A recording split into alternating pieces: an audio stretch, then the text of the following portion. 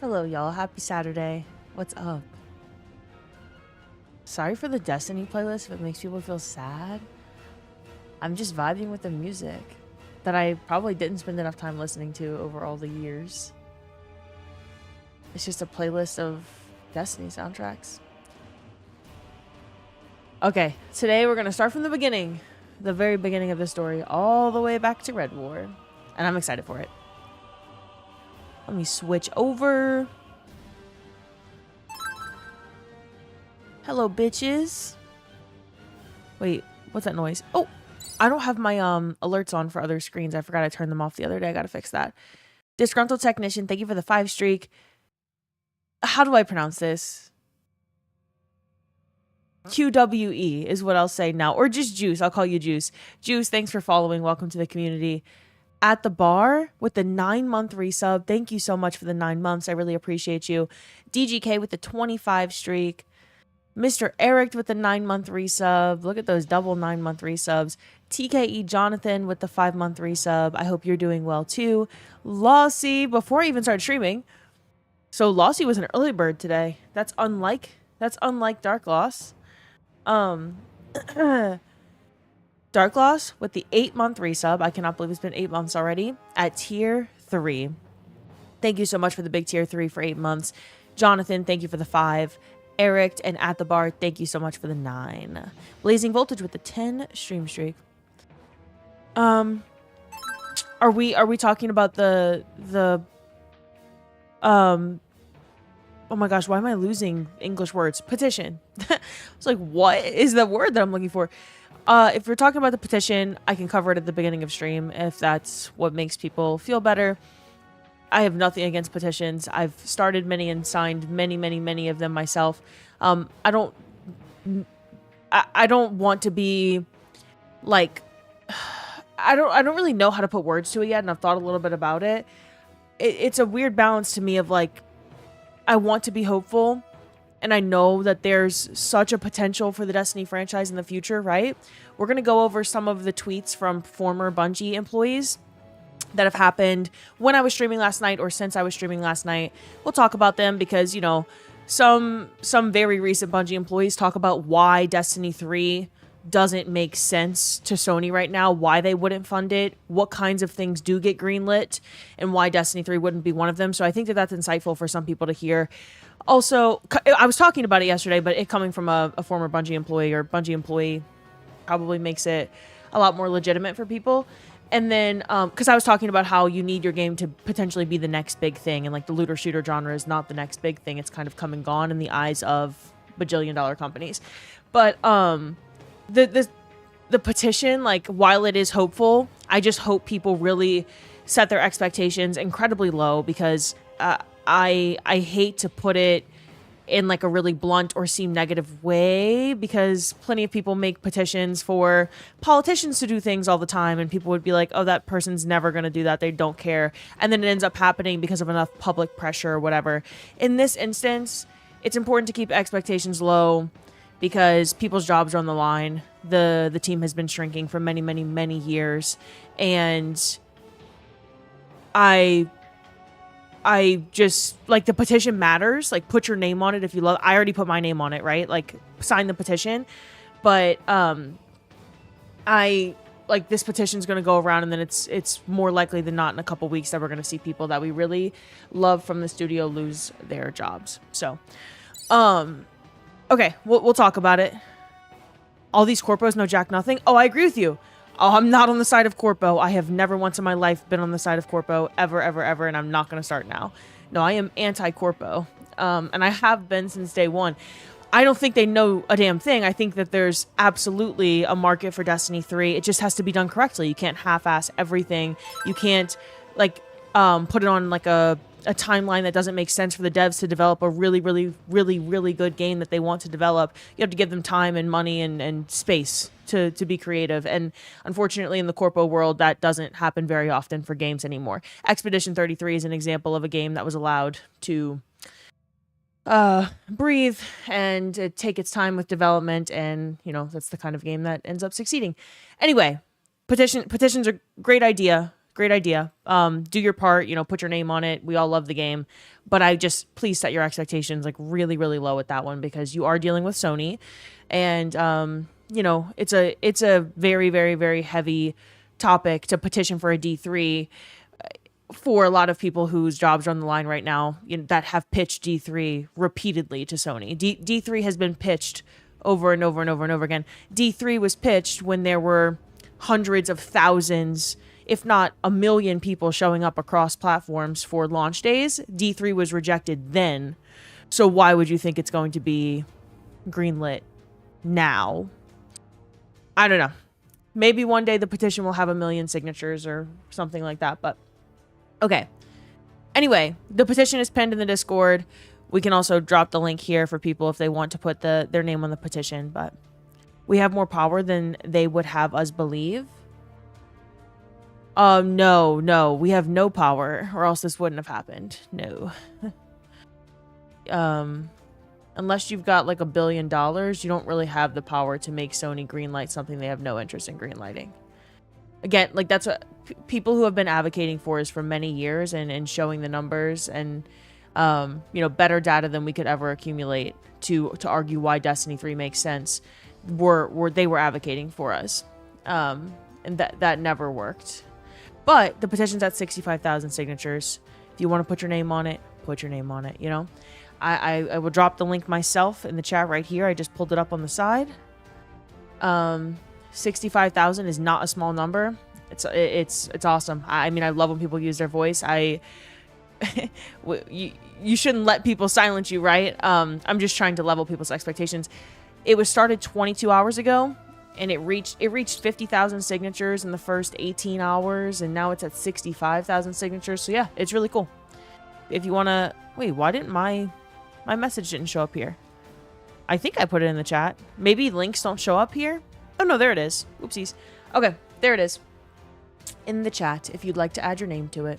I did, Ian did, you know, I got people to add their name to it that don't even play Destiny, like Ian, my best friend. Anyway, roll call time.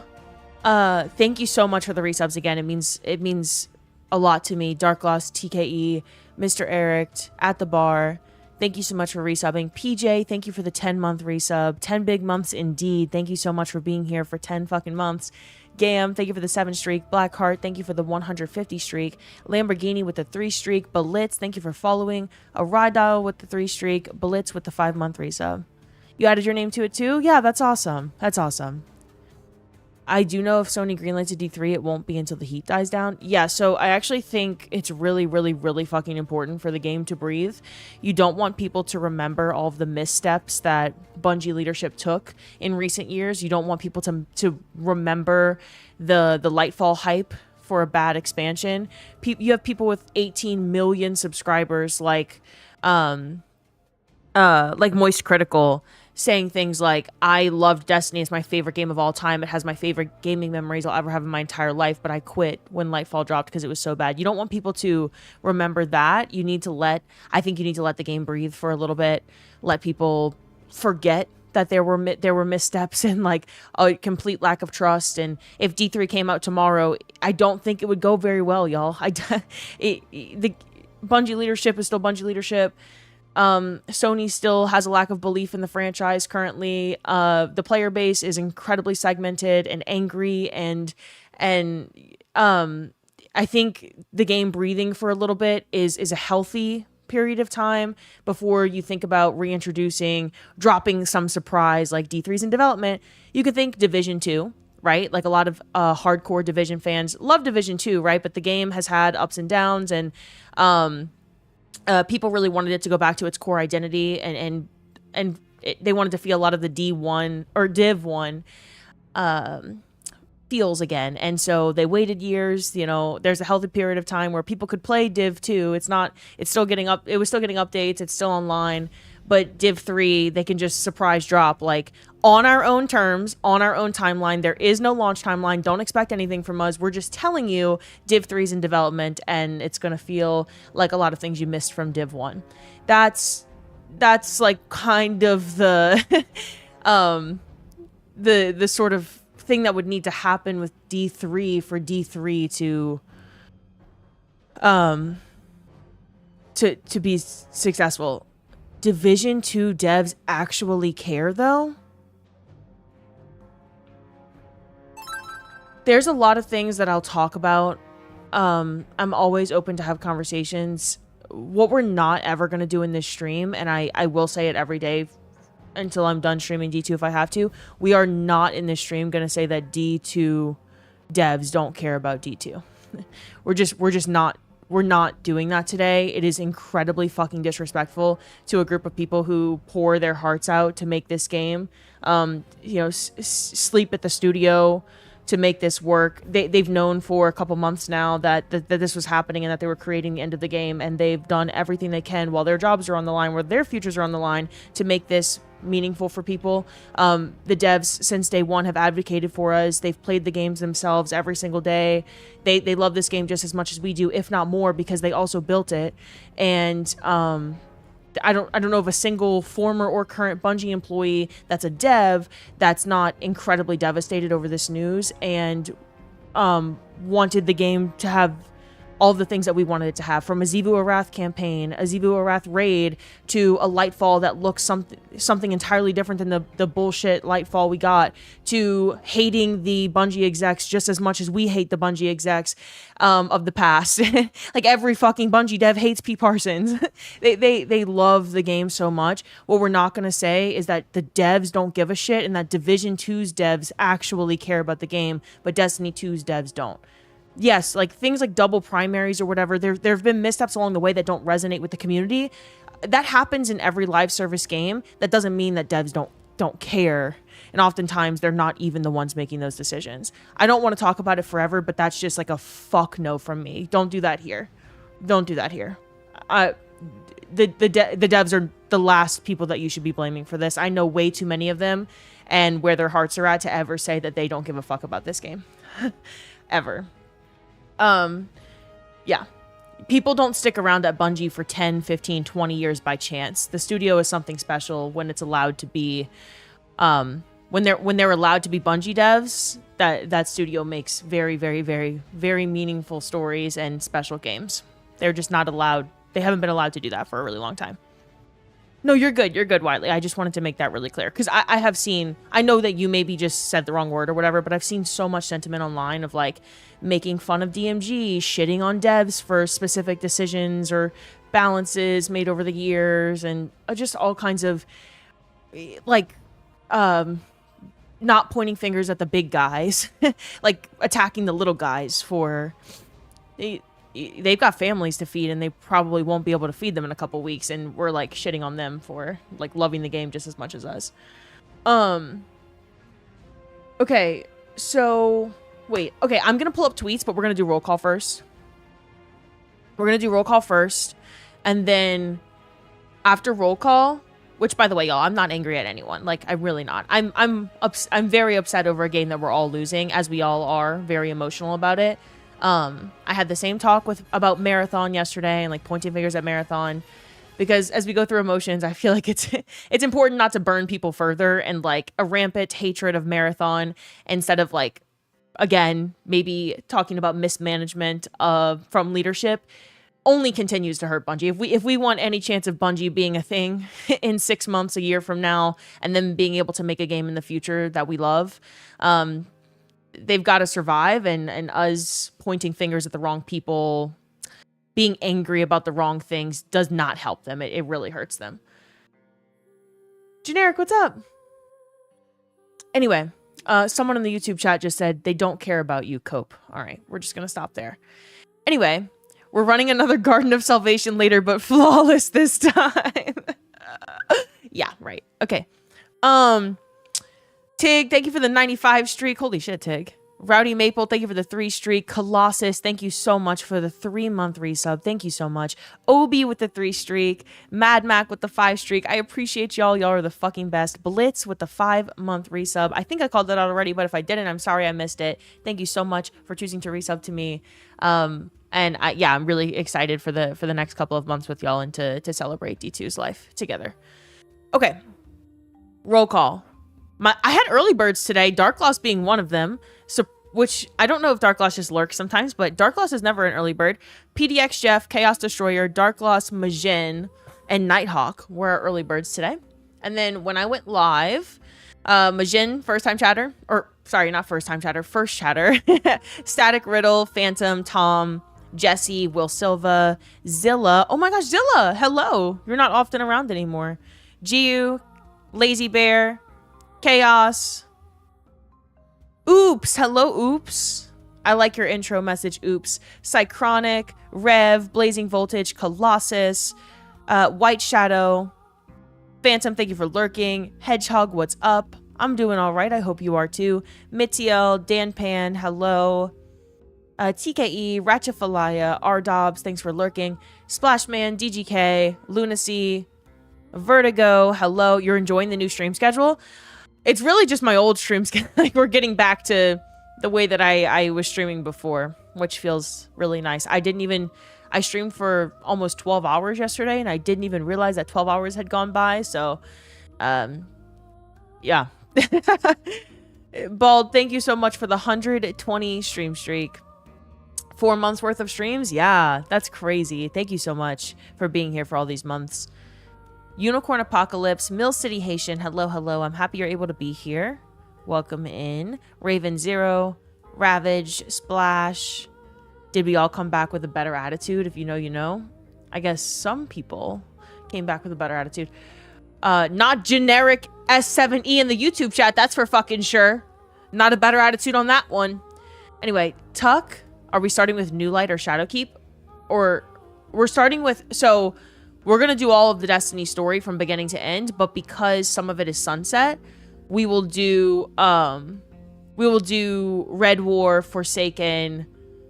on, like, we're gonna watch the cutscenes so that we get the whole story. So we'll watch the cutscenes for those. Some of the seasonal cutscenes are just completely irrelevant, like Curse of Osiris. While I do think it's important to appreciate the game in its entirety, I don't know if we're actually gonna watch like every single thing about every season. We'll see which seasons people feel are important to relive, but just some of the seasons have stories that are so, like, they're just side quest ass stories. They don't really tie into the main Destiny 2 timeline. And then as soon as we get to the content that's not Sunset, we'll jump into the game and we'll start playing everything from beginning to end. I would say I know you're asking if I'm doing the New Light campaign. I'm probably not doing the New Light campaign, but I am absolutely going to watch the very first mission the very first New Light mission, like when you drop into Destiny, or at least the cutscene for it. I think the New Light campaign, people have seen it a million times. We know it was never in a good spot. And also, when you actually started D2 on day one, you were put into Red War. So the New Light campaign was for people who didn't load up that game at launch. Remember, Guardians make their own fate? They do indeed. They do indeed. I'm so glad I got screenshots during Forsaken. As dorky as it sounds, it meant a lot to my Hunter story to have that. Oh, it doesn't sound dorky at all. No. Oh my gosh, my camera roll the past couple of days is just screenshots and wallpapers from... I gotta change my desktop wallpaper. I really meant to do that. There's so many just fucking beautiful screenshots and wallpapers that I've seen. That they're just so cool. So I'm excited to just like collect them because I think it's important to have them. Haitian, hello again. A-Gray, what's up? Happy weekend. Eric, Discord. Why am I calling someone Discord? Zilla and Squirrels, thanks for the Discord plugs. Okay, intro music. I know the music's kind of sad because it's nostalgic. I'm not trying to be sad. It's a playlist called Best Destiny Soundtracks. So it's just like 7 hours of this person's favorite Destiny music. And it's really, really... I liked listening to it. Ashley, thanks for following. Welcome to the community. You have a wedding to go to. Y'all continue loving one another. Besos moi. We'll see you later, Dan Pan. I hope the wedding is good. Pooley, hello. DGK, hi again. Did our community name actually get settled to be Livers? I know Liv was pretty concerned when that came up in a stream a few days ago. Well, if you know, you know. They've been calling themselves that for the last 10 months, and I'm never going to say it. But call yourself whatever you want, I guess. Iso Bear, hello. Elric, Hedgehog, Old Fart Gamer, Kev, what's up? 5P, Gam, hello. Daybos, hello. Music makes you feel sad for all the news. It'll end up being iconic as Halo music. Yeah, I think so. I mean, I think Destiny music is fucking beautiful. Yeah, I think it already is iconic. Hopeless Warlock, what's up? How you live in chat from stormy Austin, Texas? Hello, hello. From, I don't know, my windows are closed. I think sunny Chicago. Idiomeme! Idiomeme. Aw, thank you so much for the brand new tier 1. I really appreciate you. Sigdistic, thank you for the 145 streak. Jinx, I'm gonna hydrate. I got coffee next to me. I got a lot of water next to me. I got Ian coming in and checking on the animals throughout the day today, so he will refill my water bottle if needed. We're gonna be hydrated today, don't worry. Rob, hello. Majin, Mohafo, hi. Eric, what's up? Wolf Nova, Disgruntled Technician, Aradile, Lamborghini, B-Phil, hi. Dark Lord Revan, Tech, Samson, Raven, Jerry's, Interstellar and Stellar, hi. Mr. Loco, Pulsar, Blazing Voltage, Scarble, hi. Quaddy, welcome to the chat. Read this in Princess Donut voice. Who the hell is Princess Donut? Also, live in chat, I'm curious about something. Do Guardians have backstories? Are you saying like in the lore? Like, what is every Guardian's backstory? Or are you saying, do we make backstories for our Guardians? Howdy, Diabetes PD. It's been a while. I hope you're doing well. Y'all, there's so many of y'all today. I really hope everyone's doing good. Saxon, thanks for the 125 streak. And MJ with the 145 streak. Idiomeme, thank you again for the brand new tier 1. All Guardians have a backstory, but we don't know them all. Yeah. Quaddy, welcome to the chat. I don't know who Princess Donut is. I really don't. So I can't read anything in a Princess Donut voice. But Jerry and Quaddy, hello. Emerald, hi. Shadow, hello. I'm doing roll call right now, so I'm scrolling down. So if I don't say your name for a bit and you're like, what the fuck is she reading? That's why. Mission Mind, hello. Kevis, hi. Don't cry because it's over. Smile because whether we wanted to or not, we've stepped into a war with the Cabal on Mars. Hello, Kevis. PJ. Lipscomb, Crawdad, Blackheart, White Shadow, Stick Drift. Hopped back on D2 after 3 months hiatus. Forgot how fun it is to help people in LFG. Oh, it's so much fun. So much fun. I think I'll always enjoy doing that. Like, understanding that people are falling in love with the game that you fell in love with at some point is so special. And getting to help people do that, like, knowing that maybe if they couldn't find someone to help them game, who knows if they would have fallen in love with that game or ever gotten to experience what you got to experience. I think it's so cool. I absolutely love helping people in LFGs. I'm gonna hire a bot farm to farm it up to a couple million signatures. Well, the cool thing about change.org is that they actually, bot signatures were a real problem on the website a few years back, and so companies were less likely to take action based on petitions because signatures were just heavily inflated. So what they do now is they use IP addresses and whatever. They try the best they can to make sure that every signature is coming from a real person.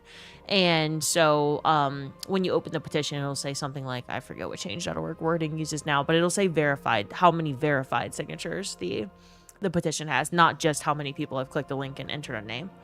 Lamborghini, thank you for the 3 streak. Bojangles, hi.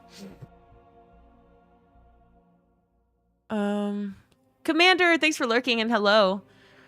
The same thing happened with turn-based RPGs, and guess what Expedition 33 showed up? Oh, I agree with you, Lossie. Yeah. Same boat as you. Calder, hello. Garrett, hi. Let's see. Nobody wants to be a wet blanket about the petition, but also 65K is a fraction of what it might take for Sony to care. But it's 60. Look, I understand both sides of this. I never told people that petitioning is wrong. I'm incredibly active in my community, and a lot of petitioning is required in order to make that happen.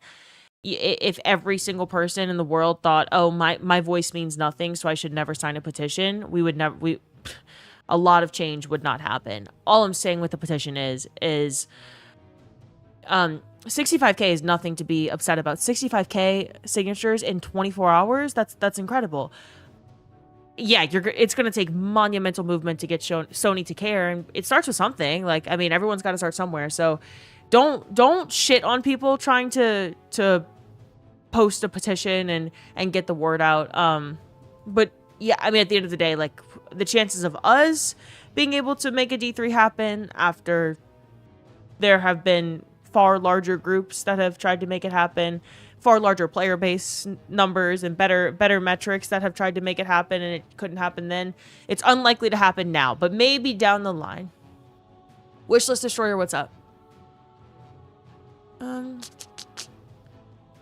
Unless 7 million people sign that petition, Sony ain't doing nothing. Right, but like, you can't get to 7 million without starting with a 1. Every petition starts with something, you know? Let's see. Steve, hello! It could show the potential success for the game if it does release, at least. What do you mean? The petition? The petition's out there. It's released. Should I install D2 now or when the update drops? Whenever you want. It doesn't matter. If you got the space in your PC, do it whenever you want. I don't have that answer for you. D2's never been uninstalled on my PC, so I'm the wrong person to ask.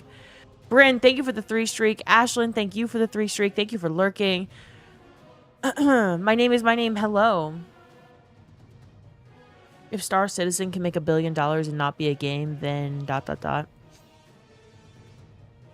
Edward, hello. A raw dial hi again. I'm not sure if streamers take it as an insult or not, but it's hella nice falling asleep out of nowhere when watching a stream. Always waking up in panic, hoping my battery didn't die and where are my earbuds at. Look, y'all, I've only been streaming for 10 months. Before I'm a streamer, I'm also I'm a content consumer, all right? I'm a student of the game.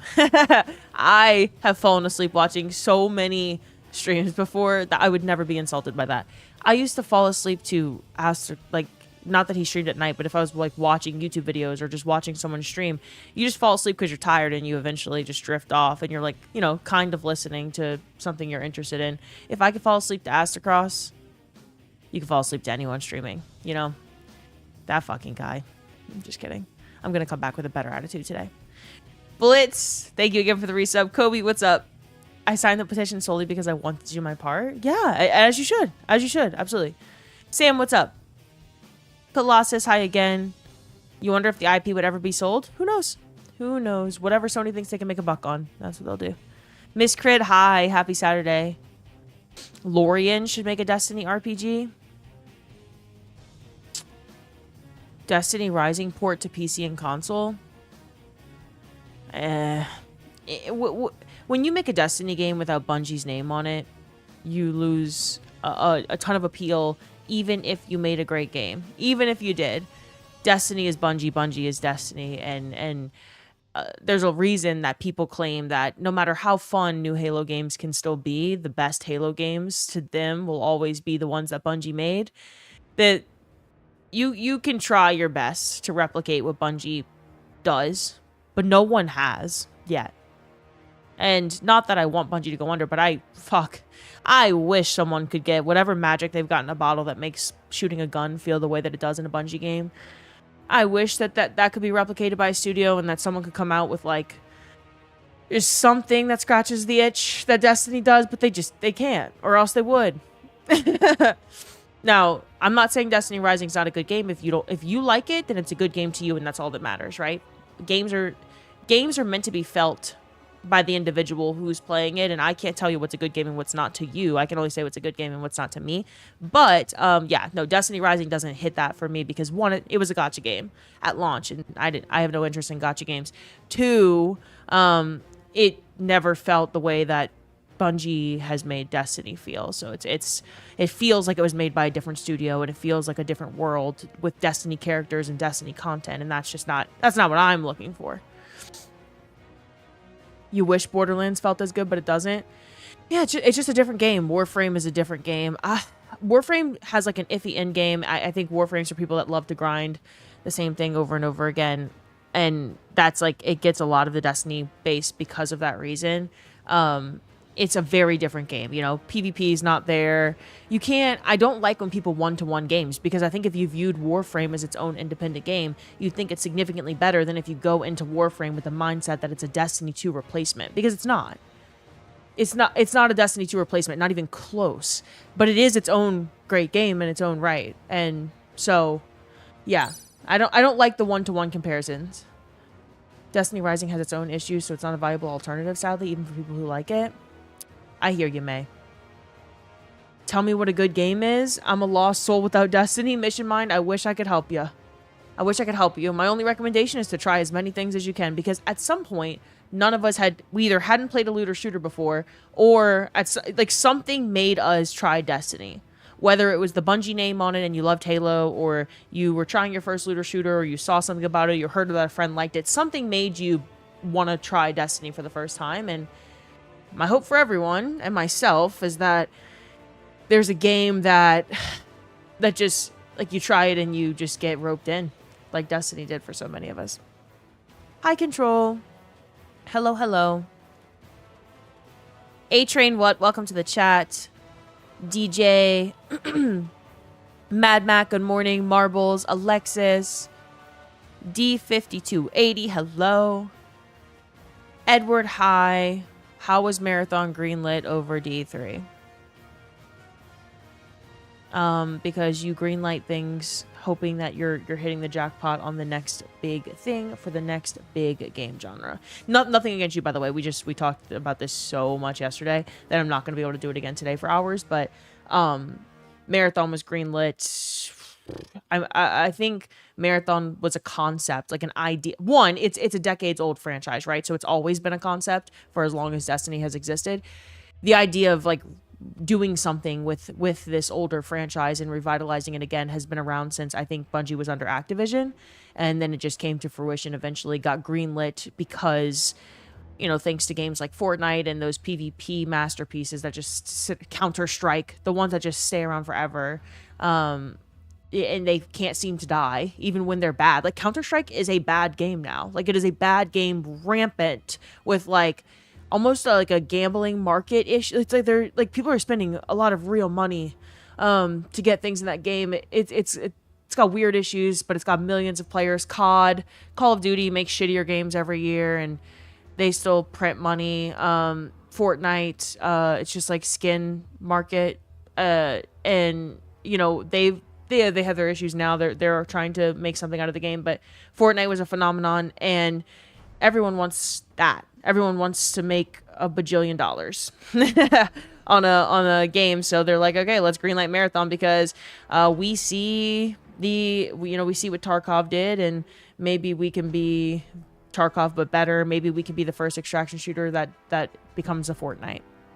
So and it didn't, right? It didn't. Arc Raiders didn't become that. Tarkov didn't blow up the extraction genre enough, and Marathon's not going to do that either. And none of the extraction shooters there have been so many extraction shooters that have completely just flopped, like beyond, you don't even know that they exist because you don't know what extraction shooters are because no one's really into the extraction genre except for like this many people. And there's extraction shooters that are in development that I have, like ones like Exoborn that I have been able to play in their development stages. I don't know what's going to happen to that game now because I don't think the extraction shooter genre is growing, even though I think it's a really good game. So, yeah, we're not going to blame Marathon today. We're not going to blame the Destiny devs today. We're going to avoid that today. Marathon got greenlit because they wanted a really successful PvP game and they thought they saw something in the extraction genre. Arc is the Fortnite of extraction shooters? Oh my god, not even close. Holy shit, no. Arc Raiders made a lot of money in sales, and it blew up, and Burnt Peanut became the biggest streamer in the world quickly and got hundreds of thousands of people to play it, and I have many hundreds of hours in Arc Raiders, and Arc Raiders was a giant success. Fortnite? Arc Raiders will never reach Fortnite levels. Arc Raiders is already on the decline. They shot themselves in the foot by, I mean, a lot of things happened there. Management missteps, missed decisions by leadership. Sounds familiar, doesn't it? But so I could whiteboard. I was deep in that shit. All right. I am very passionate about the extraction shooter genre. I could whiteboard like fucking like a criminal investigation and everything that went wrong with Arc Raiders. Because that game, I think it could have been a Fortnite, but it's just not gonna be. Okay. Anyway, roll call. Middleton, Mr. Lionel, thank you for following. Welcome to the community. Edward, hello. Wiley, hello, hello. Sky, what's up? Fuck Pete, hashtag fuck Pete, hashtag fuck Pete. At least Sony didn't shut down D2 like EA did with Anthem. Yeah, I mean, Destiny's like staying power, the household name aspect of it, like the long-standing franchise name aspect of it, I think it has more power than Anthem's probably did. But I've heard really good things about Anthem too, and people were devastated about that game closing. But I think the reaction to Destiny, the end of Destiny, is just a lot larger than the reaction to the end of Anthem. And there's no, I mean, D2, like, Anthem was not getting updates and then it eventually shut down, right? Like, because people weren't logging on anymore and they didn't fucking care about the game and there was no hope for the future. Let's say in 5 years, there's absolutely Bungie. Okay, I'm going to paint like a scary picture. I'm not saying I want this to happen, just the worst case scenario, right? Let's say we draw a 5-year timeline and Bungie is completely shut down by Sony, completely dissolved, whatever. And then no more Bungie name on any games because they're not doing well. So Sony's like, we don't even care about it being Sony Bungie Studios. We're just going to remove your name from shit. And then no more Bungie talent is left there. And there's absolutely zero hope for a future of the Destiny franchise. And no one is logging on to Destiny 1 or 2 anymore. And it's just like, it's not worth the servers being up anymore because absolutely no one is playing the game. Well, you might see an Anthem. You might see the servers get shut down one day in the future if that was to happen. But for everything that I know about the Destiny player base, I don't see that happening. But I'm not saying, like, it could happen. May says Anthem was in maintenance for years before server shut down. Yeah. Yeah, so we can only hope that Destiny's around for many, many years and people keep logging on and enjoying it. But yeah, I mean, if there are 0 people on the game at some point, you're like, okay, well, from a business perspective, let's not keep funding this. There is Destiny Rising. Yeah, Destiny Rising is not the same. Chosen One, what's up? Just glad they didn't hit us with a high guard situation. High guard lasted for 3 seconds. Destiny is one of the greatest gaming franchises in the history of gaming development. So, no, it was never going to get a high guard treatment. As much as Sony is full of pieces of shit that don't believe in the game. Like, you can't treat a game like Destiny like a game like High Guard. Did they say Iron Banner and Trials will stay? Yes. Trials every weekend. Iron Banner. So Trials for 3 weekends, Iron Banner for 1. That'll be the rotation. Iron Banner once a month. Xur will keep coming around. That's what the teams have been working to put the servers in maintenance mode. So while there are no live service updates, the servers will function on their like regular rotation. So there will be a weekly single boss that you can feature, or like featured for Pantheon, because Pantheon's permanent. There will be a Iron Banner Trials rotation. There will be a weekly featured raid, weekly featured dungeon. That stuff is going to be part of, or it is part of what the team has been building for the servers, like in their indefinite maintenance mode. Not coming at you, but I find it funny all you streamers make videos now, but left 3 months ago and now you care. What did you think would happen? Well, Chunk, you must not know anything about me then, because I never left. 1. 2, I don't make videos. 3, I'm gonna defend fellow streamers here for a second. You're allowed to take breaks from games. Like, you're allowed to you don't have to play a game 365 days a year to love it. You can take breaks from games. You can go play Pal World and Pokemon and Forza and GTA and fucking Call of Duty and Battlefield, whatever the fuck you want. You could play every game that ever releases ever. Go back to old ones. You know, I could boot up Division 2 today and Warframe tomorrow, and that doesn't mean I love Destiny any less. But yeah, no, this didn't happen because streamers left Destiny 3 months ago. It happened because like Bungie's been dying a slow death for a really, really long time, and after the final shape, before the final shape even, it became really clear that I don't think Sony did not buy Bungie to believe in Destiny, I guess, because they never did. They literally never did. I said this yesterday, so this is what I'm going to say while I have a lot of people here to hear it. People blame Marathon because it got like $300 million or whatever to be developed. Sony, I don't think people really have a, like, I don't think it's easy for people to conceptualize how much money Sony has, but both things could have happened at the same time. There were 1 billion job listings for Marathon. They could have had listings for a D3.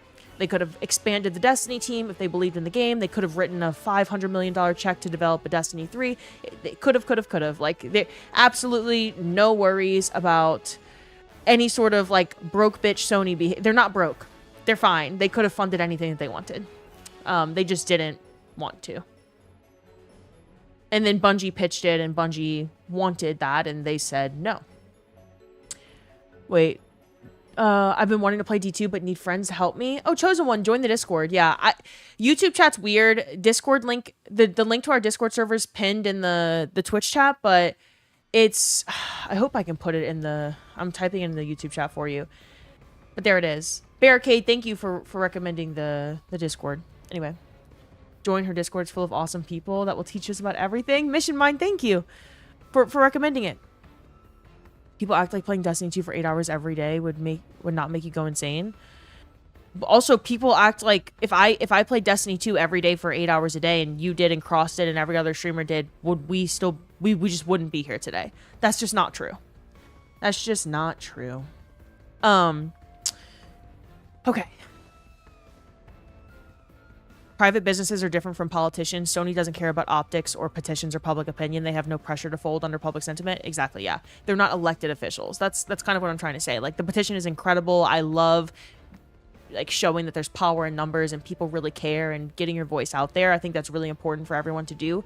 However, these are not elected officials that rely on your vote. These are not people that need to fall to your pressure because publicly their image will go... it will go downhill and then you won't re-elect them. Sony is full of, billionaires making decisions and they don't fucking care what you think about them.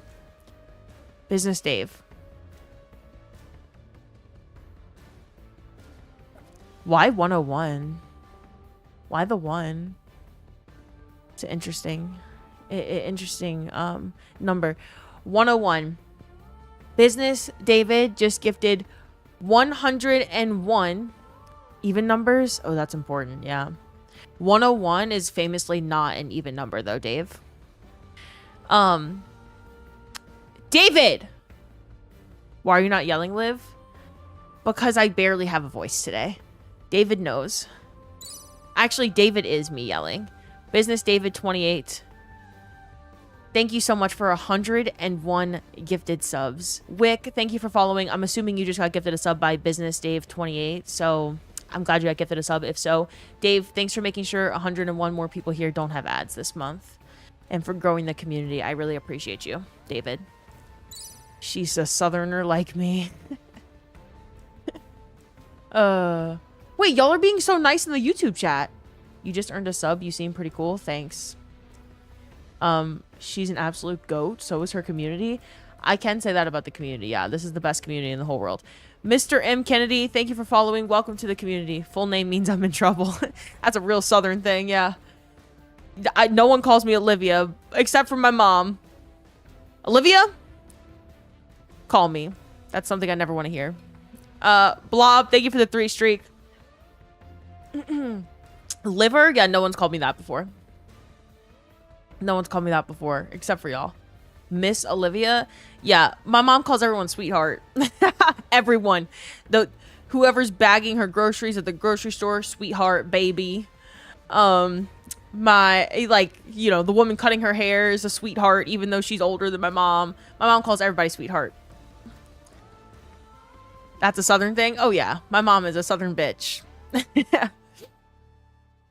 Okay. Dave, seriously, thank you so much for 101 gifted subs. That is fucking crazy. Thank you so much. I really appreciate you. Mr. David. I'm a loser. I'm not a good community member. Yeah, Tig's a loser. Everyone here is really awesome except for Tig. He's a loser. Rainmaker, hello. Hi. Darth, Mad Mac, hi. Hello, everyone. Nash, Soul the Gunslinger. Sad few days. I hope you're holding up all right. I'm holding up as best I can, and I hope you are too. Joe Blackburn was really the GOAT. Oh my God, so many GOATs have worked at Bungie over the years, y'all. We watched the from 9 years ago, the original Destiny 2, like when they did Steve Jobs style announcing the iPhone, like we're gonna stand on a stage, we're gonna put a giant ass 2 on the screen, and we're gonna talk about Destiny 2. We're gonna fly everyone out who plays Destiny 1 to like watch this reveal. We watched that yesterday, the full hour of it, and it was interesting seeing how many like just goats were there that have been at Bungie forever and ever and ever, or maybe have left in recent years, and they've had so much talent over the years. Oh my goodness. Remember when Joe made that tweet talking to the camera? Oh yeah, that's when they announced the PvP team, because he was like, I see this really spiraling, and they were advocating really, really, really hard for PvP to be in a better place. And then eventually the dedicated PvP team got greenlit. It got approved for them to make a PvP team. And that quickly got scrapped. But Joe Blackburn is one of many people who just advocated his ass off for this fucking game. So since we're not going now, will they tell us what was in Chicago? I think there's going to be Nami, as much as I would love for there to be just like a beautiful wrap-up campaign that really closes all of the loose ends for the stories and the characters. I think Final Shape was that. Final Shape is what you can view as your end.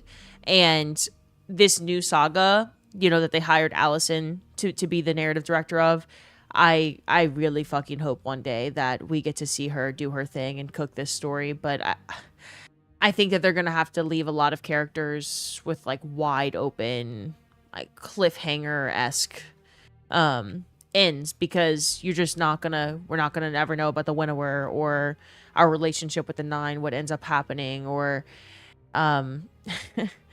like close out any of the recent stories. It's just not going to happen, unfortunately. Joe loved the game and it showed. Y'all, the Destiny team loves the game. That's what I try to tell y'all. Obi, thank you for putting a giant Dave emote in the chat. I fucking love it. Dave, thank you again. Blob, thank you for the 3 streak. The Destiny team loves this game so much. Like, oh my God, with the exception of the couple of complete pieces of shit that have touched this game before, which exist everywhere, right? Like, a lot of leadership figures have been good people, and a lot of leadership figures have not been good people. A lot of those people ended up in those spots because they, you know, just wanted a bag and were willing to exploit people along the way. That's kind of how it works. But so everyone who has touched this game, or the vast majority of them at least, loved this game so much and just always wanted the best for it. And I don't want their like legacies to go down without that being the like their story is that they loved the game, not that they ruined it. Hello again at the bar. Crid, Unseen Player, Bojangles, Professor Wiley. Div 3 was born out of consumer outcry. Hello, Robert. Hello, Dark Claws. I love y'all's reaction to we're not talking about the devs today, y'all. You must finish the Renegades campaign? Yeah, I mean, anything you haven't done in the game, you should do it. I'm going to be teaching a lot of raids and dungeons, trying to help people experience that at the end. The Sam, what's up? Cursed Gunner, hi. I wonder how champions will work. We will only have this artifact. No, well, this is the Renegades artifact. We will not just have this artifact forever. Lucy, what's up? Squirrels, hi again. Chief, what's up? I know 2 people who work at Bungie, one who's been there 15 plus years. It was his first job out of college. He lives and breathes Destiny. He's absolutely heartbroken right now. They all are. Yeah. They are unbelievably heartbroken. I've seen people on Twitter making fun of DMG for not yet tweeting.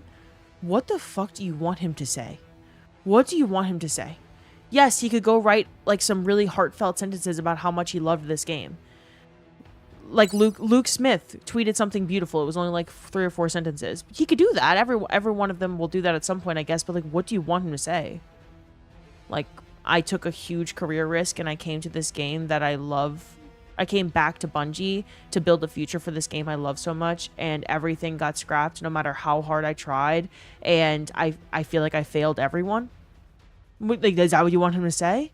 Even though it's not his fault at all? I feel like, yeah, we can't. I just hate the blaming the devs. Oh my god, I hate it so much. I'm reading chats. So Pat, what's up? Euphoric Dragon, hello. Shameful to say that the devs don't care. Not cool, not honest, grow up. Yeah, grow up. You tell them at the bar. Sam, hello. Filthy Casual, hello, hello. Raven, multiple Ravens in the chat. Old Fart Gamer, hi. Rowdy, Maple, Soy, Retro, Ransom, Sonya East, Buddha. Hello, everyone. I'm trying to get through roll call as quickly as I can, but I know we've got a lot of feelings here that we're talking about, so. Did you see the tweet from Reb Ford? Yes. So we're going to go through. I'm going to read Reb's tweet. I'm going to read, sorry, I always forget his name. Griffin Bennett's tweets. We're going to read, I have some tweets pulled up on the side that just, I think, maybe help people that don't know a ton about game development or want to hear from people in those shoes. I think, you know, a lot of tweets are going to come out over the next couple of days, and we'll keep reading them as they come out. So I have them pulled up on my side monitor. Once we go through roll call, we will read those. We'll talk about them. Mario, hello. Richard, hi. In 12 years, I witnessed a lot of good and bad things. Personally, I've lost friends and family. Till now, there's 3 family members left. But throughout the years... Oh, are you talking about the game being there over the years, Richard? Yeah, I feel like I've heard so many stories like that, and they're all, like, really... like, bittersweet. Because Destiny has been there for so many people during hard times, myself included. Welcome in, Richard. And Mario. Are you starting from Shadowkeep or Red War? Red War. I'm starting from the beginning. The very beginning of D2's story. So for anything that's Sunset, we're going to watch it. So we'll watch it. We'll watch the campaign or the cutscenes and the dialogue. And then we'll, as soon as I can start playing the game, so at Shadowkeep, we'll play through it again. But for the stuff I can't play through, we are starting at the very... I'm not going to, like, skip the beginning of Destiny and just go to Shadowkeep. We're going to start at the very beginning. Yesterday, we watched... And I'm including... I have it pulled up, like, the Forsaken trailer. Because some of the trailers along the way are really cool and worth going back and watching as well. The original trailers for the launch of Destiny, so the live action commercial, the gameplay preview, the first ever Vidoc, the reveal of the game on stage, we watched those yesterday. So now we're going to go into Red War today, and can you play from the start? You can't play from the start. You can't play Red War. You can only play starting at Shadowkeep. So before Shadowkeep, we'll watch. Hello, Tiglet. Nacho, hello. Studley. Hi. Hell yeah, Garden of Salvation. Bryn. Nuseva Angel. Obi, hi again. Don't apologize for being inconsistent. Never. XL Baines. Phoenix. Lone Star. Jas, what's up? Hi. Richard, hello. I am sometimes, I just don't say anything. Obi says quiet strength. Rich says we are the same person. Good to know that y'all are here. You just don't say anything. Hold up. Danny boy. Glad you came back with a better attitude today. You got a mod over there? No, but it's not worth it. Like, it's okay. I can handle it myself for now. I'm still in denial, so let's step up and get player numbers on June 9th. Yeah, we could all hope Sony sees shutting it down as a mistake. DG Mont. I'm sure people will come back to enjoy the last days. I've never left. I don't feel like you ever have to close the book on something permanently. It's always there. It's always there if you need it. You go back to it. The servers aren't shutting down, you know. I hope a lot of people come back and play on June 9th because I'm excited to game with everyone. But yeah, we're gonna celebrate. We're gonna celebrate. Neomuna News, what's up? How's your mom and them? My mom and them are alright. Iron Spider, what's up? Hello. I'm so behind on chat. Holy fuck.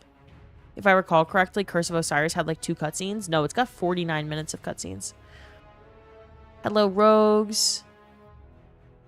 Saxon, what's up? Chief, hello. Damian Stone. C. Clark, hello. Sadistic Jinx. I still like Olivia's Stable of Hoes for the name of the community. Olivia's Stable of Hoes. Not everyone here's a hoe. There are only like a handful of hoes, like Business Dave 28. Svensker Hammer. I'm glad you got gifted a sub. Lunacy. Oh, oops. Oops is also a hoe. Tig's a hoe. Lunacy, thank you so much for the 5 gifted subs. I really appreciate you. I hope you're doing well today. Dewdrop, thanks for following. Jake, what's up? Oh, yeah, the game is still so much fun, Jake. We're going to have a lot of fun playing it. Fuck yeah, I'm a hoe. Yeah, but like one of my favorite hoes, you know. Hoes rise up. Yeah. Yeah. I remember floating dice scene and face reveal. Oh, when I first read that message, I thought you were saying I remember when you face revealed. And I was like, I face revealed the first day I started streaming. Stable of hoes for real, for real. Some of us just bitches for real. I do love the word bitches, but like term of endearment. Like it's all love for me when I call you a bitch. Doing a raid night with friends tonight after a long time. There's nothing in the gaming industry like D2 raids. You're going to miss day ones. Me too. I started crying last night when I was in Garden of Salvation, which is crazy because I don't really like Garden of Salvation at all. But I think it was it's just such a beautiful raid. I'm like looking at the skybox, right? Trying to be sentimental for a second. I start crying because I'm like, oh my God, I'm never going to do a day one ever again. I'm never like, there's no more raid nights. There's no more prepping builds. There's no more me staying up all night, like getting ready for day one, and then, you know, not being able to sleep for the 48 hours because I'm just so excited the whole time. And then about 3 seconds later, I fell off the map. So, you know, you can rely on Destiny to, you go through a whole wave of emotions. I'm never going to day one raid again, but I am going to continue to fall off this map in the most ridiculous way. For a jump I could have easily made. Last ever day one will be Pantheon lock-in. Oh my gosh, Pantheon's gonna be so much fun. The June 13th, so June 9th is the last update, but then June 13th and 16th. June 13th is the actual Pantheon release, and then June 16th is when Pantheon becomes just like server maintenance mode. Every week it'll have a feature. So Pantheon is a day one Saturday release. And yes, I saw the same thing. Oops, there are going to be leaderboards made for Pantheon. So there will be like a world's first, last ever Pantheon completion. Did you and everyone sign the petition for D3? Yeah, we've talked about it a bunch, Nate. Yeah, I definitely have. Got my friends to sign it too, even ones that don't play Destiny. I'll get my mom and them to sign them as well. Helflon, what's up? D, hi. Took a brief pause after your charity stream. What did I miss? You mean my charity stream in January? Oh. You've missed a bit. I don't know if you know the news yet, Idio meme, but thank you so much for the brand new tier 1. Also, we're still here, so, you know, welcome back. And I was crying this morning because I was like, oh my gosh, I was so excited to work with the Bungie Foundation and do Game to Give, and that I'm like so thankful that I got to be a part of Game to Give this past January. Like so thankful because it's the only one I'm ever going to be a part of. And so then I got really emotional about that. And then like our community did insane things during Game to Give, like it just absolutely fucking incredible. And then because of the month that we had in January, at the end of the month, like I got to give back a bunch to all of my friends' campaigns. And then like we just have to do something like that again in January. I don't know what the state of the Bungie Foundation will be like, but every January we got to do something for charity. I feel like we got to let the legacy live on. Bishop, what's up? Moxa, hello. Hip hop and hi. Petition just went over 69,000. Nice. C-Cop, hello. Damian Stone, good morning. Saxon, thanks for lurking. D2 is the reason why I bought the PS4. It's harder to bot farm the petition. Yeah, absolutely. It's not very easy to bot farm on Change anymore.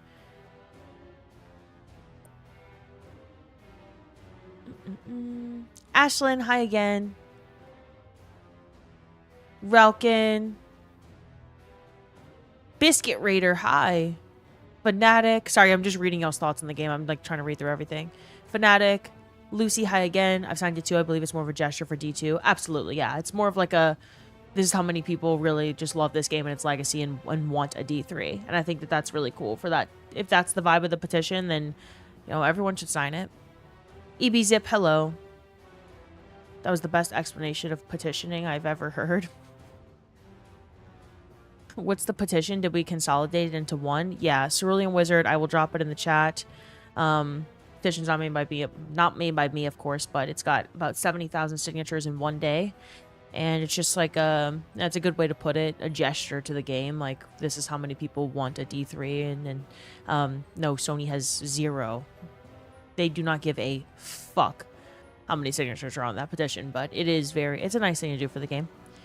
And your voice does matter to someone out there. If anything, like, the devs know it exists. You know, it's a nod to the devs, like how many people care about the game that they built and wanted them to build more. There's a lot of reasons to sign that petition, even if Sony doesn't give a fuck. You sound a little stuffy. Is your nose giving you trouble? No, I just think my voice is in shambles.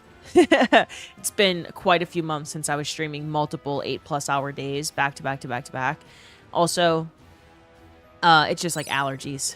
It always. Hagrin Star, hello. Sushi Mai, hi. Ovi Snipes, Wicked Bob. Harbinger, what's up? Hello, hello. You've fallen asleep to Astrocross and woken up to a few yaws before? C-Note, hello. I bet if Burnt Peanut said something, Sony would listen up. Burnt Peanut talked about it on stream. He was very... no. They don't give a fuck what Burnt Peanut says either. But... Halo is his favorite game of all time, and Bungie is his favorite gaming studio of all time. And he desperately wanted community sentiment about Marathon to be positive enough for him to be able to stream it. He loves Bungie games. Gingy, the woman he streams with almost every single day, her favorite game of all time is Destiny. She does not stream it at all, but it is her favorite game of all time. Her favorite gaming studio of all time is Bungie. So there are so many people who have been impacted by Bungie games over the years that don't stream it. They don't have a career off of like streaming Bungie games or anything, but they still love Bungie games. It's hard to meet a gamer that's never liked a Bungie game.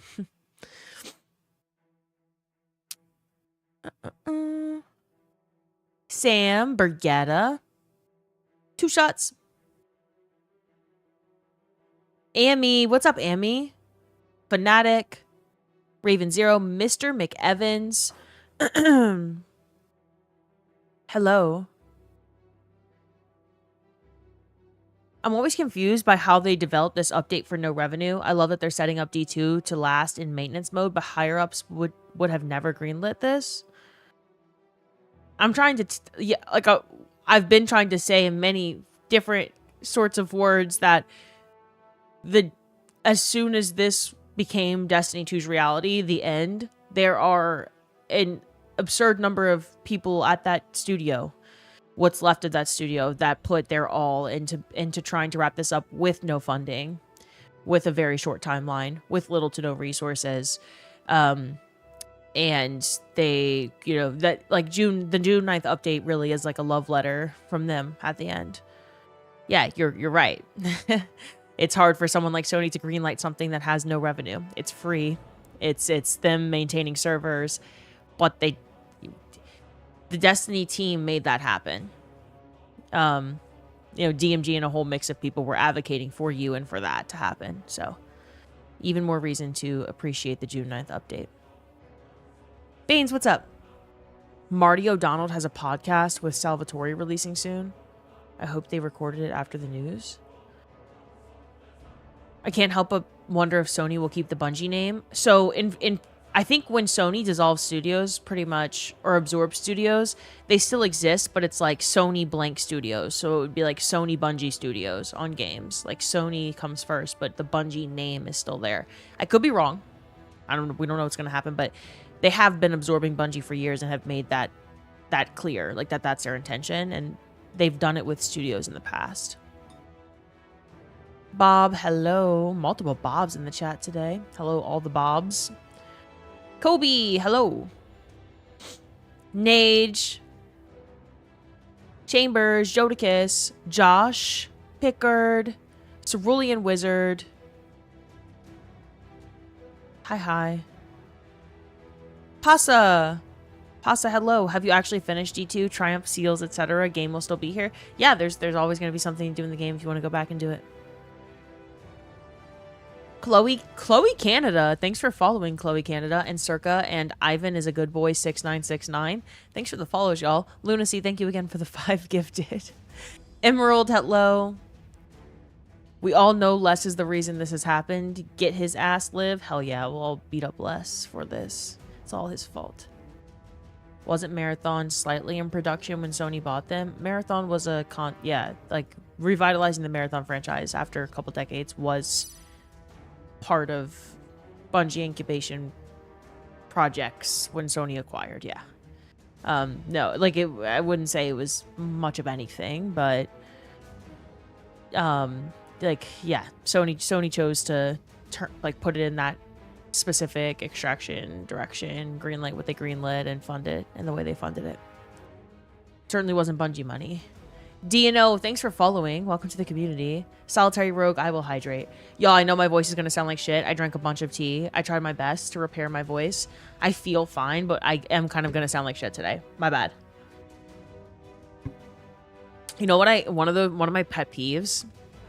It just like irks me because I grew up singing and like playing a bunch of instruments, and I was always just like around music. When people force a vocal fry, like, or try to have a raspy voice, oh my god, I clock that shit so fast. It irks me. It's like one of my pet peeves when people talk in a voice that's not actually theirs. And I feel like I have vocal fry today and I sound like shit, and I promise I'm not trying.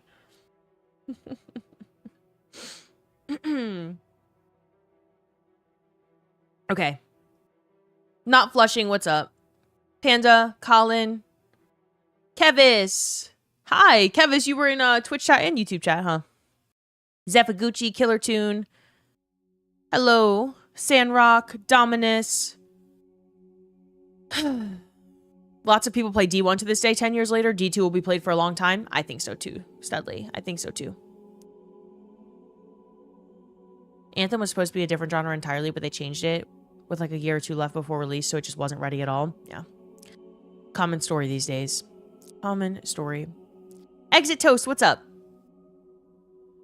How will they afford to keep servers running? Because it's Sony. That's kind of all you have to know about that one.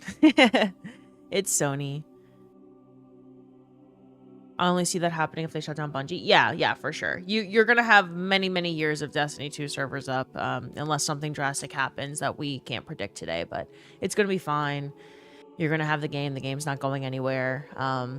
And believe it or not, like, people will continue to buy bundled Destiny content. New players will continue to try the game over time. No, it's not going to be printing money, but it also, like, it is being built right now for server maintenance mode, and they're not going to update it anymore. So less expensive than maybe you think to maintain the game.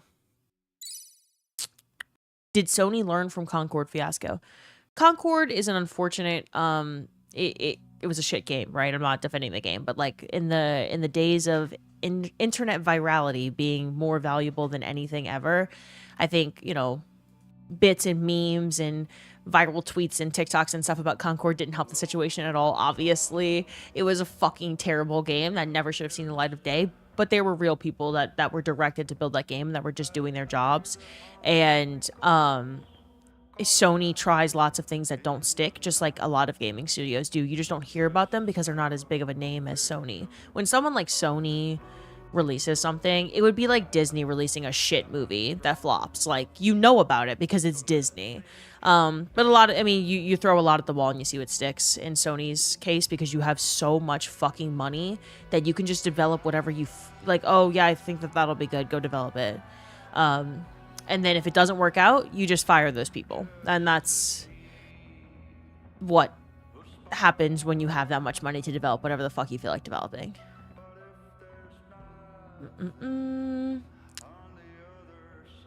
Piglet, hello. USA, you never left, LOL. No, I never left Destiny, no.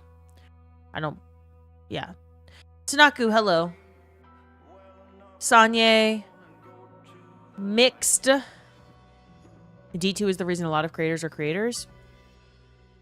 I'm one of them, yeah. Raven Zero, what's up? Native. Nova Imposter, hello. You're playing through the whole story from the beginning too? Love it. Love it. EB Zip, hi again.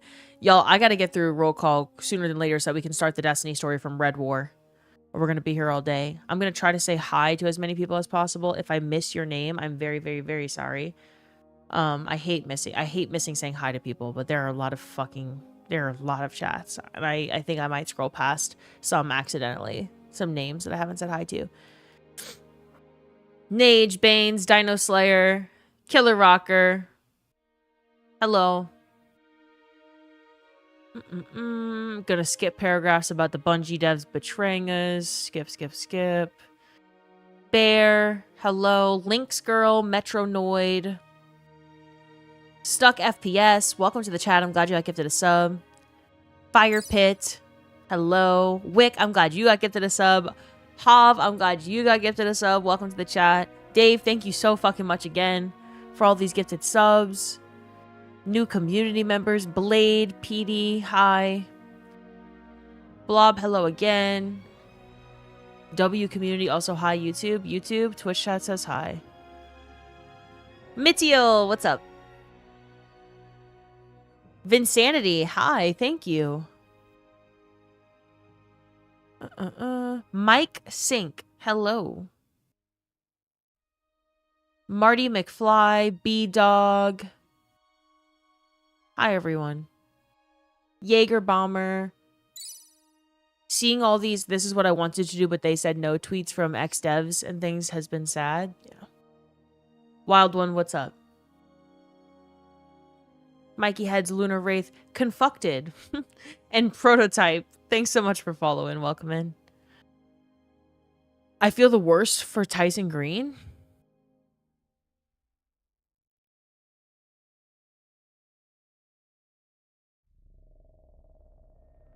Yeah, I mean, I feel for him too. His job's on the line as well. I don't hate the guy. I don't wish harm or like any sort of negativity to him. I don't think he was a very good game director, but I feel, yeah, he was definitely advocating for a game he loved as well, right? He loved the game. He wanted good for the game. He's built many good things for Bungie over the years. I wish him a lot of success in the future, like I do with everyone else at Bungie.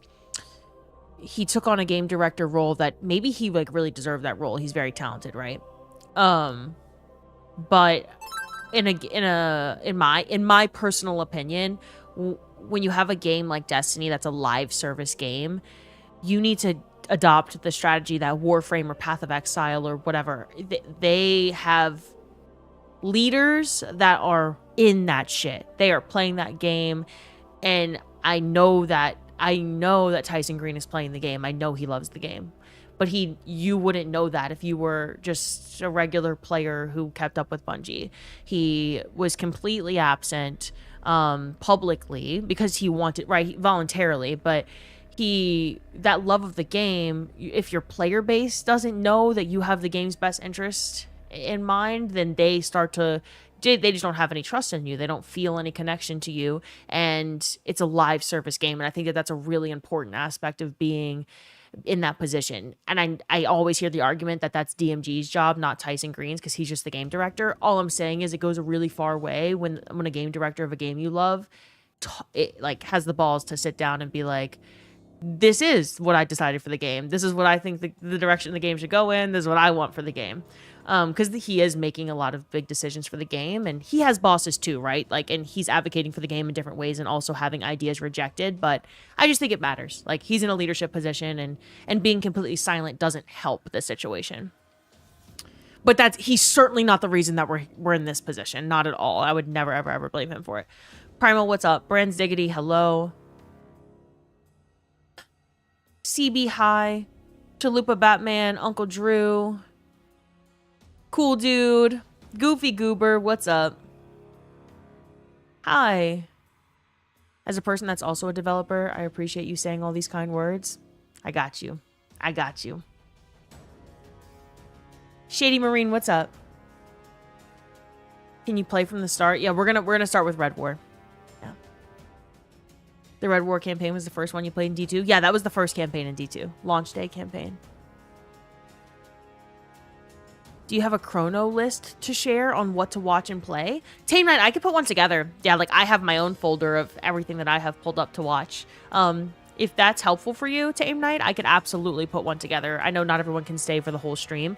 I will actually, I will DM myself to do that tonight. I'll put it in my Discord. I'll compile I have everything I compiled. Post folder in Discord. I'm DMing myself to do this later. If you're not in the Discord, join the Discord. If you want I can share everything that I'm going to watch. Trailers and reveals and Vidocs and all of the cutscenes and just everything. Beginning to end. Mr. Darth, thanks for following. Adversary, hello. Hey, Liv, so grateful for this awesome community. Playing with people in here has really made Destiny as enjoyable as it has been. Adversary, that makes me really, really fucking happy. Thank you for the 7-month resub. Oryx, what's up? Hammer. Primal X. Joe Mama, hello. Bite Witch. Oh my god, I'm so fucking behind. Big motherfucking C, hello. I'm like, oh my gosh, these messages. They're old. Technician. Hello. Ivan, welcome in.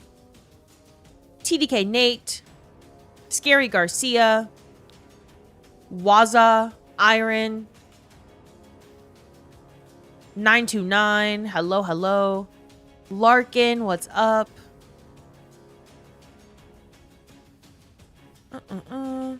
D2 got me upgrades for my PC. Thanks, Trials of Osiris.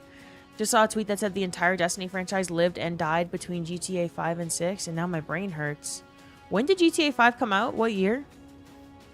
That's crazy. That's crazy shit. What up, Dan? Welcome to the chat. Debuasa. Tuna Bug. Hello. Hi. Surecat. Hot Take. Pete fucked us. He fucked us all. We all got fucked by Pete. Yeah. Shaman. Sandrock, Thunder Angel, playing D2 again, a fresh character for the first time in years. Damn. Wait, 2013 was GTA 5? Damn. Like, I knew that because I played it when I was growing up with my, or not growing up, sorry. I was 14. I was a teenager, but like I played it with my siblings, but holy shit. I was in the tower today, and I haven't seen the tower this filled in a long time. Everyone was talking in local chat about how much the game means to them. We ended up getting a group together to play Dares of Eternity for a bit. Oh my god, Kudius, that is, like, exactly the kind of thing that those are just some of the most special fucking moments. When you've got a group of people together who everyone has been impacted by the game in some way, shape, or form, and, like, you're bonding over, you have this shared emotion with everyone around you.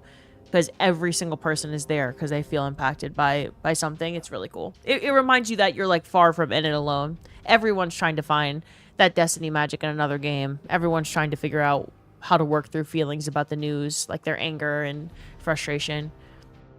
It's cool to have community. I feel like it's really important. OG Scotland, what's up? Bullets Chase, Lipscomb. Void Meekin, I agree with you, Diabetes PD. Zed, Arkham, hello. Latna, hi. Hi, Stealthy. You can't be stealthy here, I read every chat. Aquaside, what's up? I think the gaming community as a whole is somewhat to blame. Look, there's a lot of, oh my god, there's so many things to blame. But,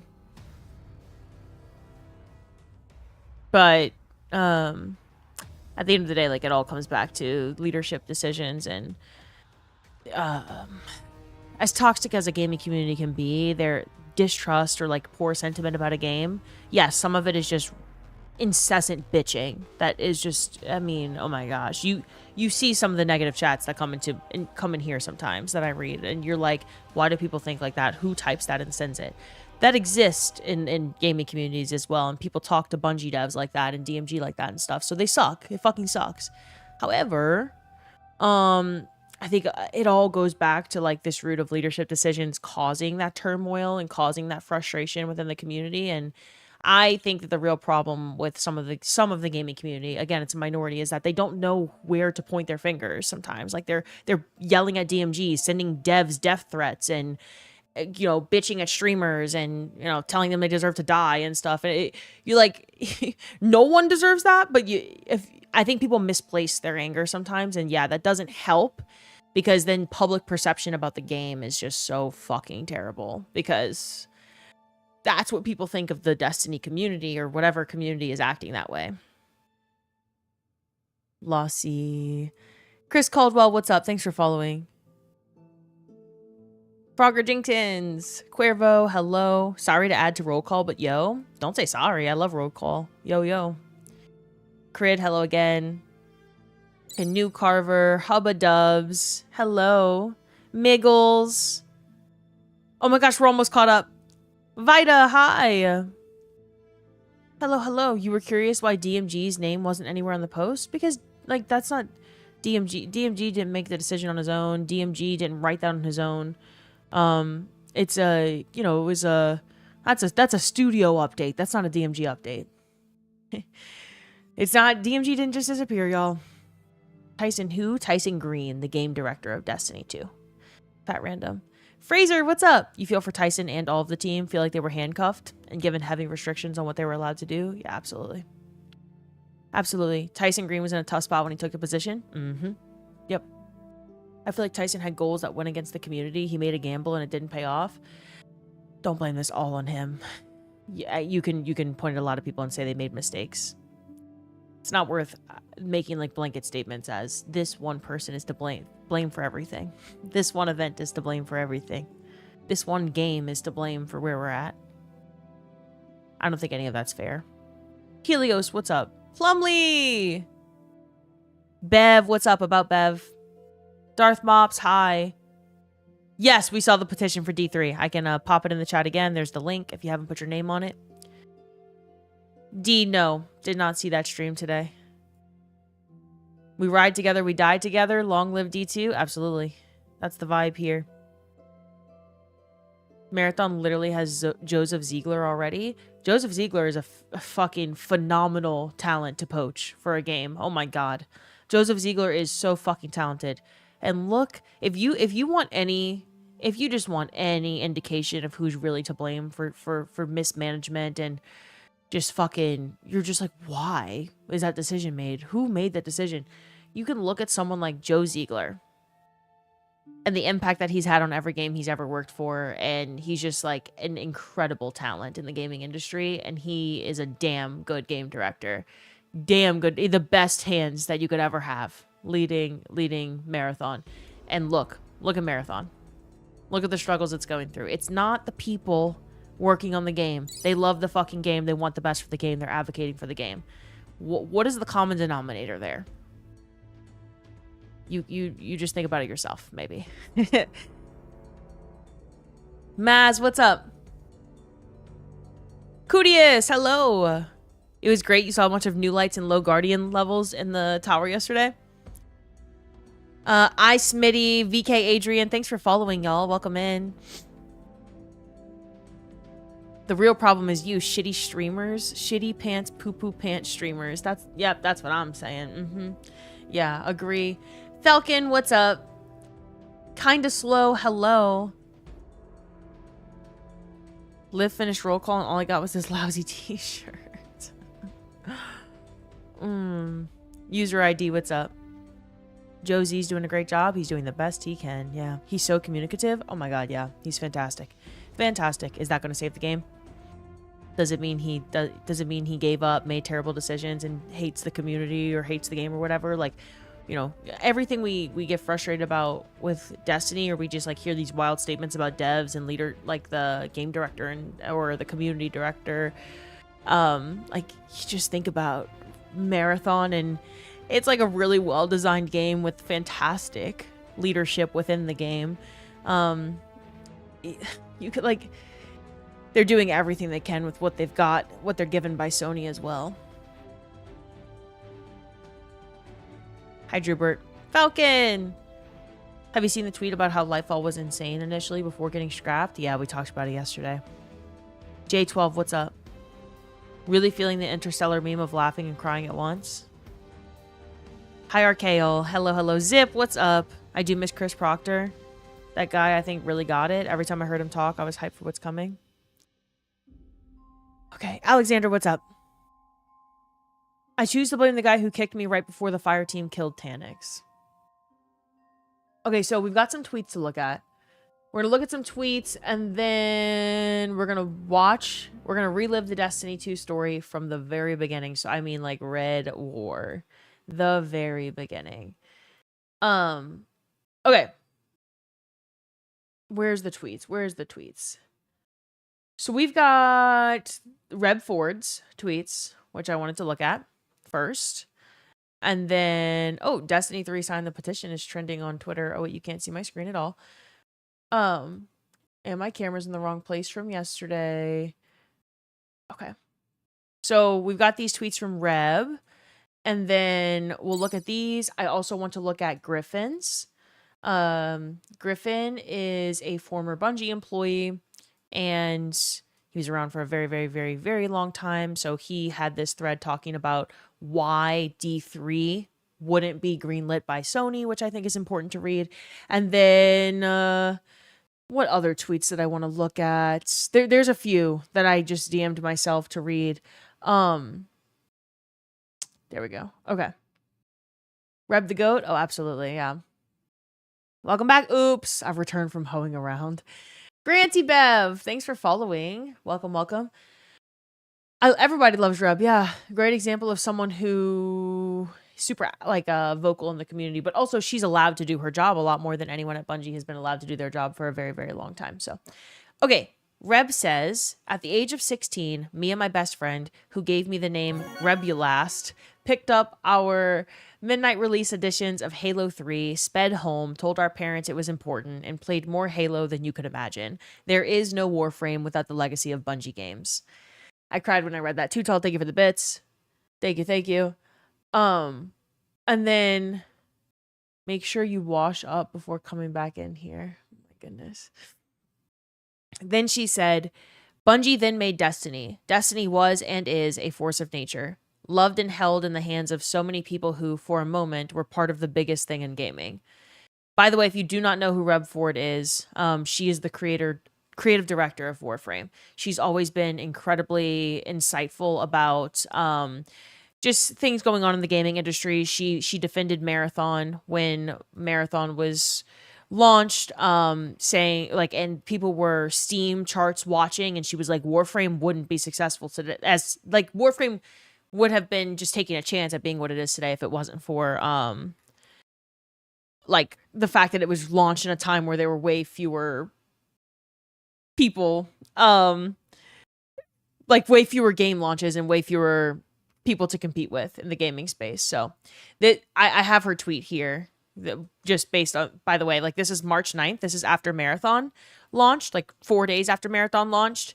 So people were just posting Steam chart after Steam chart after Steam chart screenshot from Marathon and how no one showed up for its launch or whatever the fuck. And so she said, naming the next Warframe we release player count to pollute the searches and defend against the discourse.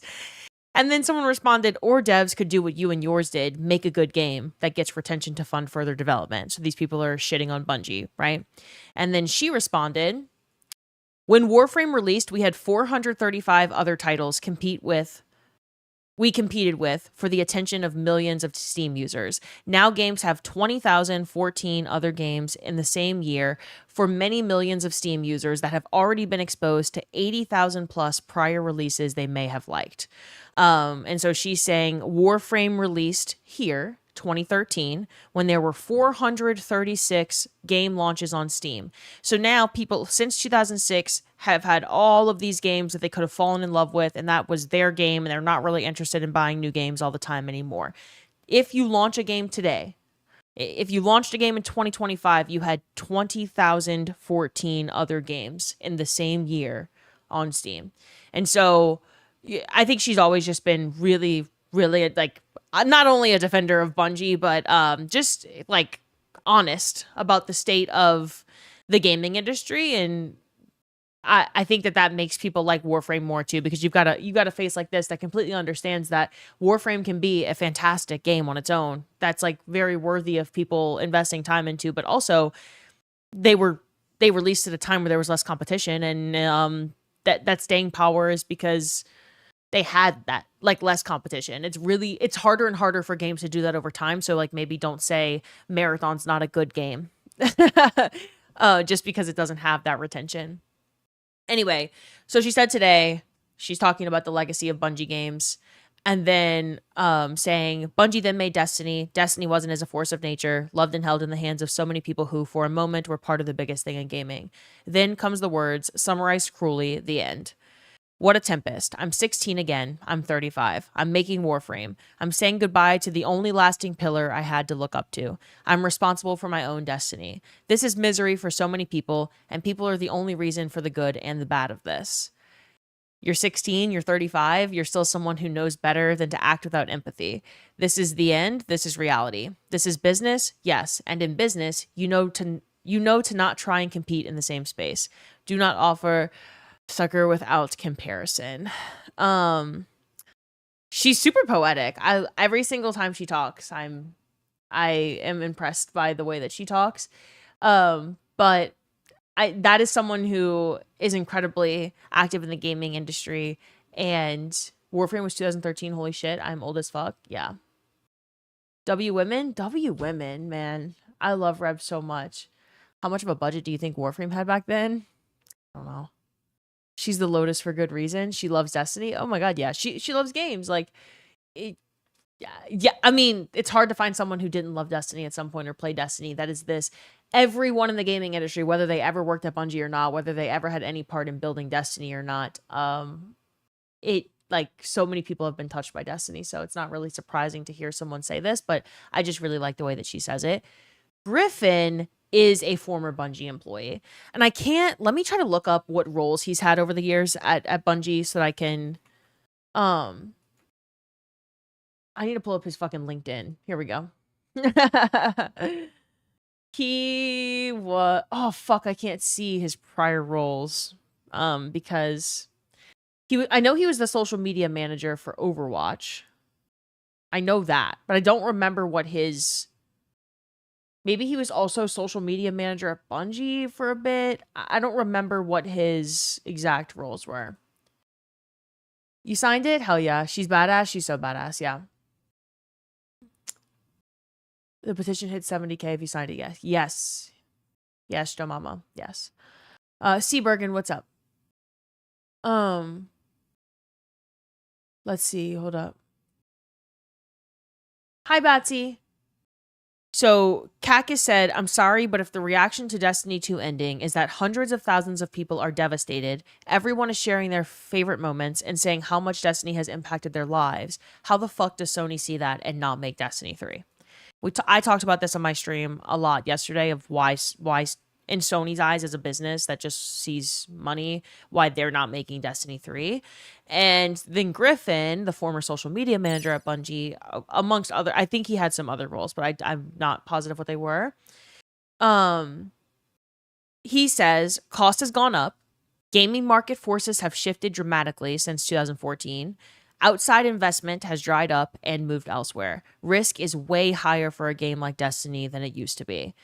Kakis says, I agree, but funding a game with a built-in fan base seems to actually be one of the less risky things to fund, in my opinion. To which Griffin says, using the Destiny IP for this reason again is absolutely going to happen. Which is a funny, it should be a hopeful statement for many people coming from Griffin, where he's saying, like, this is not the end of when you see the Destiny name tacked onto something, whether it be built by Bungie, Sony, or not.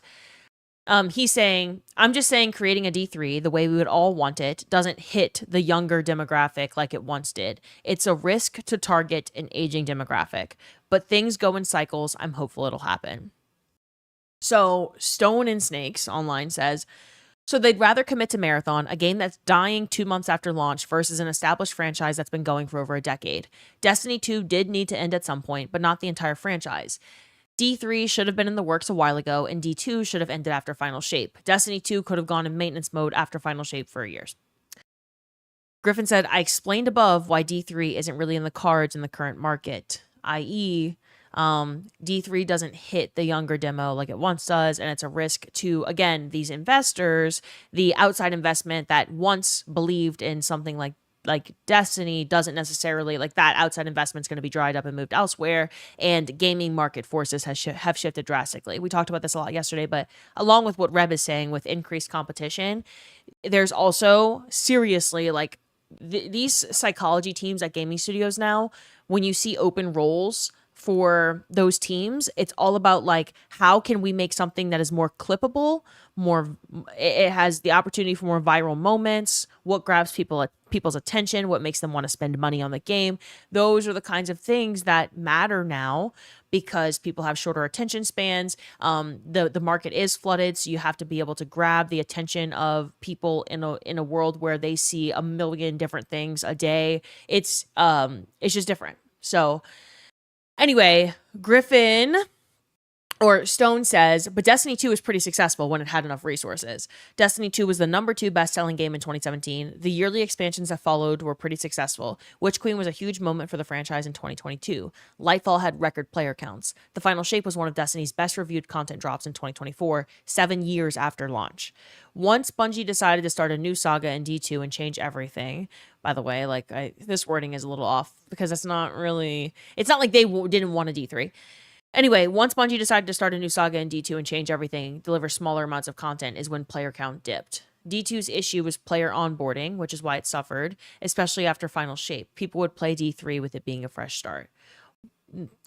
Bold statement, but, like, yes, people would play D3, but I think he's, like, missing the larger point.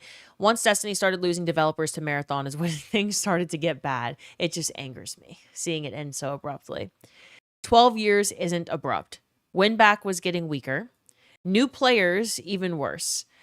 They were matching investment to predicted revenue. Pumping in more resources to an aging game in hopes it pulls up is more of a risk with less upside than going with incubation projects. And so he also says this to a different person. This is when he says using the Destiny IP again is the reason, or using the Destiny IP for this reason again is absolutely going to happen. Someone else responded, so you're saying something trendy in the Destiny universe, such as Battle Royale extraction or whatever is popular. And he said, easiest way to get something greenlit is to focus on a genre that's popular in the 18 to 24 demographic. I'm sure they've already focus grouped and market tested lots of ideas. And, like, this is what we were talking about yesterday. I was like, as much as it fucking pains me, because I don't care about virality or clippable moments or fucking social co-op party games or what's the next big Fortnite ass game or whatever. I don't care about that, and chances are you don't either, but the easiest way to get something greenlight by these billionaires is to make the next big gaming genre, the next big thing that sticks. Because the age demographic when Destiny became Destiny was 18 to 24, most likely. When Halo became Halo, 18 to 24, most likely. And so since Bungie's been around for a really, really long time, that demographic of people who have been playing Bungie games and love them and are loyal to them gets older and older. And you would think, well, don't people just, like, have more stable income as they get older? Aren't they more likely to pay for your game when they get older? Yeah, that might be true, but you also want to make something that you think is the next big thing. And the bigger that your parent company is, the more that they just target that next thing. So, Destiny 3 in their eyes isn't the most popular thing that they can release for the 18 to 24 demographic. And the question that a lot of these studios are always trying to answer in their game development is, well, what is it that the 18 to 24-year-old demographic wants to play next? What is the next big household name we make? Who's going to make it? What genre is it going to be in? What does it look like? That's their job to figure out, but that's what they're targeting. So then Sony bought an 8-year-old Destiny. Trust me. Well, okay, hold up. You know, Pete Parsons and many other people had part in this, of course, but Bungie had all these incubation projects that they could have. We don't ever know what went on in those discussions. Genrox, they could have been like, yes, we have this franchise that's making a fuck ton of money and has a really loyal fan base. Yes, it's aging. However, we also are incubating what we think 18 to 24-year-olds want. So, yeah, we just don't know. I don't think we're ever going to know. But I'm just talking about, this is a former, this is someone who was at Bungie for a while, and We're just wanted to show what he said about it, because I said this yesterday, but I'm just talking out of my ass, and he was there. SQ Santos, Gunny G, S1 VVT, Bud Knight Rises, Nekalon, thanks so much for following, y'all. There's so many reports of that age group not paying and buying games. I don't know why they're so stringent on that idea. I agree with you. I agree with you. Seriously. Shady Marine, thank you so much for the 6-month resub. I saw Raid Hub is making a leaderboard for Pantheon. Yeah. You messaged your day one team and immediately started crying. One last race. Stupid fucking game I love. I'm also getting my team back together, Shady Marine. It's going to be a good time. Hold up. Oh, hey, Zach. What are 18 to 24-year-olds playing these games? Zach says Roblox, Fortnite, and Valorant. They also love user-generated content on games like Roblox and Fortnite. Morning, P. Good morning, good morning. People would play Destiny because it's a shooter game. S1 VVT, yeah, people love shooter games, and I and a lot of you in the chat probably believe that Bungie makes some of the best feeling shooting games of all time. Because like shooting a hand cannon in Destiny, I can't get that feeling anywhere else, you know? But like, yeah, the core of the game is aging, and it has been for like a long time. And I don't think it's fair to say that an 18-year-old that doesn't currently know anything about Destiny would play a game called Destiny 3 because it's a shooter. Would they love it if they tried it? Yeah, I mean, I'm sure, yeah. Destiny, the great storytelling, great feeling weapons, beautiful games, great games, well-designed games, but like that's what I was just bitching about. Like 18 to 24-year-old, this demographic that every gaming studio is always chasing, hoping to make that next big Fortnite situation that has that staying power with that younger demographic is hard. Because like whatever that is going to be shit to us. Like, do y'all like Roblox?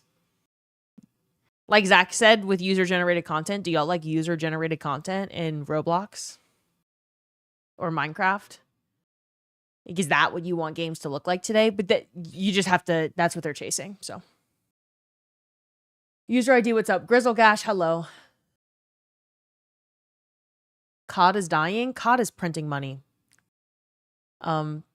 But their core is also aging, yeah. And they, by the way, Call of Duty released a letter a few months ago saying that I think they finally hit the point where maybe it was a wake-up call for them. Who fucking knows what went on internally, but they're no longer pumping out that annual shit game.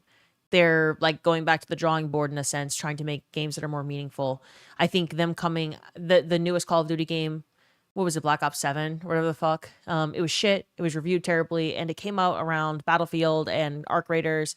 And maybe to them it was like maybe we have to make more meaningful games again if we want to have staying power. Do I think it's going to work? I don't fucking know. But like Call of Duty's base is also aging. I think they're facing a similar fate, but also they print money, so it's not really that much of a concern. Because they make annual games, they just push out games all the time. And it's got that Call of Duty name on it. So people who have been playing it for a really, really long time will buy the game, and then fewer and fewer of them will buy the game each year until you just stop developing them.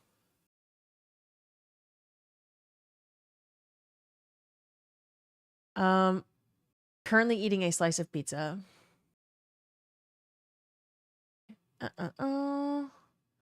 If they wanted to get the 18 to 24-year-olds 10 years after D2 started, they should have made a cartoon. Yeah, I mean, I think a lot of people could pitch what they think would work to capture a younger audience. Lister, what's up? Why does it matter what 18 to 24-year-olds are playing? I don't understand why they're the priority. I'm not saying that that's what I agree with or what I think is right. I'm saying that that's what bajillion-dollar companies care about. That's where they think that, like if they're trying to make the next Roblox, Fortnite, Minecraft, whatever, that's the demographic you target. Because again, like when Halo was at its peak, its primary demographic could have been, I'm saying could because again, I don't work there. I don't actually know. I'm just making an estimate. It couldn't have been that far off from the 18 to 24-year-old demographic.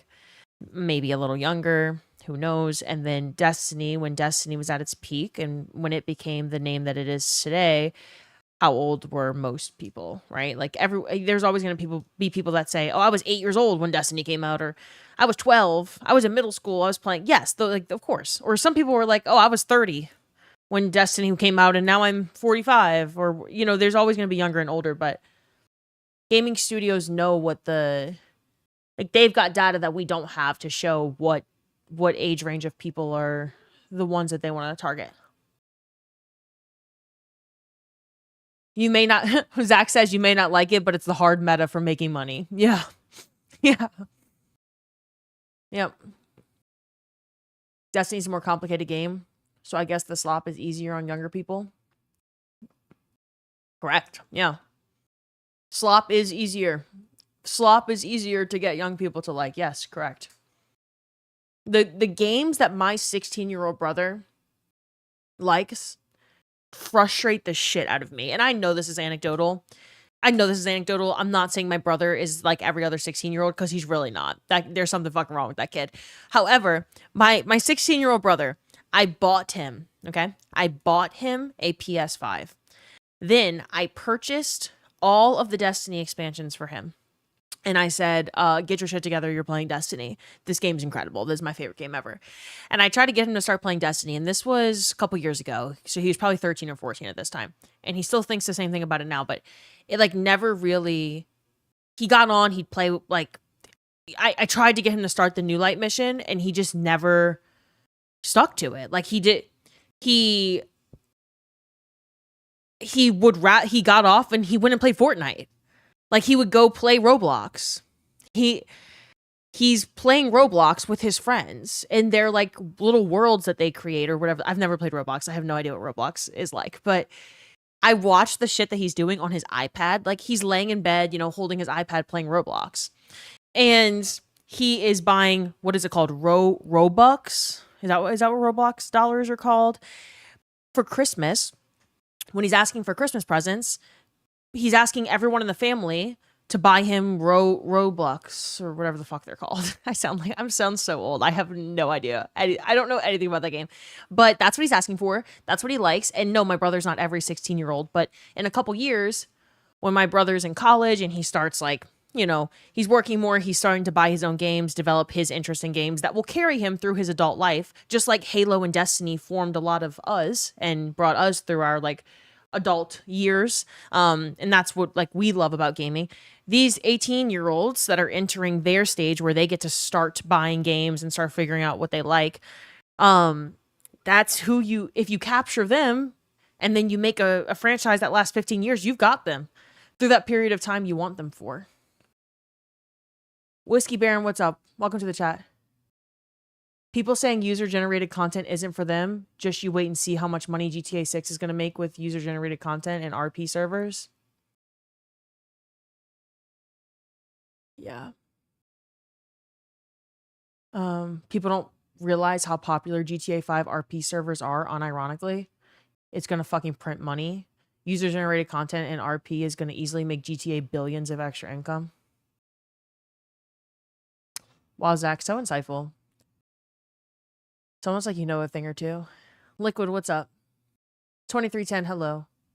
The age demographic opinion is a catch-22. 18 to 24-year-olds don't necessarily have the funds to spend excess money on gaming. That's what you think, though. Like, I know that there has been plenty to show that people make that age demographic, like, we know this, the average income isn't really increasing. And so these kids are entering job markets where they can't get jobs, or maybe their income, like, the disposable income portion of their salaries is just shrinking. But if gaming studios thought genuinely, they saw money just dry up, there was no money being printed from the 18 to 24-year-old demographic, then why would they be chasing it? Something's there. And a lot of them, like, now, because of that issue, they still live with their parents, and so more of their income they can spend on games. And if you're in my brother's shoes, like, birthdays, Christmas, whatever, you're asking for shit for these games that you play. And yeah, they still print money for these games. What up, Den? What's up? Odysseus, hi. Get him young and spend money on your product for longer. Yeah. Friend swap is a perfect example. I was talking about that earlier before you were here. So what was the plan in investing in Bungie? I mean, that's what I was just saying. I don't think we'll ever know the specifics, but Bungie was acquired by, with the, like, they had incubation projects. Who knows what, but if I had to guess, something targeting 18 to 24-year-olds ish. Gummy bears, whatever the fuck else. And that's probably still what they're going to be directed to do. Like, if something gets greenlit as they're pitching new ideas to Sony, as long as they get to pitch new ideas to Sony for, what didn't get greenlit was D3. What didn't get greenlit was all of their ideas for Destiny. What did get greenlit is, oh, maybe extraction shooters are the next big thing. Like, maybe we find a niche there. Because at some point, 18 and 24-year-olds were loving this, like, battle royale called Fortnite, and before then, battle royales, like, largely there was just like a bunch of failed battle royales pre-Fortnite, and the genre wasn't nearly as big as it is today because of Fortnite. And so you hope to hit the jackpot with things like that. And whatever gets greenlit in the future, as disgusting as it may be to hear for a lot of us here, may not be something that we think Bungie should be developing. You're old at live. Oh, thank you. Okay. Next. Sea-Dog, what's up? You have my sympathy, Liv. Because of my brother. Lewis Bell, thanks for following. Welcome to the community. 16-year-old iPad kid is crazy. It's not like that, though. He's not, like, he's going to school. He's a great student. He goes to college next year, a year early, so he's gonna be a 17-year-old college kid. But it's just that these like his 16-year-old friends, outside of their sports and other shit that they do outside of school, right? They're all sitting at a desk 8 hours a day in school.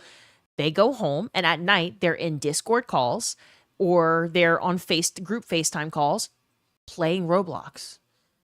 Like, playing Fortnite. That's what they're doing.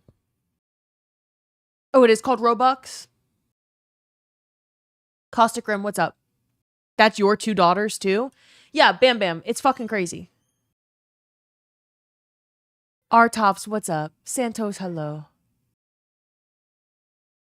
Not to get off topic, but we all need fajitas and margaritas. Dude, I'd love that right now. It's the difference between being a trendsetter and a trend follower. Who do you think what age demographic do you think sets the trends, though?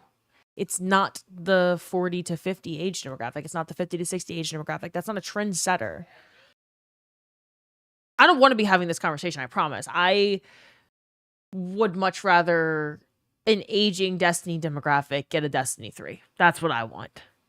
What tends to work for aging demographics, though, sometimes, like you would hope, Division 3 will be a great test of this. When we all see Division 3 come out, we're going to see what happens there. Like, we don't know yet, but Division 3 is a great example of this, at least for right now. You can always come back and revitalize a franchise down the line with nostalgia. Like, I talked about The Devil Wears Prada 2. This happens with TV shows, movies, games, whatever. The Devil Wears Prada 2 came out 20 years after The Devil Wears Prada 1 came out in 2006. Devil Wears Prada 2 is doing fantastic in box office. It's well rated, whatever. That's not because 18-year-olds are saying, oh my God, Devil Wears Prada 2, I love Anne Hathaway, I'm going to go see that. No, it's because older people who like the original movie are going back and paying for this new movie because they want to see it. That, like, nostalgia is powerful and it can work.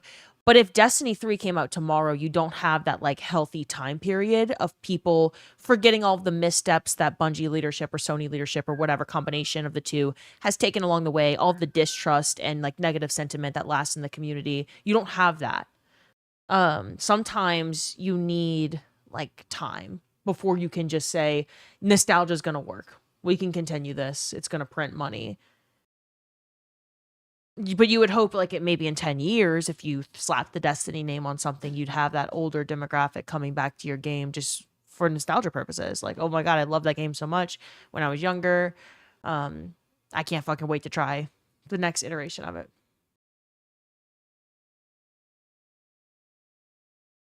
The irony here is Marathon apparently is hitting with older demographics rather than younger. I don't know about that. I don't know. Younger people don't have families, so they spend more money on entertainment. Zach says exactly. Gaming is cheaper than therapy. They're not getting mortgages till they're 30, so what else are they spending there? Yeah. Bullet, thanks for the 3 streaks. So Cram, made in Canada. A lot of Canadians following today. I love it. Lewis Bell, thanks for following, y'all. Zach says they work whatever jobs, spending $20 a week or two on a skin when you live with your parents, when you have access to free food and no rent is powerful. Gummy Bears isn't under Bungie anymore? Nope. The problem is kids don't want to get immersed. They just want a quick shot and be done. Yeah. Like my brother, he has no fucking idea what's waiting for him in Destiny.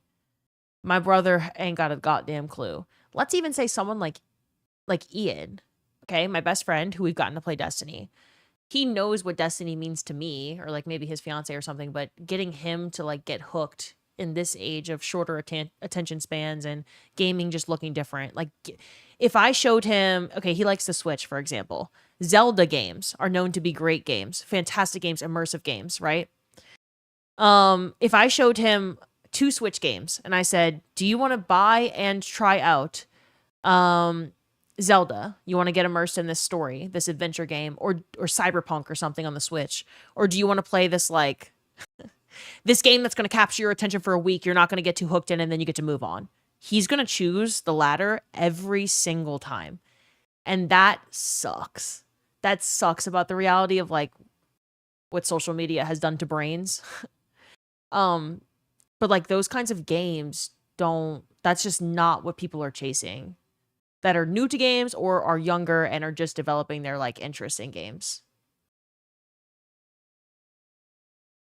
I'm reading y'all's takes, by the way. Some of y'all are a little stabby about this. The game's still on. Costa Grim, the game's still on. We're just having a discussion. We're literally just talking. This is a former Griffin. Griffin was a social media manager at Bungie. Rick Kakis was saying, how the fuck does Sony not see all of this and make Destiny 3? And so we're talking about that conversation that Griffin was having about how things don't get greenlit in that way anymore. If you just got here, cost has gone up. Gaming market forces have shifted dramatically since 2014. Outside investment has dried up and moved elsewhere. Risk is way higher for a game like Destiny than it used to be.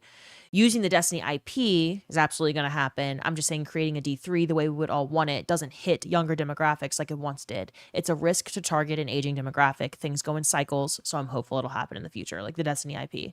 Easiest way to get something greenlit is to focus on a genre that's popular in the 18 to 24 demographic. I'm sure they've already focus group and market tested lots of ideas. That's what we're talking about right now.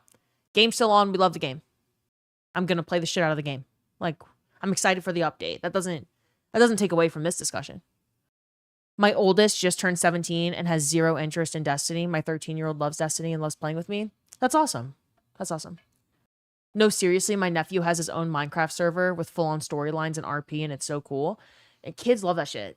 Yeah. Like, even if there is the kid who, like, P's 13-year-old loves Destiny, fuck, I was hopeful that my brother was a 13-year-old that was going to love Destiny. Cross wants his son to love Destiny. I took Cross's son through the Edge of Fate campaign, and I was, oh my God, I was trying my ass off. Zoo was with me in that fire team. I was trying my ass off to get Cross's son to love Destiny, right? And he actually, like, it worked. Like, he was coming home from school asking, can I play Destiny? Can I play Destiny, Dad? Do I have permission to play Destiny? But it doesn't, like, just, that is the minority, obviously. They're focus grouping, they're market testing, they have a ton of data on their hands, and that is not every 8-year-old or 13-year-old or 16-year-old. The majority of them want that, like Zach described it, RP servers, user-generated content, short attention span, like clippable friend slop games.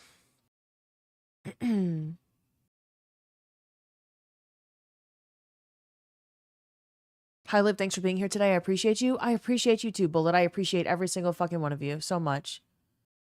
I will be there for Division 3. I think we all will. Yeah. Yeah. Shit, even when not living at home, I was like, I'll skip an extra burger for a skin or a DLC. Yeah. Yeah. I don't know what 18 to 24-year-olds game studios are talking to, because the ones I know don't play Fortnite and Roblox. Tell your friends to start telling a friend to start telling a friend. to get their shit together and start playing different kinds of games then. By the way, Fortnite and Roblox aren't the only 2 games. I'm just using them because they are games that everyone knows of, and they're easy examples to use. They're not the only games that exist for 18 to 24-year-olds. My 17-year-old nephew is into playing Sonic Racers right now, apparently. Hello, SoCram. What's up? Older people also rope their kids into liking stuff when it comes out. My mom made me watch all Indiana Jones movies before Crystal Skull. Yeah, that too, yeah. Or Paranoidian getting his 13-year-old kid to play Destiny because Paranoidian loves Destiny. They could go for a Destiny classic, and that would work for nostalgia.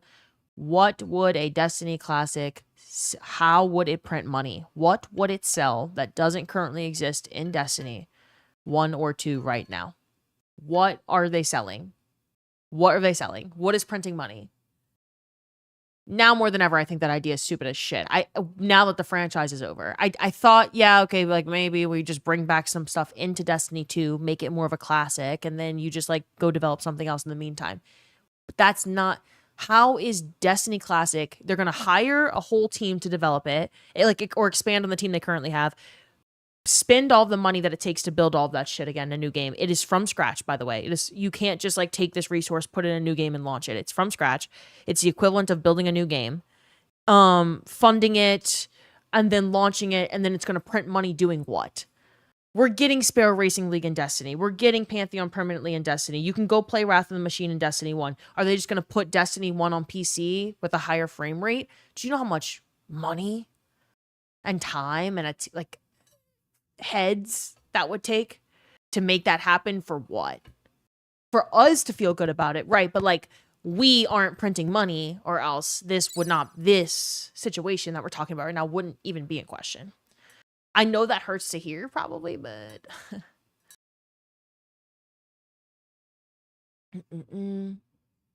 would love to know the demographics for ever IPs chase. Games like Zelda, Mario, Metroid, MK, Street Fighter, Tekken. They were at one point chasing a younger demographic as well. At one point.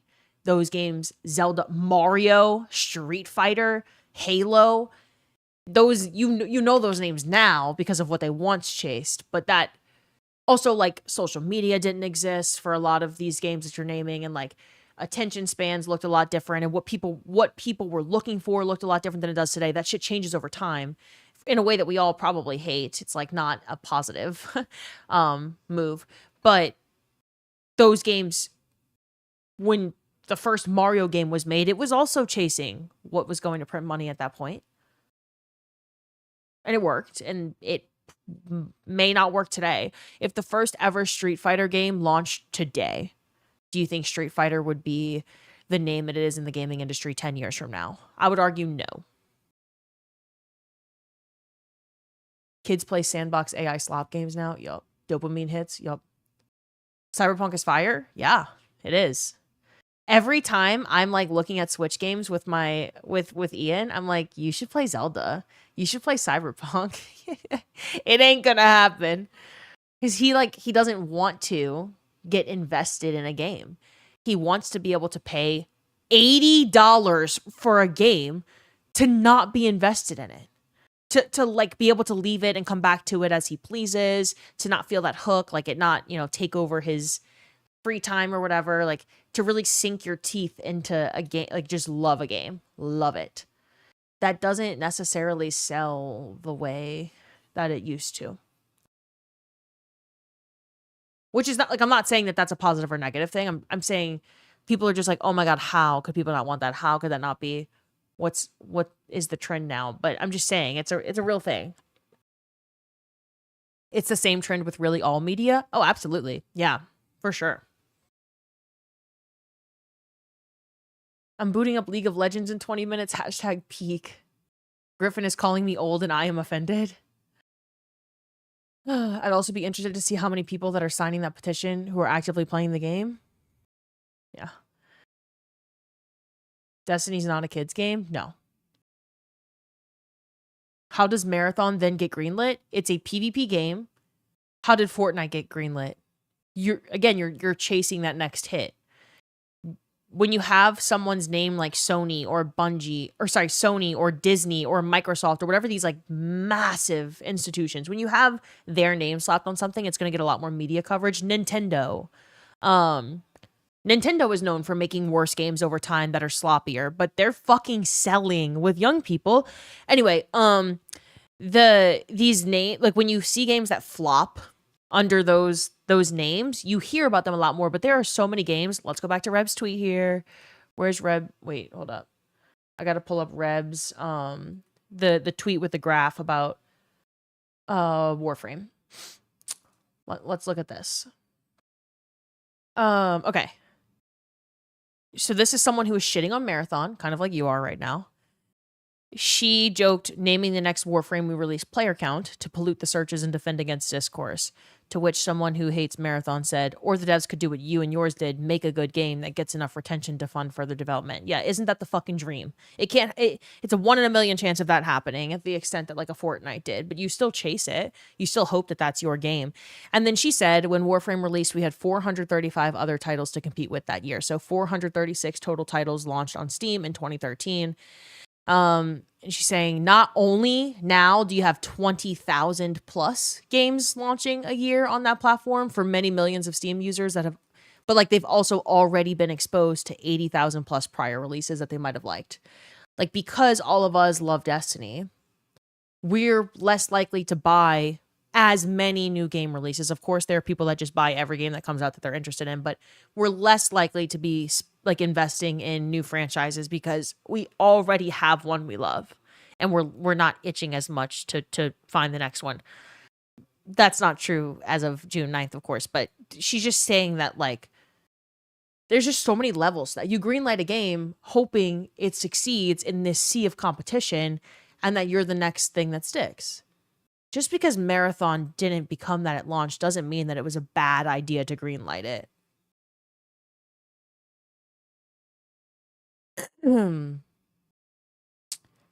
All it takes is that one game that clicks, then bam, you're into immersive games. Comes with age, I think.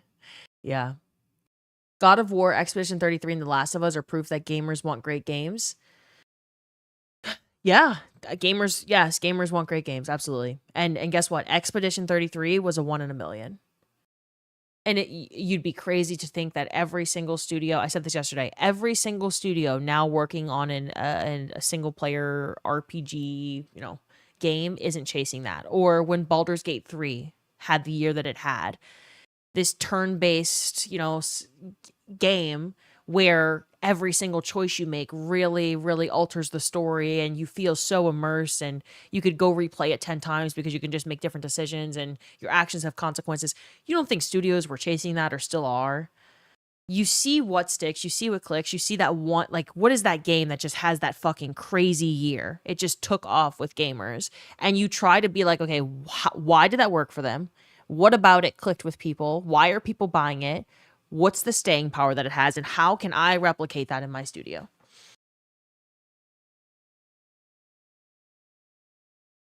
I wouldn't be surprised if Sony dropped their D1 remaster one day since they love remastering games. Aliquane, what's up? 18 to 24-year-olds don't have money. We just talked about that a little while ago. I know people are like coming in, but we literally just talked about it. Yes, they do. Their disposable income, yes, they might have less than you'd think, like maybe an 18-year-old has less of a stable income than a 50-year-old does, but what they do have, maybe they live with their parents still.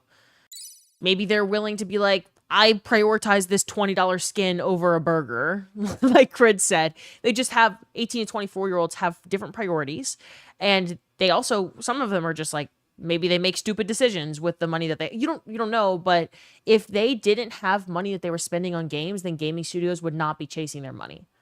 They wouldn't be. Gaming studios aren't guessing that that's where they're getting money from. They know where they're getting money from. Like Zach said, who works in the gaming industry, like this user-generated content, RP server situation is printing money. And he's saying everyone who's saying that these, like, that's not a grab for people are going to be making billions of dollars for GTA 6 and RP servers later this year. Bleeg, Gloompool, Tupeler, thanks for following, y'all. You never got to play D1, sadly. Would love to play it on PC today. I played it on my PlayStation. I actually went back. I never got to play it either, so I went back earlier this year and just played it all the way through.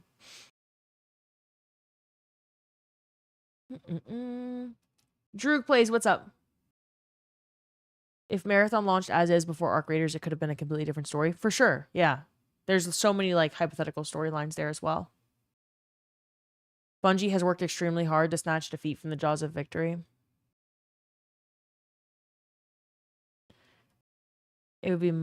I would bet money that if Marathon wasn't far along when D2 started to dip, Marathon would have been canceled. No. No. If Sony wanted to... By the way, it wasn't really dipping. No. They reached record player counts for Final Shape, so people were interested in coming back. If Sony wanted to write a check for D3, they would have then. Marathon, whatever stage of development it was at, that was them just trying to chase, like, what if this is it? What if this is the next big thing? What if we can get a fuck ton of people to play this? What if? You don't think Embark and Arc Raiders were doing the same thing? Like, yeah. Just think about it. You don't think Shark Mob is trying to do the same thing with Exoborn? Which, like, is a game that's still in development. It's an extraction shooter. It was supposed to come out around the time that Arc Raiders and Marathon did as well. There's so much competition, a flooded market. Do you even know what Shark Mob is? Do you even know what Exoborn is? There's so many titles that I don't even know exist. Like, they're all chasing the same thing. Tarkov is popular with no competitors. That is a completely inaccurate statement. Tarkov is an extraction shooter. Marathon is a competitor. So we can just end there.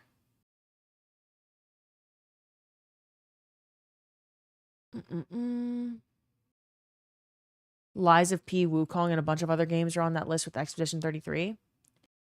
Yeah, well, like, we're living in the moment right now, right? And we're not thinking big picture. When I say Fortnite, Roblox, what Zach is saying too, what gaming studios are chasing, Fortnite, Roblox, that's not Wukong. No. Even really big games like Path of Exile, that's not Fortnite. That's not GTA RP servers. I think people have a really hard time conceptualizing what studios are chasing, and it is so much goddamn bigger than Path of Exile. Now, studios that give developers time to make games however long it takes them, just make a fantastic game. We just wanted to click with people, whatever. That's not the luxury that Sony is giving anyone, because they don't fucking care. They just want, we decide the timeline, we decide your budget, whatever. Those are your constraints. But if you are given that time, I'm sure you can make a fantastic game. But like that Fortnite, Once Upon a Time, Halo, Once Upon a Time, Call of Duty, Pokemon, like those franchise names, that's not Lies of P, Wukong. Those games are fantastic.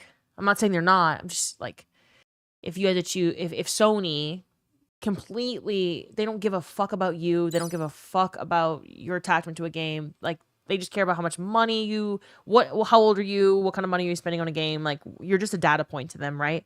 And what are you looking for? They are chasing a Fortnite much more than they're chasing Lies of P. Remnant, oh my god, I'm thinking of this for myself. Remnant 2 was a game that really surprisingly hooked me, and I wasn't expecting to like it. Really fucking liked that game. I thought it was a great game. Remnant 2, great dev team, had a good budget. They made a great game. They threw it out there. They hoped it, like, popped the fuck off. Remnant 2 is never going to be Expedition 33. I'm not saying that they're the same game or genre. I'm just, like, comparing different, like, indie games. But that doesn't mean that they were wrong. Like, were they wrong to greenlight something like Remnant? I don't think so. They're all trying. Came in to say thank you, Business Dave 28, for the sub he gifted me. Dirty Eddie, I'm glad you got gifted a sub. The younger demographic was born with microtransactions. They accept that state and more frequently spend on microtransactions. Yeah. Yeah, they don't know otherwise. Like when a lot of us started playing games and fell in love with gaming, microtransactions weren't a thing. An $80 price tag on a game that then had microtransactions on top of it would have made us throw up, right? Like that, my parents wouldn't have bought that shit. But that's my brother doesn't know a world where games weren't in that state for him since the day he started playing games. Ark was a looter shooter before pivoting? Yeah, because Ark was chasing the extraction shooter we hope this hits. They're like, we're not competing with Destiny. We don't want to be a looter shooter. We can't do that shit. So Embark pivoted and made an extraction shooter instead, and also that's on the decline. They did a terrific job. Like, they're going to get to take that and fund whatever future game they want, right? It hit, you know. There's so many factors that went into that, like streaming power, burnt peanut.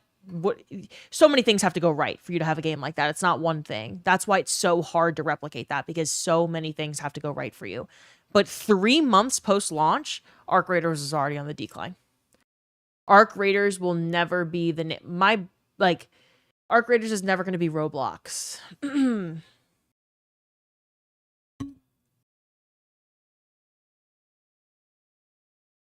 Competition in gaming is as old as gaming itself. That's what forces devs to make great games. Problem is that big companies now only invest in safe bets or microtransactions.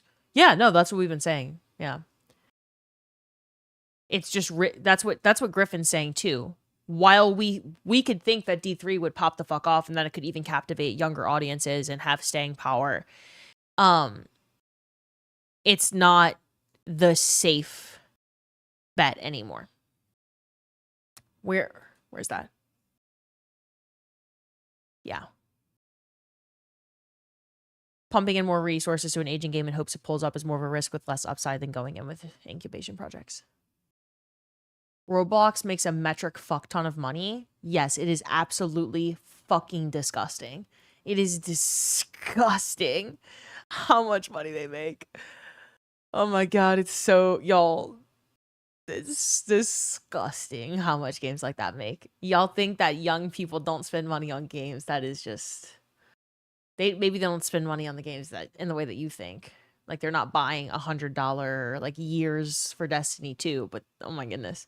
Like, getting an 18-year-old to want to spend $100 on a year of Destiny 2 content, even at its peak, right? Even like a Final Shape situation or a Witch Queen or whatever the fuck, is harder than to be like, do you want to buy a Fortnite skin? And then do you want to buy 5 of them? They'll spend $100 on that faster than they would spend $100 on a year's worth of like story and activities and stuff like that, even at its peak. And guess what cost way more? Do you think it cost them more to make 5 skins for Fortnite, or do you think it cost more for them to build a year of incredibly meaningful, impactful peak content in a live service game? One of those is way more expensive than the other. A game for everyone's a game for no one. Yeah. 4.8 billion yearly revenue for Roblox. Yeah, something like that. It's all projection based. If the forecasting is only somewhat profitable, they still might not even greenlight the project. Yeah. Microtransactions are churning more money than the GDP of many countries. Yes. Yeah. Skins are dirt cheap to produce. Yeah, and that's what people are spending money on. Yeah. What's up, Dro? For me, Roblox, Minecraft, and Fortnite are popular for stupid reasons. Well, yeah, I mean, yeah, Cholo, like, no one's gonna think them being popular for, like, friend slop or user-generated content or microtransactions is a good reason for them to be popular. But it's still a reality, so. Kennedy, what's up? How long do you see yourself playing D2 after the final update drops? The beautiful thing about me and gaming is that I don't timeline a damn thing. I'm not holding myself to, I'm going to play D2 until June 30th, and then on July 1st, I can never touch it again. I don't make videos to try to like profit first off of an audience of people. That's what most creators in this industry have to be like. I have to make the video first, so I have to grind the shit out of this. I can't sleep. I have to make this video first. I have to write the script. I have to produce this and I have to make the best like clickbaity title because I need to make money, and people aren't going to watch 5 of the same video, so I have to make the video first. I'm not doing that shit with this update. I'm playing the update. I'm gonna like soak it all in. I'm gonna celebrate D2 because I feel like it's an incredible game and I'm gonna miss it a lot. And the news has been as hard as me as it is on all of us, right? And yeah, there's no rush. I have no idea. I have no idea what day is going to be the last day I play Destiny, but frankly, I just don't think that way about anything. I'm going to play it, and when we get to that day where it feels like it's a natural conclusion, it's like, okay, I experienced this. We celebrated. I did all the raids again. I did all the dungeons again. I played the story again. I did the update, and I feel like I can say goodbye now. That's what it's going to be. Tig says, I have spent more money on free-to-play Path of Exile than any other game because of microtransactions. Hella skin boobies going boing boing. Marvel Rivals skins? Yeah. Yo, Marvel Rivals. Free-to-play game that just prints. The booby skin comment is truth, I'm afraid. Oh, no. I know. I mean, listen, like, I'm mostly doing it for jokes. I'm not actually buying the skins. Like, I don't think I've spent a single dollar on Marvel Rivals. But I played the shit out of Marvel Rivals. I love a good game of Marvel Rivals. You show me a fat ass in a third-person game where I'm looking at their ass? Absolutely, yeah. Yeah, make fatter asses. That's good job. I think it's mostly fully. Destiny wasn't Gooner enough? That's not it. No, I wouldn't want Destiny to be a Gooner game. But if Destiny 3 came out tomorrow with skins and they had like fat asses and tits were out and you had user generated like RP servers, we're talking something that none of us would want, that would sell. Don't ask me about the After Hours Spirit Blossom Springs Ari skin that cost me $160. They had feet in the artwork, #sold. You spent $160 on a skin? We're cooked, y'all. We're cooked. D3's not happening. D3's never happening. Zachary. First Descendant did it? Yeah, First Descendant too. What a timing to show up to stream. I'm sorry, Lone Wolf. Permamore, what's up? Look up the skin, its peak. Look at the Destiny 2 Steam chart. Player counts going up after the news. Yeah, naturally. Of course. People are going to want to come back to the game and feel its conclusion, you know? Dischaotic, what's up? Warframe does that? Oh my god, yeah. People love to one-to-one compare Warframe Destiny 2. Not only are they not the same game, but those microtransactions print money for that company. People are like, how does DE get to invest so much into optimizing their game, keeping servers modern? They're printing money. They're printing money. You can buy anything in that game, really. You can pay to win in like progression. You can buy resources to progress the game. They are printing money. Maybe the average demographic of that game isn't 18 to 24 years old, but my god, the people that did invest in it in 2014 and have been playing it since and love that game, they are printing money. Printing it. Do you really want Destiny to be like that? Do you want Destiny to be an RP server, friend slop, skins everywhere, microtransactions pushed down your throat situation? Like, I know that Destiny has had times where people bitch about the microtransactions and they backed it up and whatever, but do you think when Astrocross made a video that got over 1 million views in its first week talking about how Destiny 2 microtransactions had to stop, do you not seriously think Bungie was trying to print a little bit of money? That they were doing what they had to do that every other successful game does? Like, are we fucking serious right now? Pixel, what's up? I'm looking up this fucking skin that Zach spent $160 on, y'all. After Hours Spirit Blossom Springs Ari is a highly exclusive mythic variant of the legendary Spirit Blossom Springs skin in League of Legends, known for its premium goldfish tail aesthetics. Okay, let me. Okay, hold up. Oh my goodness, y'all were cooked. This is why D3 can't be made. I'm just joking, by the way, but no, seriously, this is what sells. The same thing in Warframe. Warframe is Gooner. Warframe is Gooner bait. So that's what sells. This is the skin that Zach spent $160 on. I'm trying to find a full body situation. I can't, though. It's kind of hard to find pictures of this skin, surprisingly. Well,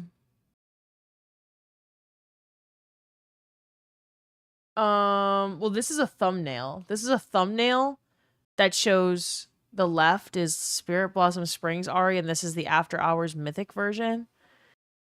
I mean, yeah, like, that's... You don't want Destiny to look like that. People who love Destiny don't want Destiny to look like that. And that is why Bungie could never increase the number of microtransactions in the game. And they can't print money in the same way that even competitors like Warframe can. It's peak. Eris Drifter honeymoon scene now, Bungie. Check your Discord DMs. Oh wait, that's the picture I pulled up. Good shit. You don't have to spend money in Warframe. Cozy streams, but you're not getting the point. People spend a fuck ton of money in Warframe. A fuck ton. That's why they're able to do what they do. That was never the state of Destiny. Never. Hashtag yummers, this man said. I'd buy a Marasov skin with her ass out. Okay, hold up, y'all. Chat, let's group. All right, in typical ass to cross fashion, what's up, Dapper Dave? Okay, I need everyone to put a yes or no in the chat. If Destiny added, to print money for further development, if Destiny had added Marasov with her ass out, and you could, like, buy that armor set or whatever the fuck, would you have bought it? Yes or no? $20, Marasov with her ass out. As a trial run. Y'all are saying yes! And guess what? I would have too. And that's like, let's just full circle this conversation. Destiny's not that game. Destiny's not shoving that kind of shit down your throat. They're not relying on you to buy those kinds of skins. But if they did make games that appeal to the 18 to 24-year-old demographic that Griffin's talking about, that makes shit easier to greenlight, that we've all been bitching about. You know what an 18 to 24-year-old wants to see in Destiny 3? They want to see a Destiny 3 trailer with Marasov with her ass out. That's what they want to see. And they want to know that they can RP server and that they, you know, whatever the like they want that shit in their game. But guess, well, like, if if Bungie began to be like, okay, well, in order for this game to sustain itself, we have to shove microtransactions down your throat, and they're optional, but like there's going to be a lot of them. The Destiny community would have set the bitch on fire. And you know how I know that? Hold up. Okay, hold up. Stick with me for a second. I never thought we'd be talking about this, but look at this. Look at that.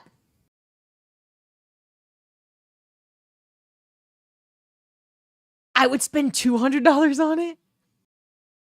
Obi, Nick Rob, Your Distraction, Fan Boozy, Daxel. Thanks for following, y'all. Welcome to the community. It wasn't the right microtransactions. I understand what y'all are saying. I really understand what y'all are saying. I really do. I actually agree with you. I really do. I'm just saying. And look, they backed this up, right? It didn't work. They stopped trying to do this. Like, I think the state of microtransactions at the end of Destiny 2 really wasn't, like, it's not pay to win at all. But, like, the Warframe community isn't making videos like this. What's up, Dax? I'm glad you got this up. Your level of agreement to Marasov ass is an instant follow. Okay, well, you know, me and Astercross are like this. I am always going to appreciate Marasov ass. But here's the thing. The Warframe community isn't doing this, even though, like, you don't have to pay to win, but you definitely can pay to win in Warframe. You absolutely, like, the more money you have to spend on Warframe, the better the game's going to go for you, or at least the more efficient you're going to be in the game. And that just doesn't work with every community of people. Clearly not. It would never work in the Destiny community, but oh my God, like, the more a game can print money, Rust even has pay to win. Yeah. Yeah. So, I don't know. Does Warframe have PvP? No. Warframe mentioned as much as RuneScape on cross streams. Do you want me to talk about RuneScape more, Carl? Should I start talking about RuneScape? I think I've talked about like 50 different fucking games at this point. Arc Raiders and Tarkov and Roblox and Minecraft and Warframe. We're just naming games. We're talking about them. League of Legends. The best way to see this, if you want to make everything work, you make a slot game to siphon money from the 18 to 24-year-olds, build it with AI, and on the side, you make the game that people really want. Yeah. If only that was what Bungie was able to do right now, is make their slot game that prints money so that then they can make a D3 that's meaningful. Sony is not greenlighting D3 if it doesn't if it's not that chase for them. You're down $1,400 on Valorant skins. Y'all. This is it. Here, and by the way, he was just talking about how you pay for the track and then you get resources in the paid track that you can't get in the non-paid track, which is like, yes, it's a microtransaction and it's not an uncommon one in a lot of games that have microtransactions. And of course, yeah, they could have resorted to selling Marisol with her ass out instead, and that would have gone over better, maybe. But like they were just trying to make it a part of the game that you like. Maybe we can print money in this way. Because you didn't have to spend the money, but the game was just better if you did. Same with Warframe.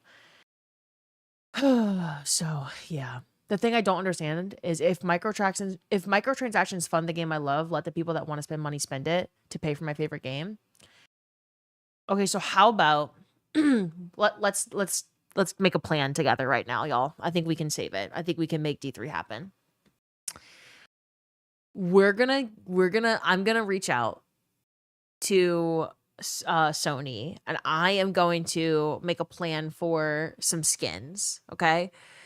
And we're gonna keep D2 in maintenance mode, but we're gonna like let it turn into this game where people can like mod it and do crazy shit with it, right? We're gonna have like Marisov in the hot tub finally, like, you know, we're gonna have, yeah, you know how like in Sims you can mod that shit up and people be fucking in that game, and you just like, people will come play your game and they'll spend money in it if you let them do whatever the fuck they want with it.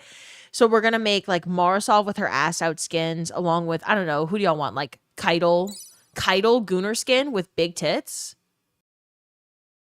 I'd buy that. What else? Petra. Okay. And then, sorry, Frezzy, that you just walked into this. And then Savathun with a fat ass. All right. Marisov body pillows with a $240 ultimate edition of D3 is how we get D3. Genius. Write that down. Okay. And then, so essentially what I think we need to do, is we need to like start playing Smash or Pass. We need a Smash or Pass. Like I need a list of Destiny characters, and we're gonna have to like, I'm getting community sentiment right now, and then I'm gonna pitch it. I'm gonna get a D3 card killer. Hold up. Shaxx with the helmet on skin. Yes. So Shaxx helmet on, shirtless. Would y'all buy that? Smash or Pass? We're giving D2 a dating sim. That kind of shit prints money though, right? Like that's not what I want my game to be, but it doesn't hurt in this instance. We're planning to save Bungie. Not to sound too much like Astrocross right now. I'm not making a video out of this or anything. We got to this point. It was a long conversation and somehow we got here because we started talking about like what 18 to 24-year-olds are spending money on and how do we get 18 to 24-year-olds to attach themselves to an aging game like Destiny, because they don't really want to get like super invested in a story. You got to hook them in somehow. What if they were playing the story and they could choose to go into third person mode with Marisov with her ass out and you were playing as Marisov? See, that's not what we want, though. That's not what we actually want out of a D3, but it would, in fact, work, I think.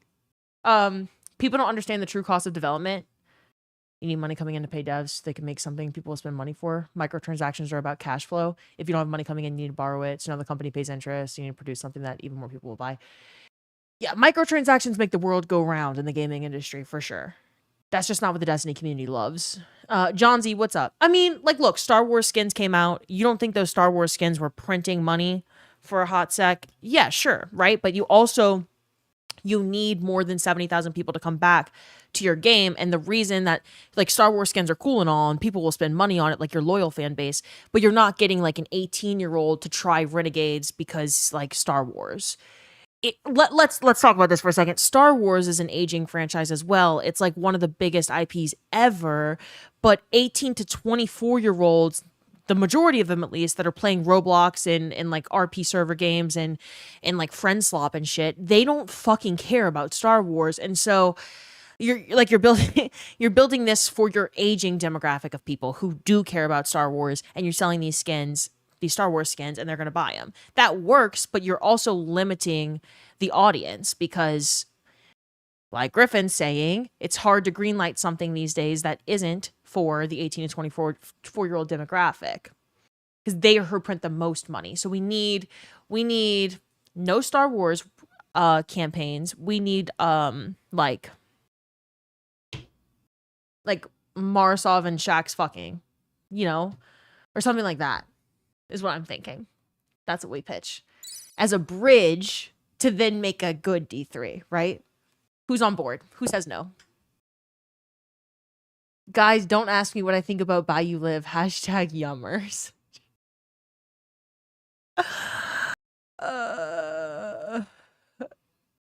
Zach currently pitching Bayou Live skins to Bungie.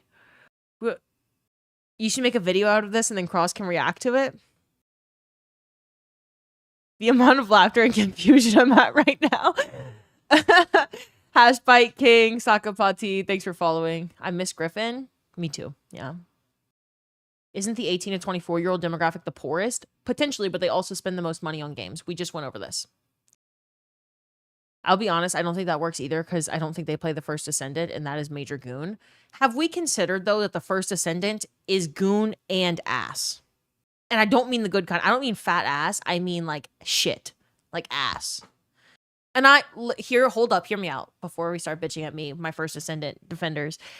I played 30 hours in one fucking weekend of the First Ascendant beta, whatever, early release situation. Why I did that, I do not know. I don't know. I was really in it. And then at the end of the 30 hours, I looked back and I was like, did I just do the same fucking public event 40,000 times? But I just like had a fat ass on my character and I wanted her fat ass to evolve and I wanted to get more characters with fat asses, so I kept playing it. I don't know. It was like a coming of age moment for me. I really thought about why I was playing that game. That game is ass. It just happens to have ass in it as well. And so like you do, the thing about Destiny having Marisov with her ass out is that the game is actually really good. Bungie makes really good games. Destiny is a really good game. It just like needs funding and a team and like time for development and blah, blah, blah, blah. And what bridges that gap between like meaningful gameplay moments is Marisol with her ass out. Osiris and Saint 14 merch in time for Pride Month. Watch the cash roll in. More gays playing Destiny. That also sells. Squirrels? I think we can make this happen. You liked it, I'm pretty sure. Yes, I like ass. Oh, fuck, I just broke my mic stand. Am I in the wrong for liking ass?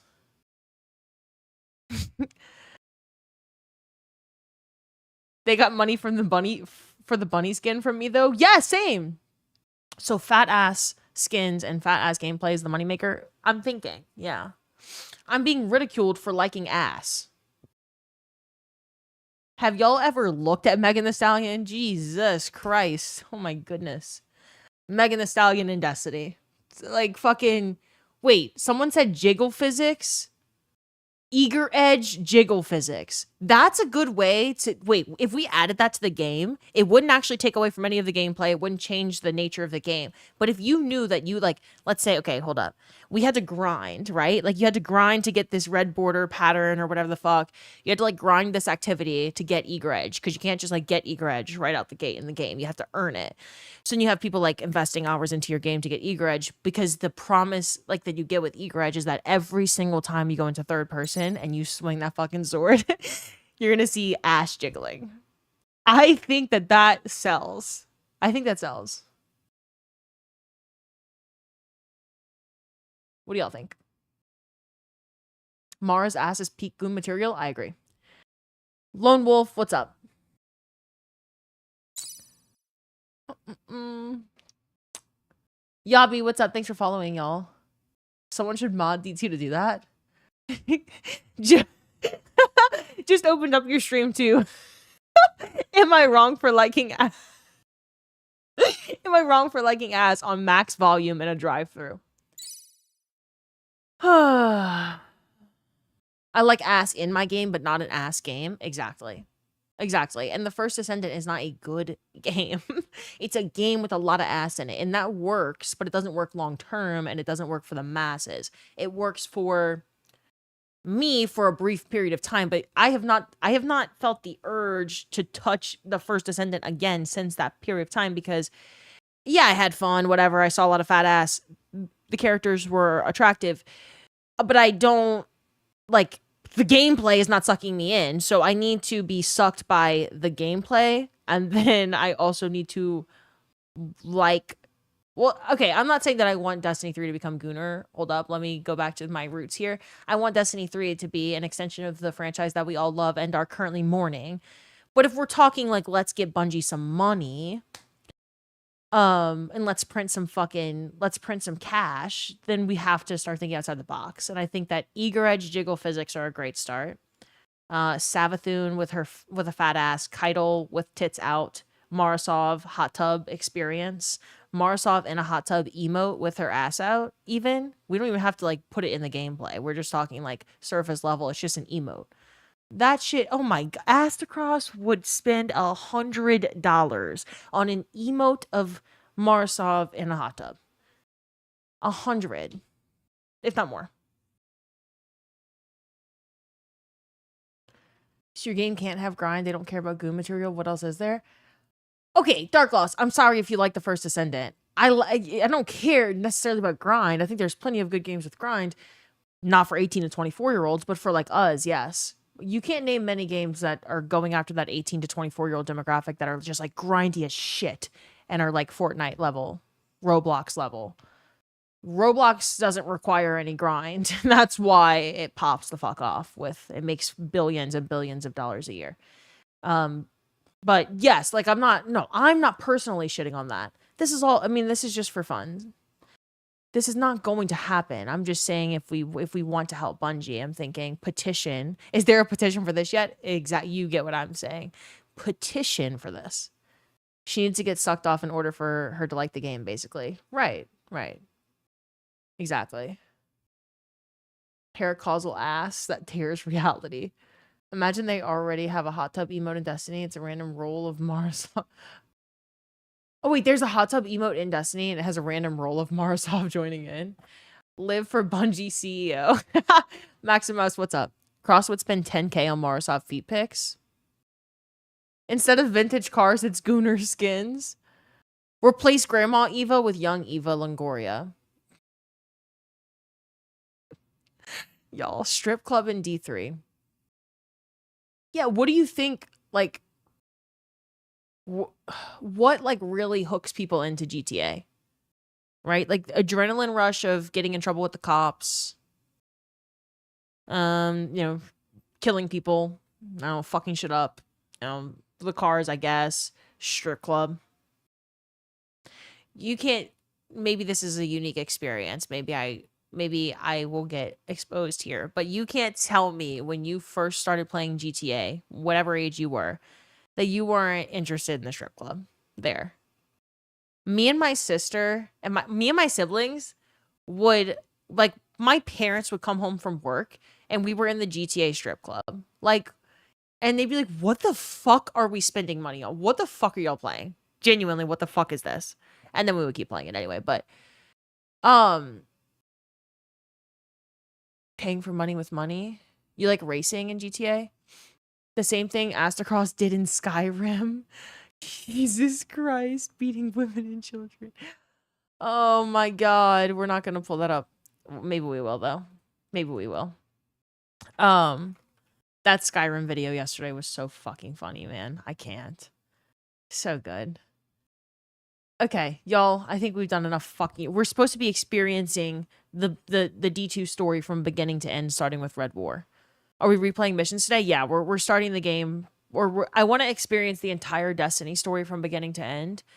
And since some of it's sunset, we're going to start with Red War. So we'll watch the cutscenes. Yesterday on stream, we watched the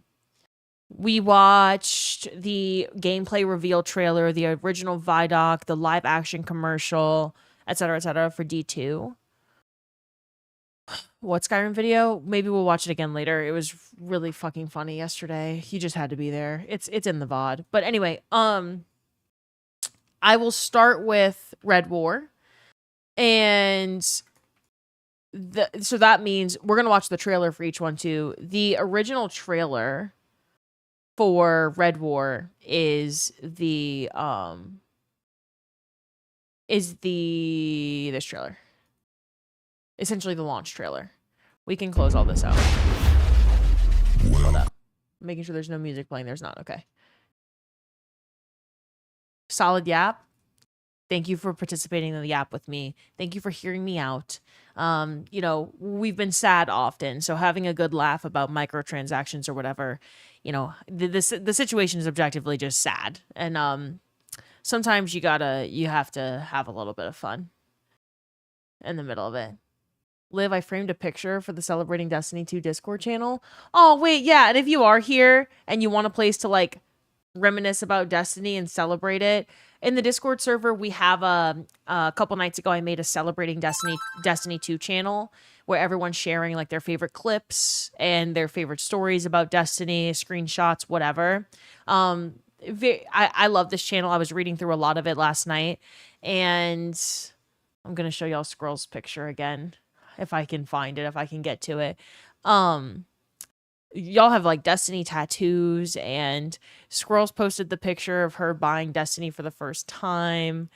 The original receipt from GameStop when she bought it in 2015. Here it is. But we've got a channel in the Discord. So that I would love to just have a channel where we like have all of our favorite Destiny memories.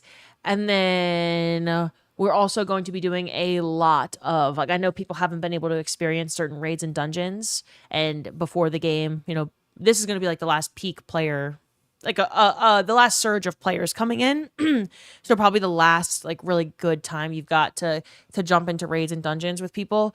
We've always got people hanging out in the Discord server together, but I made a Destiny 2 LFG section that lists out every single raid as a thread. So if you go to this in the server, I'm asking people to just drop their Bungie ID if they're interested in a raid Sherpa or a dungeon Sherpa. And when the update comes out, I'm going to take as many people as I possibly can through all of the raids. And I'm going to be taking a trip down memory lane in the sense of I'm going to be redoing all of the raids and dungeons too, especially if it's like the last time I get a lot of my friends together or the last time I'm able to Sherpa a bunch of people. So I plan to celebrate as much as I can, kind of be in the moment with the final update. But we'd love to have you. Not all the raids are there. No, Garden of Salvation's there. It's right here. Oh, they're all here. Well, okay, wait, you mean the sunset ones. I'm gonna make the same thing for the dungeon threads. So we'd love to have you, but hold up, let me drop the link in the chat. Okay, it's there. And I will repin it just in case. Okay, perfect. There it is. I'll make sure that the role's not broken. Everyone's getting the role as they join. Anyway, welcome new friends, all of our new friends in the server. Good yap sesh. if you've got any ideas about, you know, Gunnar skins that we can add to help fund the D3, I'm talking like we're not building a new game for the Gunnar skins. We're putting the Gunnar skins in Destiny 2 in maintenance mode, and then we get to go play the same game we've been playing, and they don't have to build any new content, but we play that content with Jiggle Physics Eager Edge. You get what I'm saying? Like, it would really revitalize the game, print money without building a new game to get us D3. I'm adding it to the petition. That's what I'm doing. Can I get unblocked from Discord? Yeah, I said to DM me individually because I don't know how to unban your username without knowing what it is. So you got to DM me on Discord. My name on Discord is BayouLive, just like it is here. You can my DMs are open, so I keep them open for that reason. My edge is eager. Okay. We're gonna watch the official Our Darkest Hour trailer, which previews the Red War, and then we're gonna watch the Red War cutscenes. We're gonna go from there. The very beginning of the Destiny 2 story. Welcome to a world without light.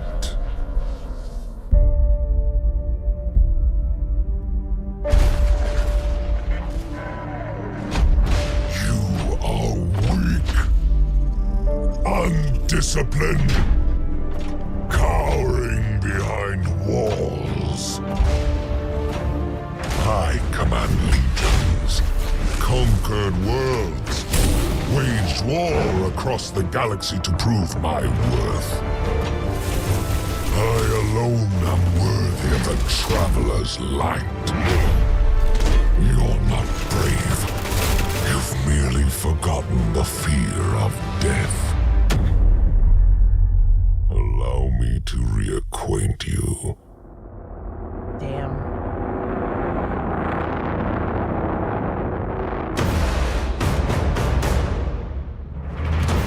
Fire!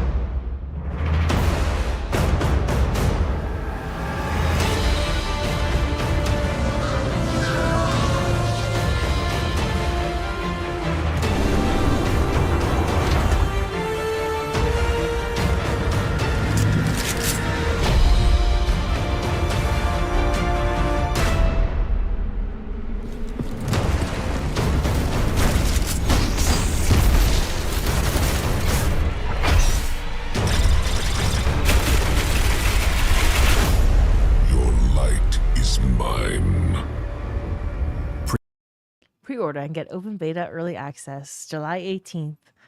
Oh my goodness. Okay. So that was the trailer that leads us into obviously the beginning of the Destiny story, which is Red War. So let me pull that up again. Here we go. Hold up. I'm gonna make sure that it's in the highest possible quality. I'm probably gonna cry or at least tear up because this is like the beginning of the story. Now it's ending, and I don't want it to end. Fuck! Wordcliff Coil, I kind of miss its old name, Dubious Folly. AJ Slam, welcome to the chat. Technician, thank you for following. Crid, thank you so much for the gifted sub. You would do unspeakable things to play through it again. Dominus Gall, what a loser. I thought, like, I know he was like made to be a bitch in the end, but I thought that's a pretty damn cool enemy. You feel like crying? You can cry. You're allowed to cry. None of us are immune to it. Jiggle Physics Eager Edge is sending me. I'm trying to be more serious right now. We're past that.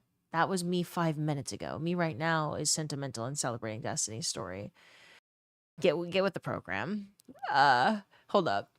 Plumleys, what's up? I missed a particular chat from Luke. Okay, Luke.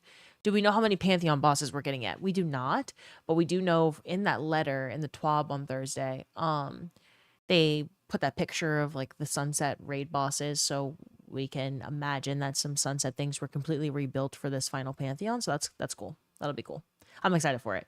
We have no idea what number yet. That's coming in this week's TWAB, and then the letter also described that there's going to be weeks full of dev articles talking in more detail about the final update.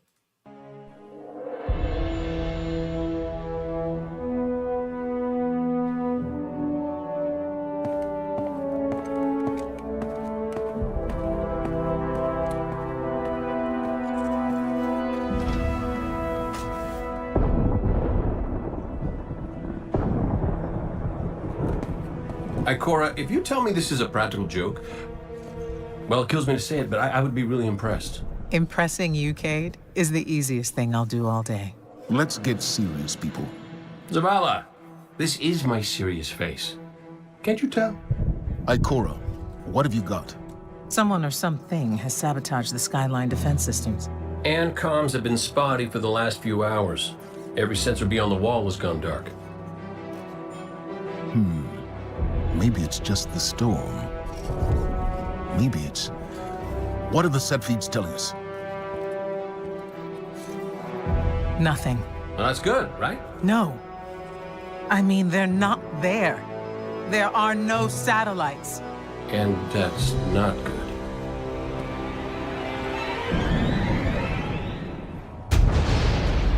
Battle stations!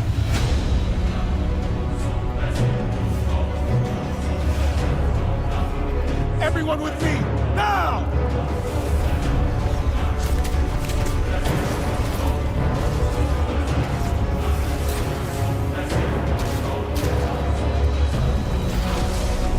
Hang on!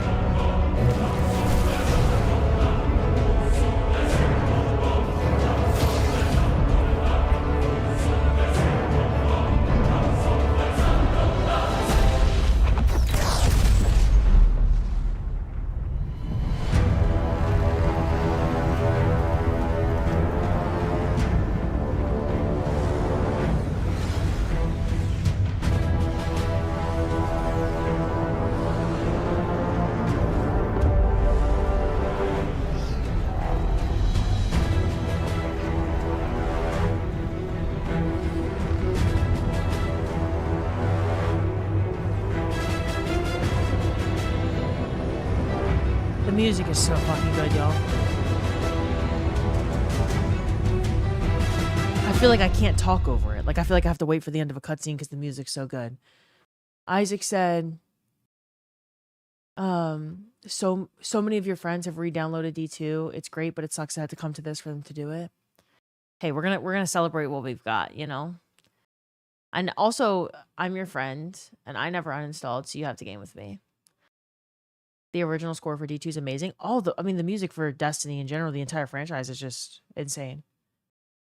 You'll always hate the DCV? I think that's fair. I think that's fair, Solar Flare. You stayed up until 2 a.m. running Control last night? Oh my god.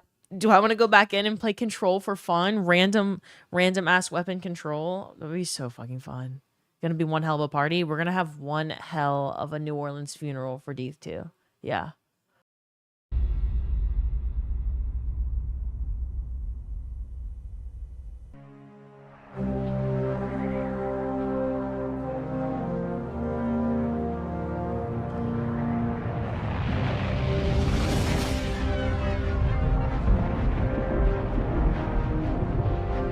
Beautiful.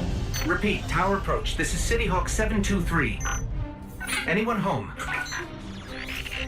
No response on any channels, even the emergency frequencies. What is going on back there? Remember when I told you that you fly too fast? Forget I said that. Fly fast.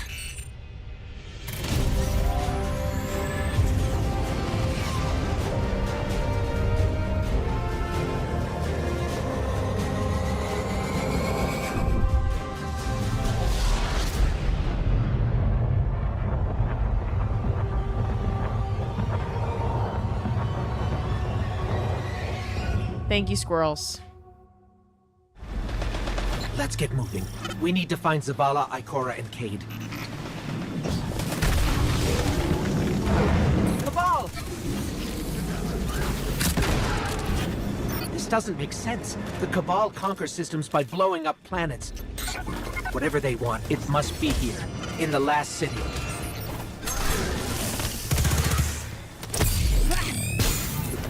This is Commander Zavala. Civilians, report to evac points. Guardians. Oh my gosh, hearing all of the original, like, the original Zavala voice, Lance Reddick's voice. Oof. Rendezvous in the plaza. Our city will not fall.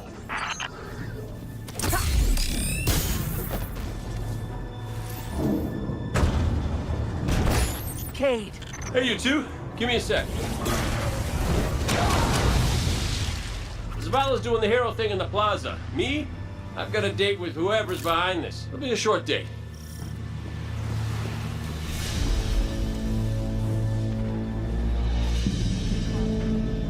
Over here, Hunter. My armory is open to you. Follow the path from there. It will lead you through the hangar to the plaza. I'll take care of these people. If the Cabal want war, give them war.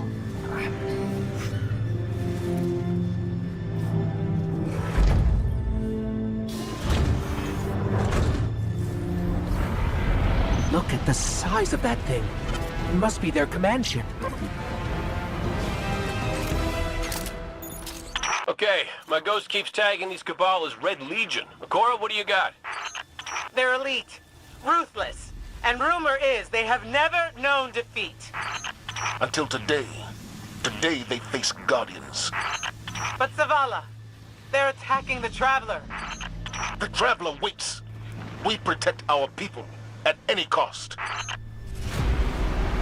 Oh my gosh, that's the first sight of the Traveler that you see in D2. This was the campaign received well, but like the double primary situation just wasn't received well. I didn't play D2 at launch, so I wasn't really sure what people thought of that. Like I thought Red War was good. It was just people were frustrated about some like gameplay decisions, like double primary. Insane they delete this from the game. Yeah, they made the bet that people wanted more new stuff and didn't want to replay the old stuff, which was clearly it did not age well. Ended up being a very poor decision. Story was great. Sandbox was ass. Red War was great, but everything else was not. You remember people complained about the campaign too? The campaign was okay. The follow-up after and the grind was bad. Okay. Red War was received well, especially compared to Vanilla D1's campaign. Yeah. The golf fight wasn't good. Hi, Dewdrop.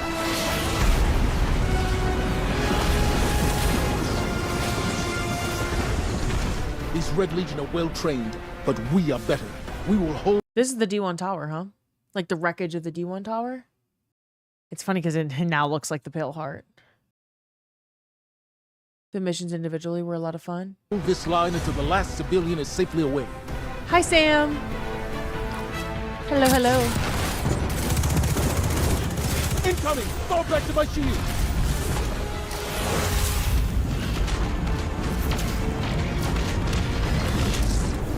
Don't let them pass the gate. The evac shuttles are back there. We hold here. That command ship, it's next on my list. Missiles! Stay inside my shield!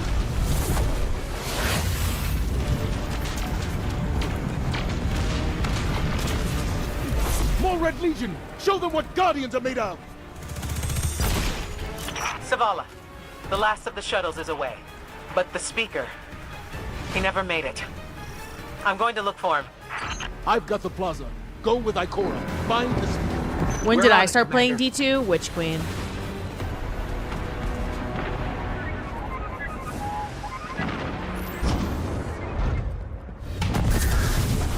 Ikora! The speaker is gone. Tomorrow, Sam. Red Legion. I'll send you a time. You will take no more from us, and you will find no mercy in me. It's making you tear up, Sam. Zavala. She'll find the speaker. We need to move on that command ship. Now head to the north tower. Is this your first time seeing Red War? No, but I think I know more now. I went back and I tried to keep up with all the lore for the first time, learn a lot of things about the game that I missed or that I wasn't around to play for. And the first time you see it all, you're like, well, this is overwhelming. I don't know anything. And now that I'm seeing it again, like a second time, I'm noticing things I didn't notice the first time. I'm sending Amanda Holiday to pick you up. Holiday is inbound. We need that ship off the field. Weege, thanks for following. Love seeing how badass the Vanguard leaders are. Zavala, picked up that Guardian you never showed up about? Get them on that command ship, now! Hold on back there!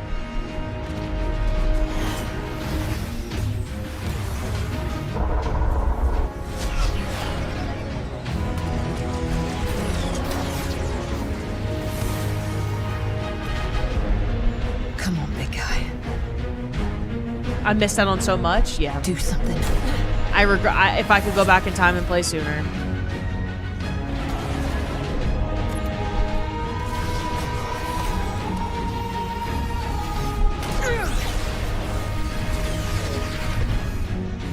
All right, Guardian. Time to kick him where it hurts. Can you imagine we went from this to the New Light quest? I know. Imagine if they never sunset this and then like your intro to the game is truly like doing the first campaign.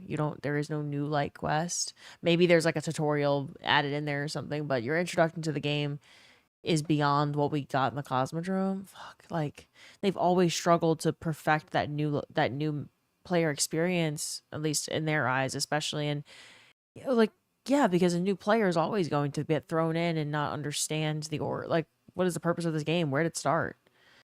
I started playing in Witch Queen and I got sucked in by that game. Oh my god, I'm obsessed with Destiny 2. And the first day I played Destiny 2, I didn't feel it initially. Like, I loved it. I had a lot of fun, but I found myself like, instead of going to bed at night, I'd be like, I kind of want to go play a game of Control, or I want to go try that campaign mission again that I sucked at the first time, because I was brand new and I was terrible at the game and I didn't play any other games really. Or I'd find like at work thinking about, oh, I get to go home and play Destiny. And then over time, obviously, I realized, oh shit, I'm addicted to Destiny. I love this game. But my new player experience, like the New Light campaign, thank God I had friends who were gamers, or like I was introduced to Destiny by friends who helped me through things, because the New Light experience was ass. But like, yeah, so many, I don't get to fully experience the game. I never will. Let us know when the shields are down and we'll hit that ship with everything we got.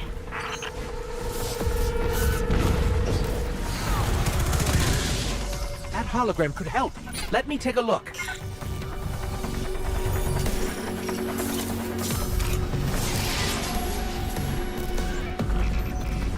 Okay, the shield generator should be at the bottom of the ship. Kate, what's your status? A little low on ammo. The whole flaming pit. Really, Lone Wolf? Kept burning out. Anyone heard from Akora? Not since you went for the speaker. Form up! On me! The You had shield 2 generator hours should of be sleep, straight ahead. Zip? All right, destroy the turbines. The shields should fizzle. Zavala, we did it. The shields are down. Zavala? Amanda, we're headed topside. Amanda!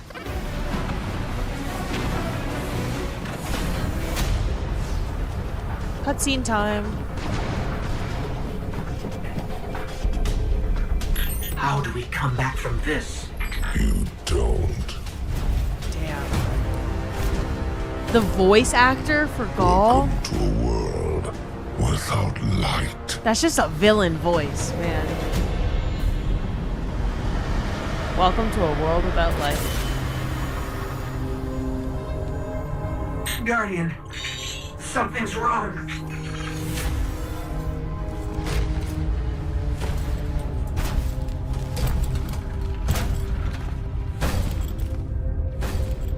Do not look at me, creature.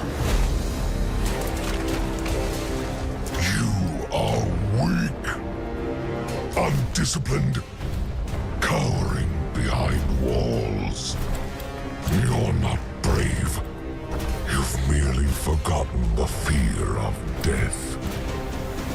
Allow me to reacquaint you.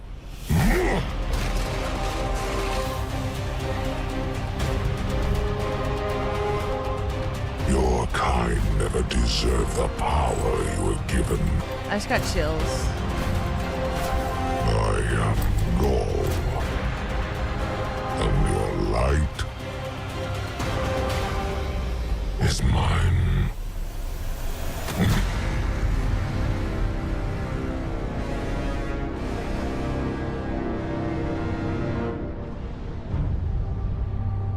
Wow.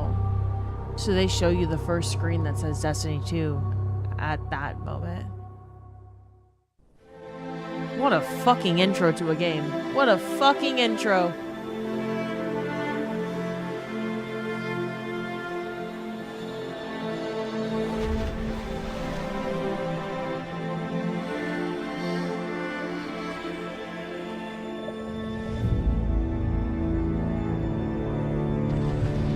Were those pyramid ships?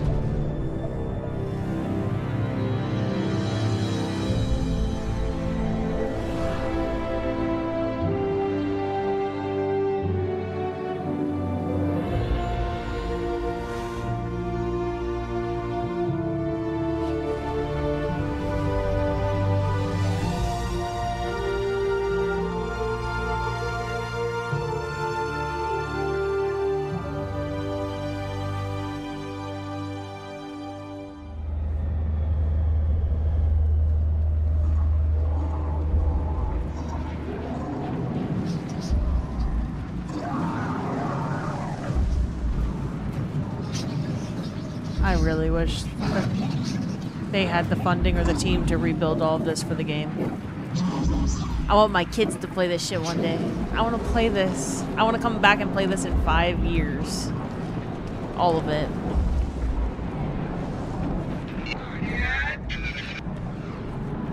This is awful.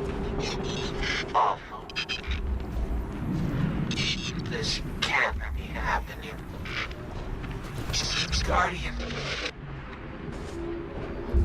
You're alive.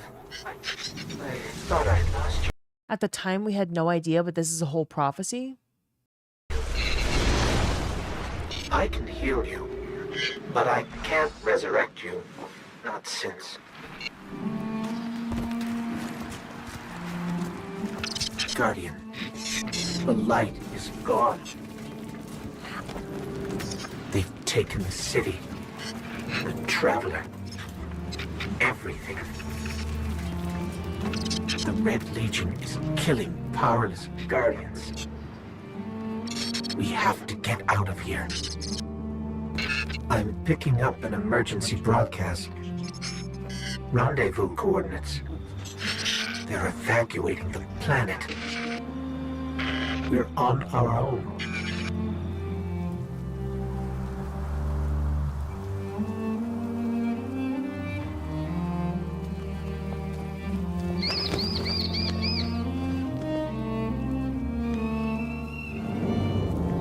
This song. These Guardians, they had no chance without their powers. That could be us. Guardian, if you die, I can't resurrect you. We need to be very careful.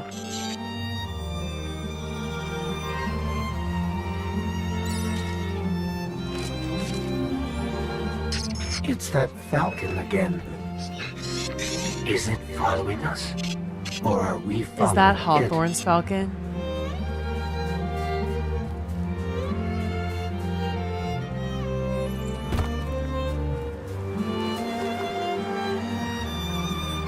It's the most beautiful thing to see. I agree, Adriel. Proper casual, what's up? Is the dawning continuing? Is that what you're asking? No, last update's June 9th.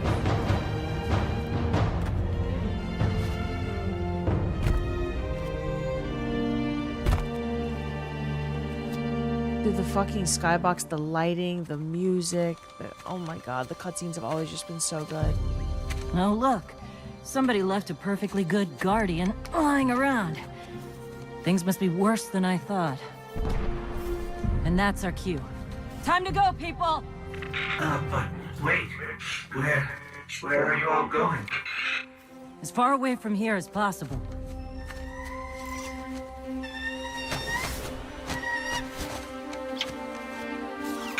That Falcon, it belongs to you? The name's Hawthorne, and this is Lewis. Best pilot we got. What about you? Fit to fly? Probably gonna need one of these, too. Time to make yourself useful, Guardian. All right, people, spin 'em up! Got a long flight ahead of us!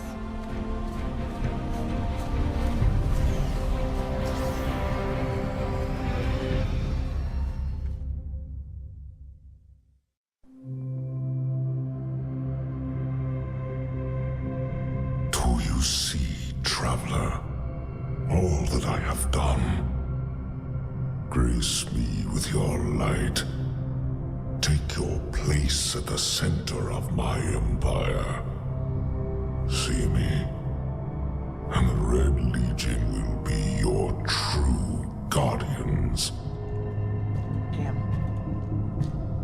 Dominus, the city is secure. Those who fled are being hunted, and those foolish enough to remain have been executed. Victory, as with all things, is yours to claim. This victory is as much yours as mine, old friend.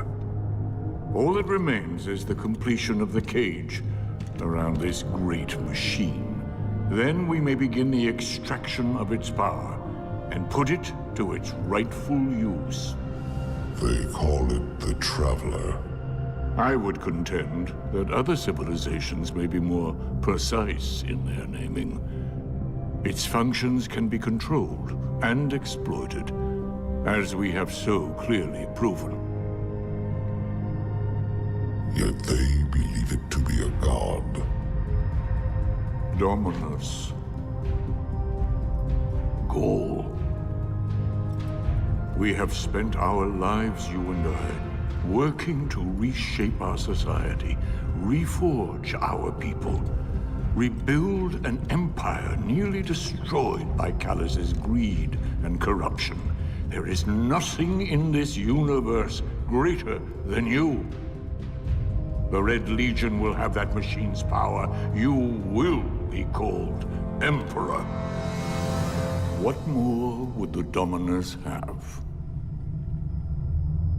I would have words with my guest.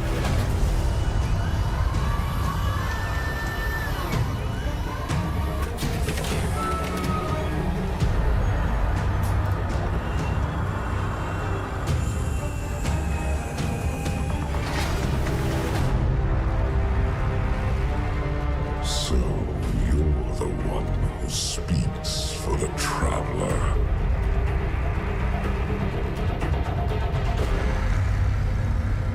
Damn! Coming up on the European Dead Zone. Gonna be our new home for a while. Look, do you recognize it? That's where we're supposed to go. That thing? They call it the Shard of the Traveler. The farm! I call it not a place you want to go poking around. What season was it, y'all? What season did we go back to the farm on? Like, we went back at some point. It was like a small landing zone situation. What season was that? Post-sunset. Season of Defiance. Yes, Season of Defiance. Damn. Like, I went to the farm in the game. Obviously, I never played this because I didn't play D2 at launch, but I remember playing that season with my friends and then being like, holy shit, it's the farm. I miss the farm. And we're not going to be able to even say goodbye to the farm. Damn. The Drifter season for Mithrax, yeah. To save Amanda. Oh. Used to be able to play soccer at the farm? I am Tyra. Tyra Karn. I'm sorry. Have we met before? Losing my connection to the light has been disorienting. Now, I understand you seek the Shard of the Traveler. I too have dreamt of it. Its jagged, broken edge. A wound that never heals. But I do not trust its pull. Like us, the Shard no longer knows the light. Not since the Traveler cast it off during the collapse. For centuries it has twisted and corrupted everything around it.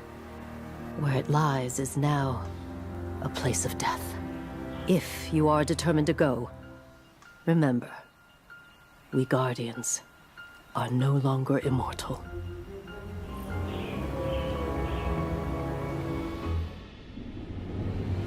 You sure you want to do this? That shard is the reason this place is called a dead zone. We have to, Hawthorne. It's a sign. Yeah, a sign that says dead zone. You know, I've been all over the EDZ. Charming enough. I mean, nothing says come visit, like a dark haunted forest. But non-Guardians aren't supposed to leave the city. There's a small gap in the wall. Hard to see, but it's there. Here's the thing about city rules. They stop applying once you leave the city.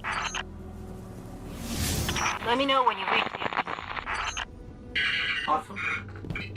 Hawthorne, can you hear us? Signal's dead.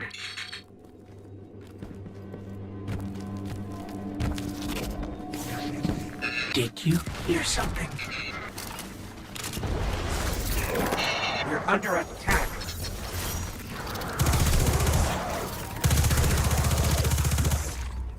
Those things were the Fallen. Scavengers from another world. They worship machines. The Shard of the Traveler. This is it. Right out of our vision. I think we scared them away. Take me to the Shard.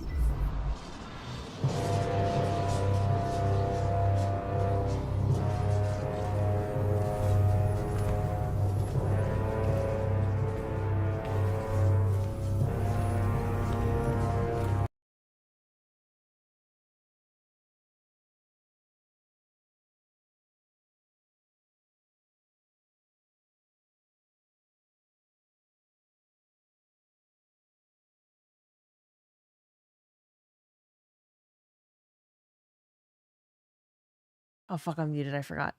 Fuck. I was reading someone's chat in YouTube chat that said Allison hinted she was cooking something with the Dredgens and Shin during an interview. And I forgot about that interview. I forgot she did that. Igor, what's up? Only One Prime, hello. Story's going really well. I just went to pee real quick and then I was listening to what y'all were listening to on my phone. Didn't we start 0 Hour with Mithrax in the basement at the farm? Did we? Transition from civilization ruins to haunted forest was something. Yeah. Asaland, what's up? Thank you for following. We did. If you didn't know, if you transferred your character from D1, you would have different dialogue during some of these cutscenes, like versus a brand new character. Interesting. Guess Allison is leaving us hanging forever. Allison's not leaving us hanging. Also, like, don't say forever. You don't know what's gonna eventually come out about like what was planned for the story, but it's not Allison's fault. Allison left her former job to come to Bungie to write this story.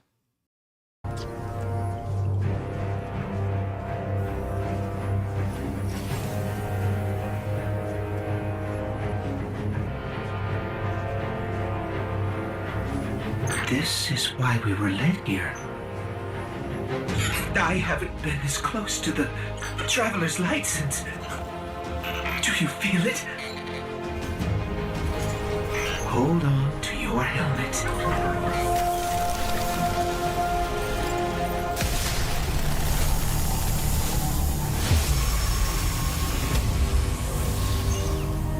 Do you feel it? The light is back.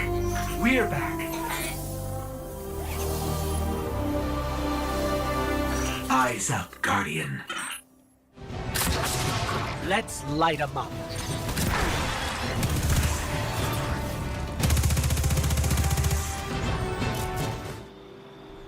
Welcome back. This time I did make tea for you, but I seem to have drunk it all. Hey, Dev. I'm still sitting up here above the mines with his busted comm relay. Where's that signal booster? Our new Guardian friend is en route. I'm getting too old to clean up after you, Soraya. Finally, he admits he's old. Bail me out on one assault charge and you never let me live it down. Don't you mean one a week? You're the reason my... What weapon is this? This looks like Div. You get Div at the beginning? Or maybe this is them filming, them replaying this before it's vaulted or whatever. Maybe they had stuff on them. They're just replaying the campaign. Oh, it's Cold Heart? Oh, it's Cold Heart. Yes. Yes. Because we watched the Destiny 2 launch trailer and it said pre-order Destiny 2 and receive Cold Heart at launch. No, that is Div. It's Div. It has overload. This is just someone replaying it. Oh, okay. Was Devram carrying No Land Beyond? Was he? This is a story replay. Hair is gray. Yeah. Keep talking, old man. Simple Frog, thank you for the 7-month That resub. elevator should Thank you take so us much. to the top of the mines.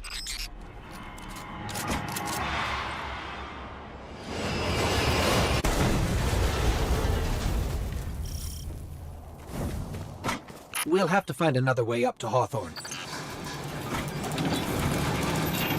Careful.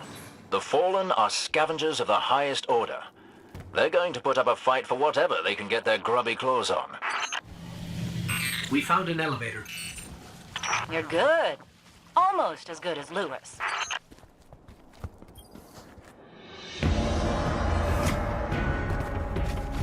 Elevator's not working. Power must be out. And we've upset the Fallen. That did it. Killing the servitor brought the power back on. Good job. Maybe I'll finally get my booster one of these days. Hawthorne, we're out of the mine and heading your way. Then hurry up with that booster. Let's finish hooking up the comm network. And, thanks for the help. You're not so bad. For a fancy pants guardian. Now that's the nicest thing I've ever heard Soraya say. You're in rarefied air, my friend.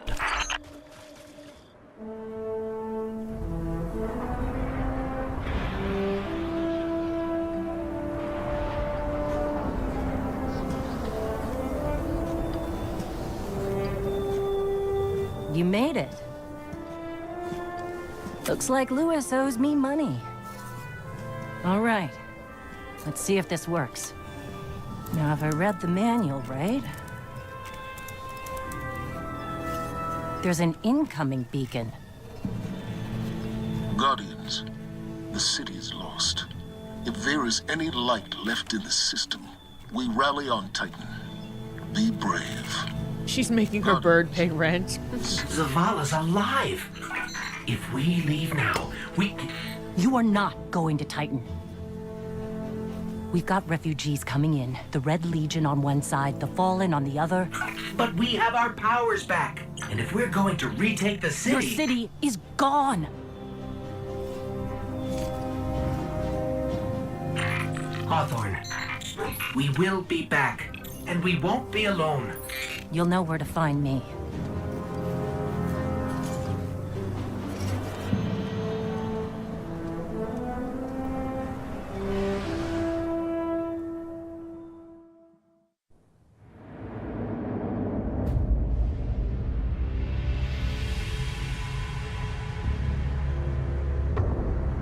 It would save us both a lot of time if you would just kill me. For one who calls himself Speaker, you have remarkably little to say. We've learned that one of your guardians has reconnected to the light. You say you have no power over the Traveler, yet...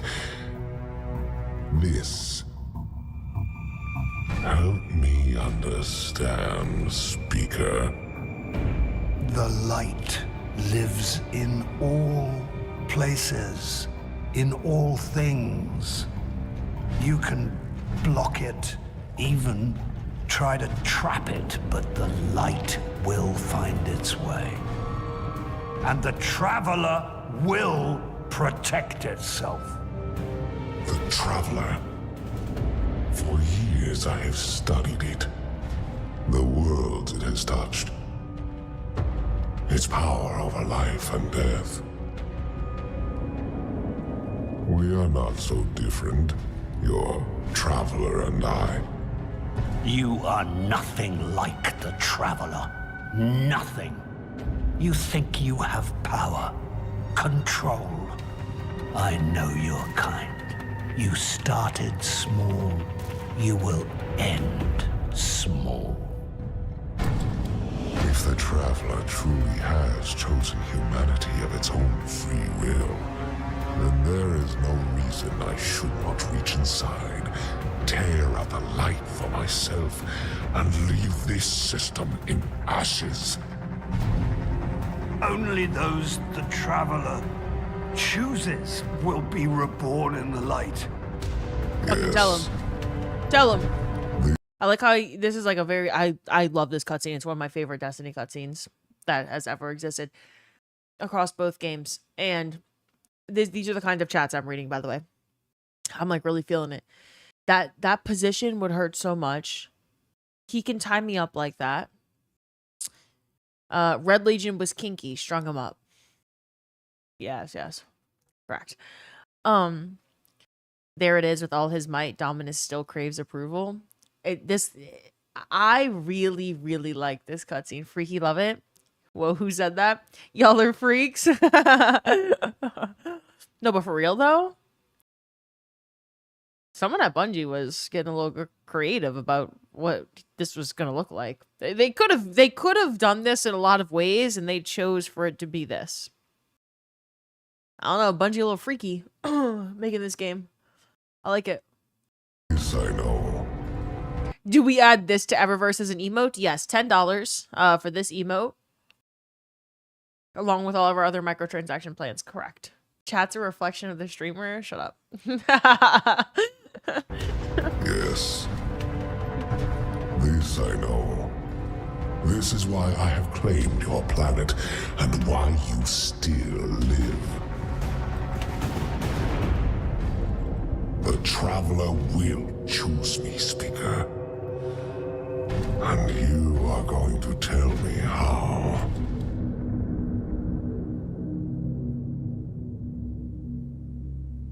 I love that cutscene so much. I love this whole everything, every cutscene up until he dies. So good. Abandoned her and the survivors. Now that we're leaving, if we stayed, yes, we could help them survive. But if Zavala really is building a counteroffensive on Titan, we can save them all and take back the city.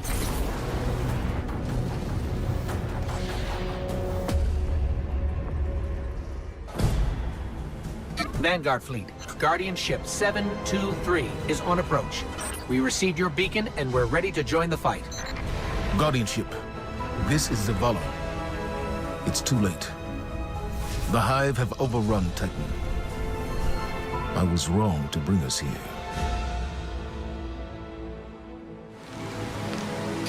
Commander, we're here to help. No! We've already lost too many lightless Guardians to the Hive. We can't secure this moon. We have our light back. What? Impossible. Commander, if I may. Guardian, this is Deputy Commander Sloan. We have a counter-offensive to plan. To do that, we need to get this station up and running. There's a fleet to prep, Guardians to arm, and a trove of intercepted Red Legion transmissions to decrypt. It's critical we gain access to the station's control center. That's where you come in. If the light really is with you, send the Hive back to hell. And Guardian, please, be careful. What was this place? The Golden Age cities of Titan were once the pride of humanity. Wait, this was in Season of the Deep as well? I don't know if I remember that. Long time no see, Sloan. Took until Season of the Deep. Yeah, no, I know Sloan. Like, Sloan was the main narrative in Season of the Deep. Salvage runs. Right. But it wasn't this exact campaign mission that they just rebuilt, right? This is just where where the salvage runs happened. You remember trying to learn the Warlock jump here, Albert? This is when you meet Sloan before she's taken? Yeah, that's what I thought. This is where you meet her, initially. Not gonna lie, Callus had bigger cabals in the end. We thought they were abandoned, but I was a fool to think the Hive would not spread this far. I have a bad feeling about this. Okay, Sloan, we can see the control center. Copy that. Keep pushing forward. Commander, at this rate, we can start planning our counteroffensive. We'll be outside the city gates in no time. If it were only that simple. It looked like the Hive were performing some kind of ritual. We should talk to Ikora. She knows all there is to know about Hive magic. No one has seen Ikora or Cade since the city fell. There's the control center. Clear the area so we can move in. We made it, Sloan. Perfect. Recon the perimeter before you move on the control center.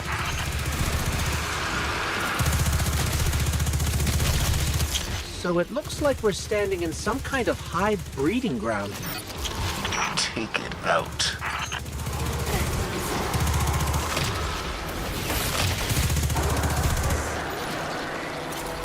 We cleared the nest. Heading to the control center now. Well done. Sweep the perimeter and we'll move in on your signal. Sloan, Commander, it's done. Copy that. Zavala and I are inbound. We're approaching the landing platform. Get up here and take a bow. Yeah, this is the Red War. Falcon, I'm starting the D2 story from the very beginning. Once it gets to the non-sunset content, so once we can hop into Shadowkeep, I'm going to play through all of the campaigns in the game. But since this, I wish I could play through this myself, but since the beginning of the Destiny 2 story is sunset, we have to watch it. So we're watching all of the cutscenes and dialogue from the beginning. Are you going to watch seasonal stuff as well? Only if y'all want to, like the relevant stuff. Like Curse of Osiris is not super relevant. Believe. If the light can find its way back to you, then perhaps there is hope for us all. Our numbers will continue to dwindle. We can no longer protect ourselves, much less the survivors. Without the light, are we even Guardians anymore? Commander.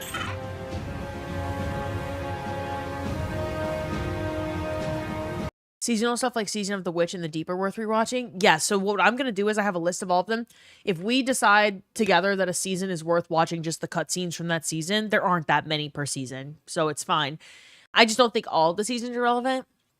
And let's be real, like, I think we'd be here for 8 billion hours, which, like, I'm not opposed to breaking it up. It's kind of like a big movie watch party together, but some of the seasons are just, like, bad, and that's not really how I want to remember the Destiny story. I want to string together like the actual story.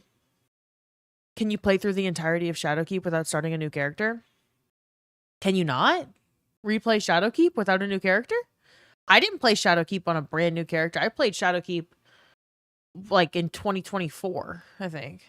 Like on a character I had been having, I just went back and played Shadowkeep, and it made no sense to me because I didn't have any context. You can replay it? I think so too. I mean, I got my friends to do it with me. The campaigns on the moon. Yeah. Yeah. We won't last long with dead generators. Wave energy converters power this station. But thanks to the Hive, they're in need of attention. We can take care of it. Yes. I believe you can.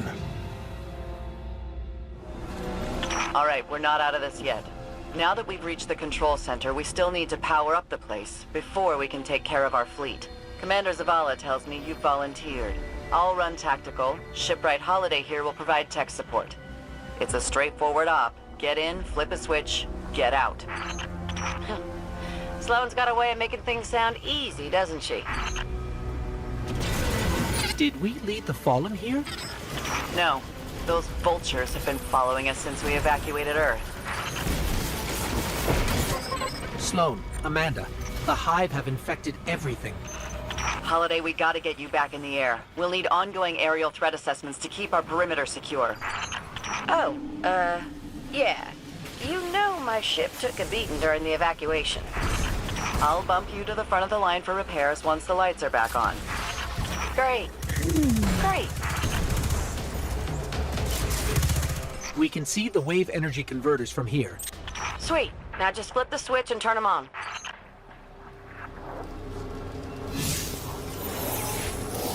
Accessing systems now.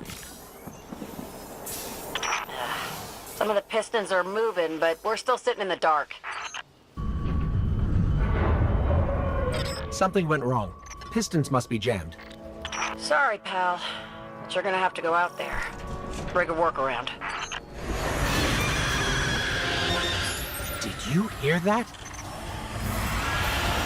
We made it to the converter platforms. Okay. Get to the stalled pistons. See what's jamming them. Once they're all moving, we're in business.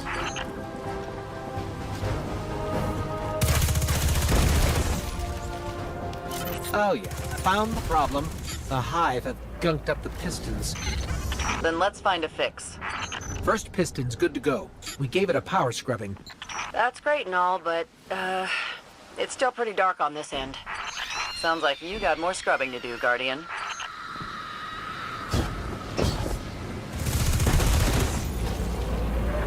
Final piston is clear. Control center's still dark, so it's gotta be more than a piston problem. Gonna have to get in, futz with the circuit breakers. Try the central platform. Everything routes through there.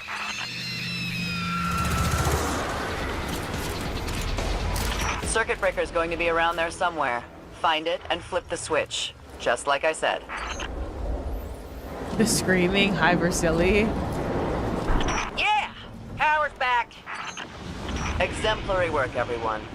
But we still have to deal with these intercepted enemy transmissions.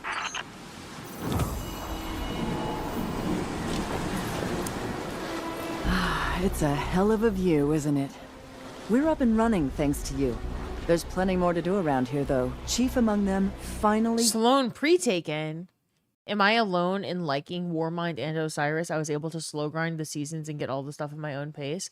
I didn't play them, so I can't give an opinion on the seasons, but I think generally the reception to Curse of Osiris was negative. Breaking ground on a counter-offensive against the Red Legion. I have a plan, but it won't work without you. We intercepted a Priority 1 Red Legion signal during the city evacuation, but we can't crack the encryption.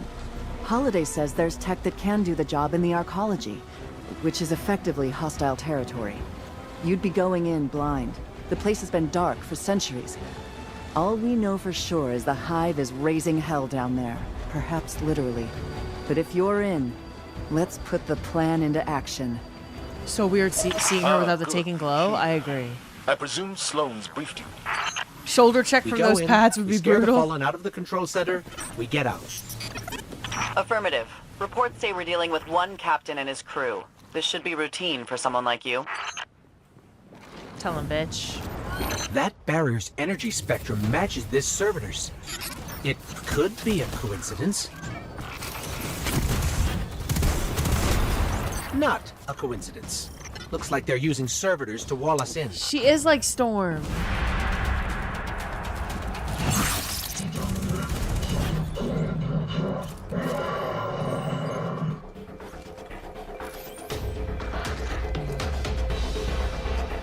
This is the first time you meet Mithrax? Looks like they wanted data, not systems control. Linking up with their taps. Everything the Fallen got, we've got. Let's move. I can get this open.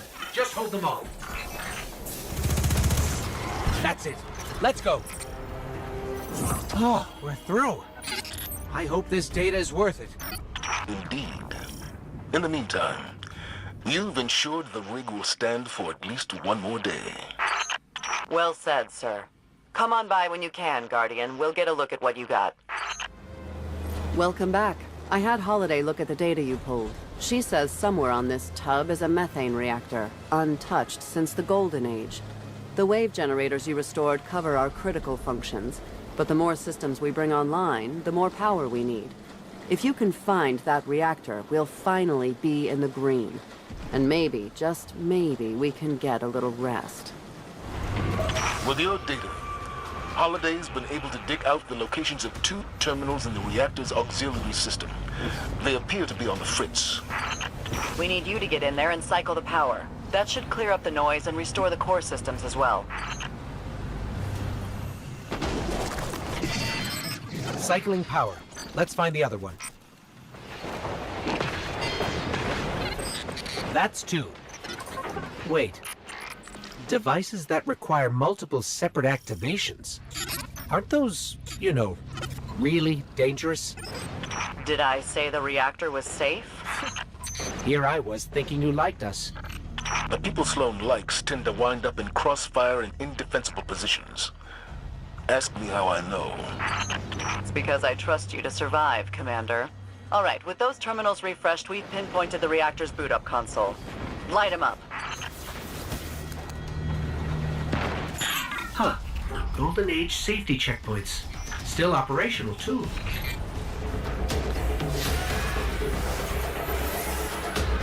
Hey, look who it is. The captain. And it looks like he's stuck. Too bad. Don't let him distract you. Wake up that reactor.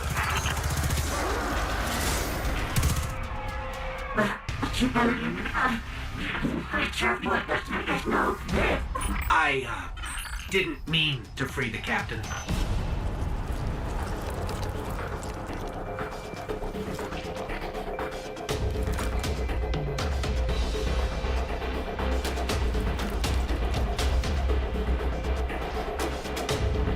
Who remembers farming faction tokens?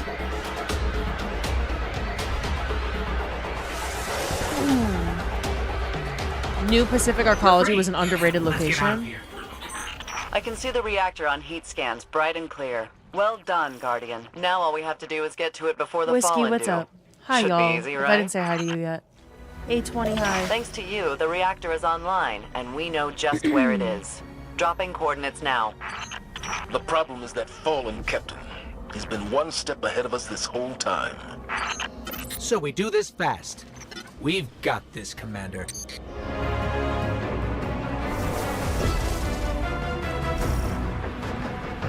Is this your favorite destination? I'm doing okay, Somlab. How are you? That had to hurt. Watch out! You got the first step for Outbreak here? Sloan, why do the Fallen want the reactor? For ether production, probably. They hook up a big servitor to it, they double or triple output. Why do you ask? You hated the whole token system? Okay, so what... Because factions are obviously in the game now. Factions came back with Renegades. What did the very first factions look like in the game? What were you grinding the faction tokens for? I guess I should ask. I feel you, Somlab. We've been in the same boat. Okay, faction tokens were for gear. Ingrams. But like, how many factions were there? And you had to pick which one you have allegiance with, like in Renegades? There were 3. No, they were mostly useless. You had faction tokens for your single-use shaders. They were called Future War Call to New Monarchy and Dead Orbit. Cosmetics too. They were kind of a carryover from D1. Planets had vendor faction tokens as well. Okay. It's a shame Bungie isn't giving the DCV back to us when ending D2. It's not shame on them. It's not a vault. They can't just pull it back out of the vault and give it to us for fun. If they could, they would. They'd have no reason not to, literally at all. They'd have to rebuild it all from scratch for the game. There was a bug that allowed you to infinitely farm tokens. No reason.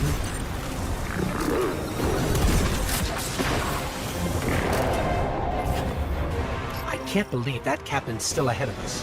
He's much cleverer than most of the captains we've met. They had shaders specific to the factions, just like in Renegades. You know what I mean. Remind me, do we like the Hive or Fallen better? The devs would have restored the DCV content, but it would have taken a lot of time. Oh yeah, if they had the choice, I'm sure they would have loved to leave the game in that state, bringing back certain things forever.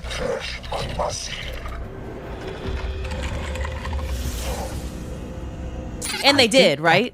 They chose to rebuild certain boss encounters for raids. They chose to rebuild Sparrow Racing League. I think they did what they could. Let's take it. Sloan's waiting.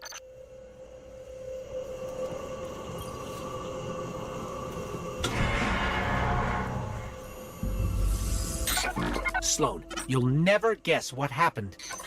You killed a captain and found a methane reactor? We didn't kill him. He let us have it.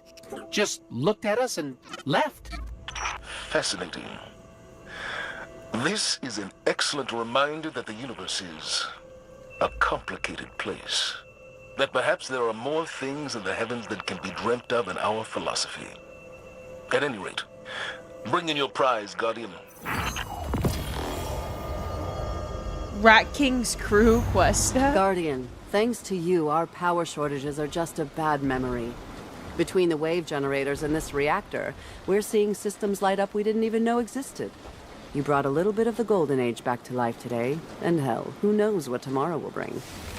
Guardian, we're reading some odd fluctuations in our scans. Gravity waves. Small for now, but amp them up and they'll rip us apart. It was amazing when we found out shaders could be used on each piece of armor. Strongest. I forgot they didn't have that customization in D1. It was like one shader you apply to your whole I armor don't set. see anything, Sloan, but I... Did you hear that? What are you picking up? It's gone. Maybe I'm imagining things. We'll check your other coordinates. Do it quick. I don't like what I'm seeing. And not to rush you, but these waves are growing fast. Get Shaders over there were and we should single be use able to too? track those Yeah. gravity waves back to their source.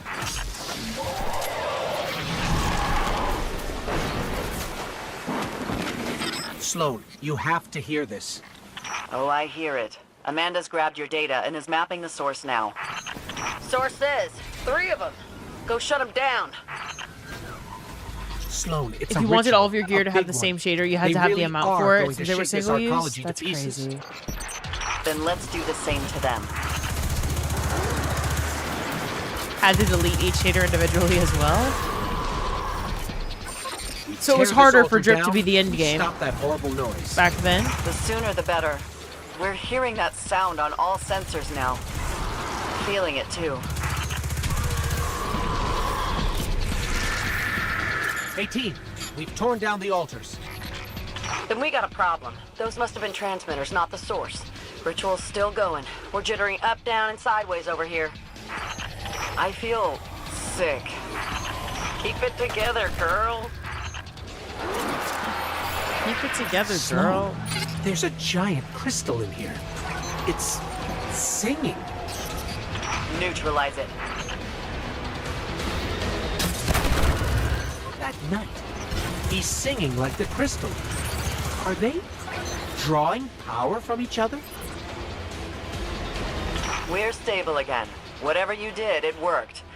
My stomach thanks you. Got a wild idea. How about you send me that rock for analysis? What do you say?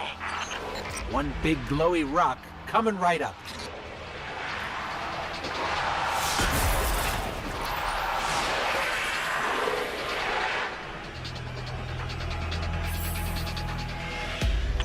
Oh, you're a beaut, aren't you? The Oh, shit, tests that's I'm not what I gonna run wanted. on you. I wonder how many pistons you can power. Well, Sparrow thrusters, obviously. But what about warp drives or... I'm sure I'm going to hear all about what Amanda will use that for. What were the Hive doing with it?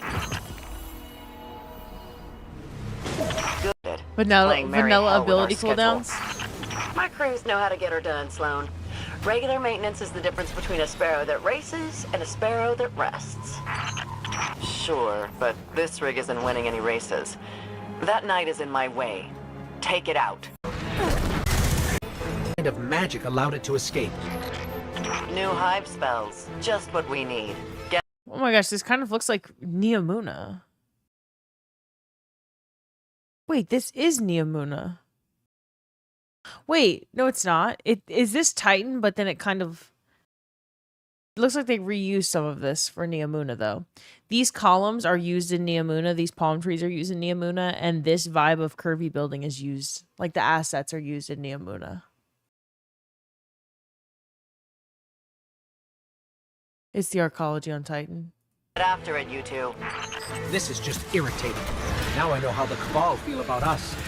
I am not in the mood for this. Bye, Lossie. Keep after him. Thanks for Their hanging out with spell us. Can't keep that thing safe forever.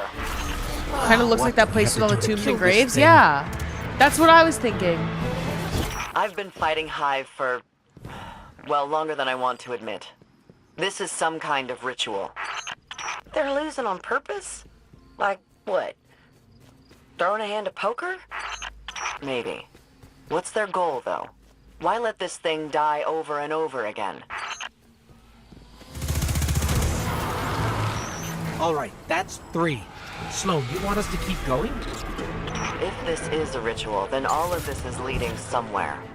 I want the 2 of you there at the end, whatever that looks like. All right, one more time.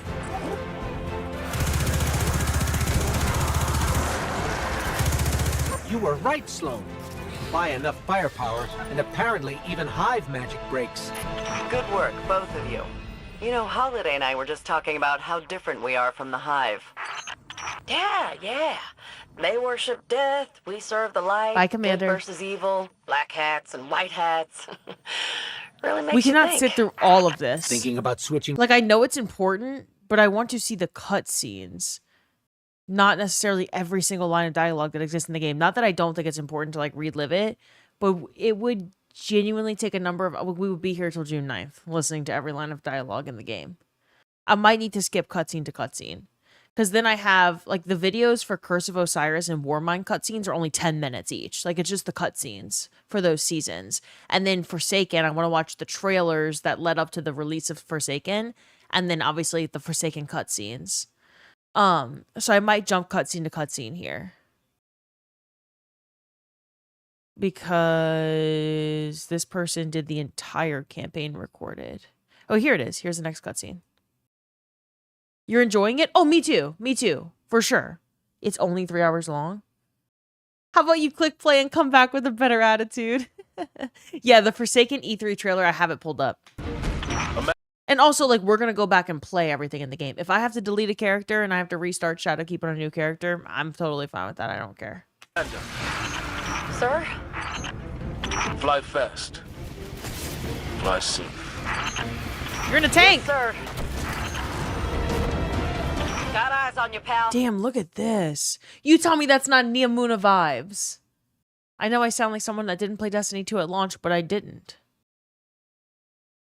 Like, look at that. Look at that. Not the trees. I mean the big screens with, like, the futuristic vibes.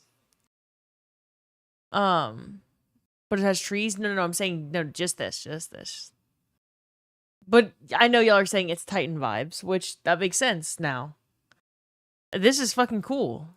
Meet you at the end of the road. Good work, both of you. Let's get that CPU back to control and decrypt these transmissions. Things may finally be looking up for us. Sneak peek to heavy metal.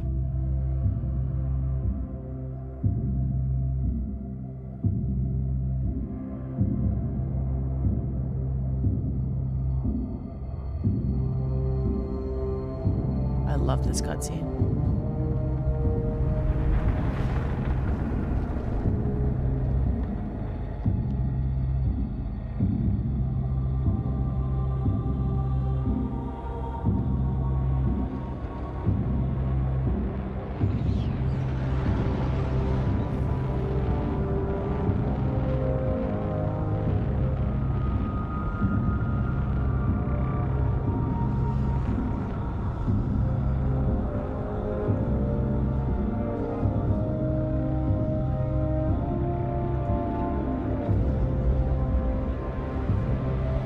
They call it the Almighty. The crown jewel of the Red Legion and life's work of their leader, Dominus Gaul. Gaul has subjugated hundreds of worlds. Those that resisted no longer exist. You see, the Almighty annihilates stars.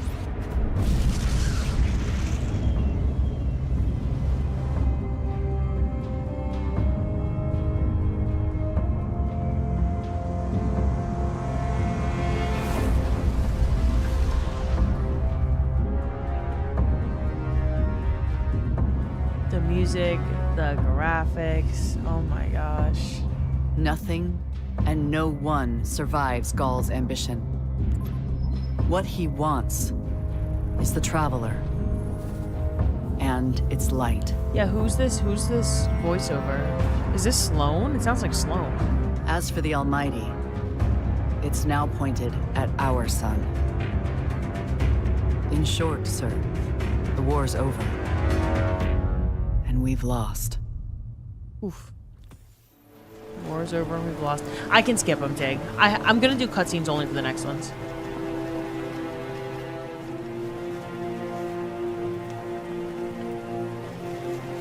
We built our home under the protection of the Traveler. When our enemies attacked, we built a wall that stood for centuries. But now walls mean nothing. This enemy has taken our home, taken our light, and now they threaten our very existence. Okay, wait. Okay, listen to him talking about this, but then when he says, we built up walls and we tried to protect it and then we failed and the enemy took our light, like, imagine Pete Parsons. Like, imagine he's talking about Pete Parsons, okay? Sony.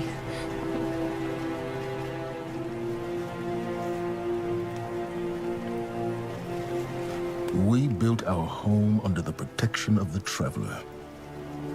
When our enemies attacked, we built a wall that stood for centuries. But now walls mean nothing. This enemy has taken our home, taken our light, and now they threaten our very existence. We're going all in on this almighty. How long before the fleet's combat ready? Zavala, wait. Sloane's still alive. If we wait, we die. But if we attack together, we can take back our home, our light, our hope, or we die trying. Now, I need my fire team. I need Ikora and Cade. Oh my goodness. Forsaken's gonna hit Commander so Zavala needs the Vanguard hard. united again.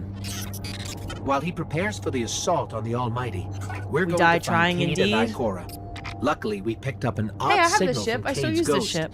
It's being boosted somehow from a centaur called Nessus, which is strange. Centaurs are really just big rocks in the outer reaches of the solar system. There should be nothing there. Okay, so then where's our next cutscene? Oh, I'm pretty sure it's right now. Okay, hold up.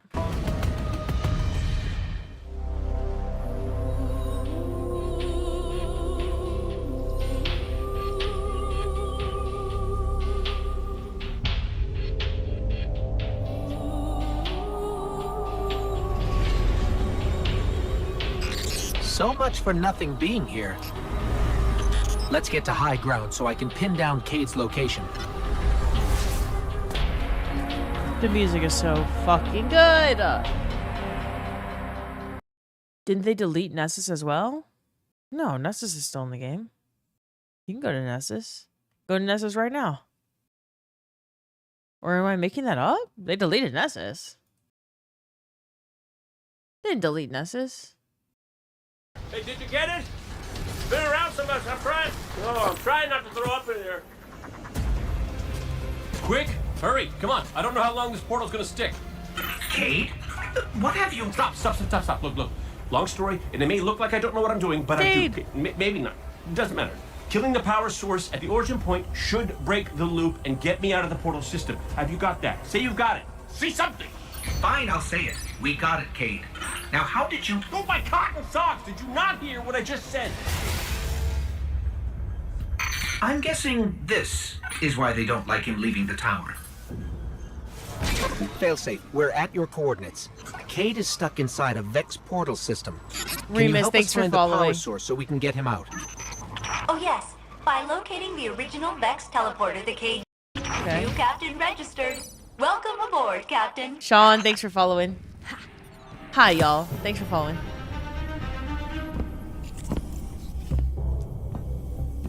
Hey, down.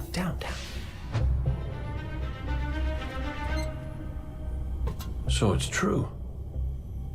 The light found its way back to you. Not that I'm jealous or nothing, but take it easy out there, will you? You're making me look bad. What, may we ask, were you going to do with a Vex teleporter? Get up close and personal with Gull, put a bullet in his head, then maybe eat a sandwich. I gotta work out a few kinks first. Fun fact about the Vex tech. Not as intuitive as you'd think. Cade, you can't do this alone. Hell, I can't. Even if you manage to kill Gaul, when the Red Legion leave a system, defeat or victory, they leave nothing behind. The Cabal are bad guys who do bad things. Yes, I get it. I'm sorry, but I do not think you do. The Cabal literally leave nothing behind. They have a weapon that can destroy a star, and it is pointed directly at our sun. Hey, easy. You're gonna blow a bulb. Zavala has a plan. He needs you, Cade. Yes, well, Zavala always says he has a plan, but sometimes he just... Wait. Zavala said he needs me? As in you heard those exact words coming out of Zavala's mouth? Yes, we did. Please tell me you recorded it. Well, did Ikora at least hear it? Actually, Zavala lost her after the city fell. We don't know where she is. Io, it's where she'd go to look for answers. Hey, thanks. Oh, you won.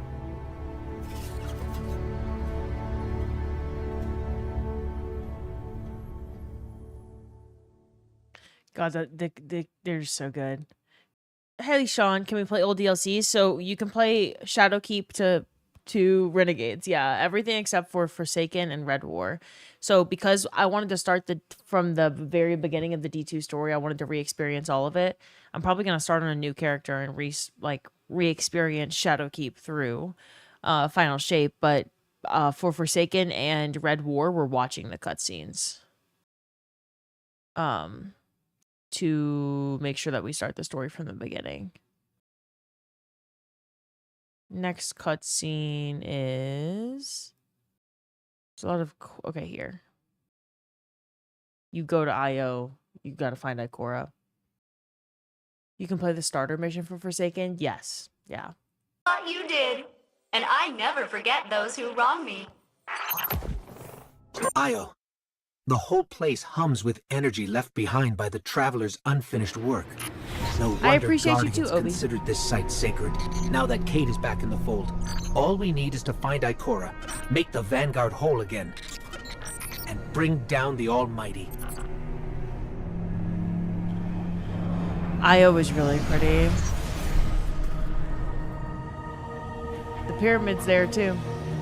That's actually crazy, y'all, that the pyramid's there in the very... Like, this is the beginning of Destiny. This is launch day. Like, this was the skybox on launch day. Oh, that's so cool.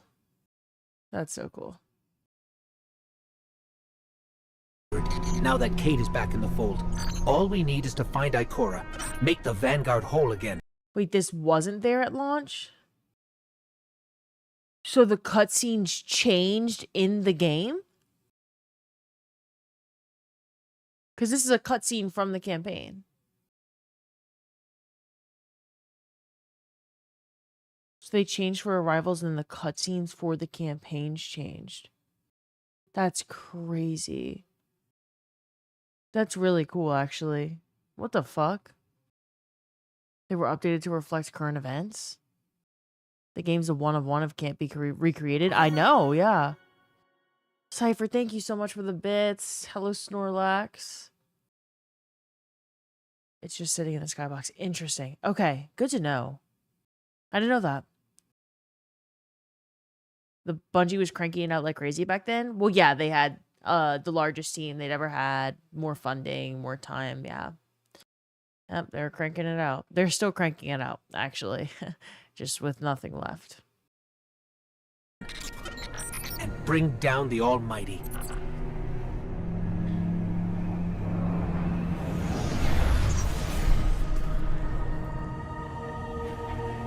Hashtag cranking it.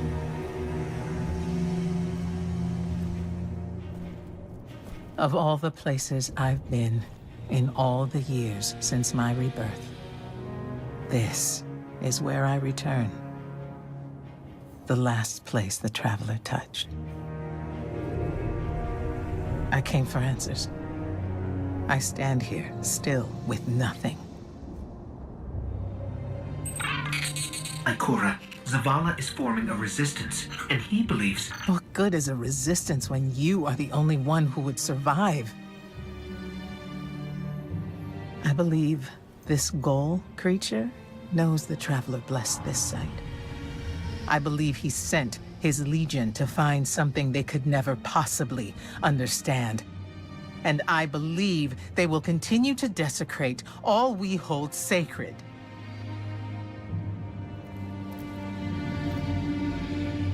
Save this place, Guardian.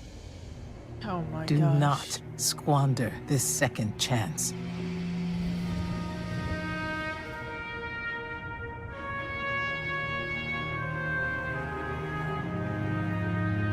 We could not save that place.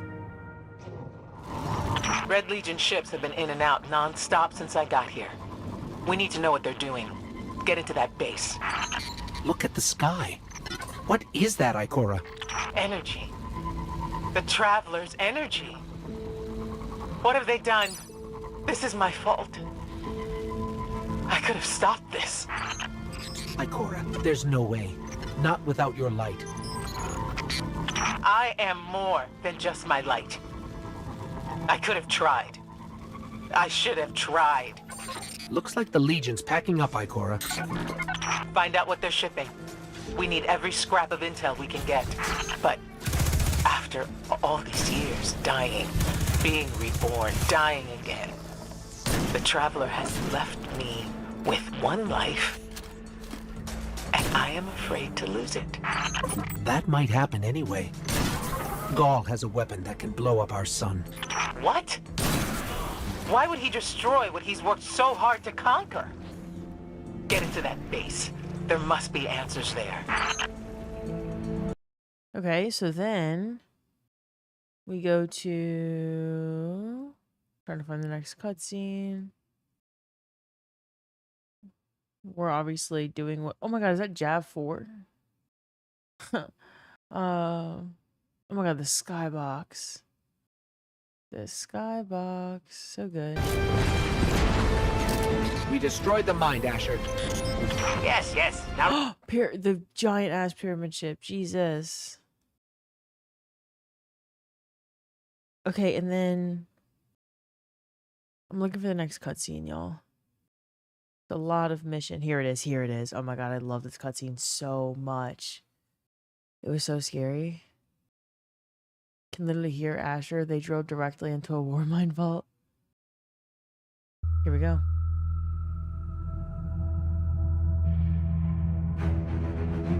Tell me again, Speaker, what makes your guardians worthy of the light? What is the price of such power and immortality? Devotion. Self-sacrifice. Death. Death. Explain. Devotion inspires bravery. Bravery inspires sacrifice. Sacrifice leads to death. So, feel free to kill yourself. Devotion. Sacrifice. I was born an outcast. A runt. As is custom with the Cabal, I was cast aside and left for dead. I was taken in by an old scholar himself, disgraced, who saw in me something redeemable. He raised me, taught me, trained me, and in return, I would become a vehicle for his revenge against an empire that failed him, that failed itself. Gaul is very composed. Well, that's the thing. He puts on this big tough guy. He wants you to think that he's super calm and composed, and he could do anything. But in reality, he's like, he really needs validation throughout this story, and two, he's like, I need these motherfucking answers because I don't know how to. Like, I want this. I want the Traveler, but I don't know how to fucking do this. I need this guy to tell me. That's why I'm putting him in this milking position and forcing him to. I need these answers from him. Like, I do not got my shit together. He wants to be seen and like be powerful so bad, but he's not. He never is. Rejection, ridicule, torment. It made me stronger. I gave everything to win not just acceptance, but glory. Beneath my mask, Speaker is the face of devotion and sacrifice. I will not take the light by force.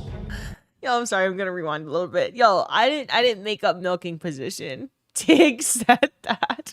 If you were here for the beginning of the story when we watched the first cutscenes where between Gaul and the Speaker, Tig called it that. Okay. Glory. Beneath my mask, Speaker is the face of devotion and sacrifice. I will not take the.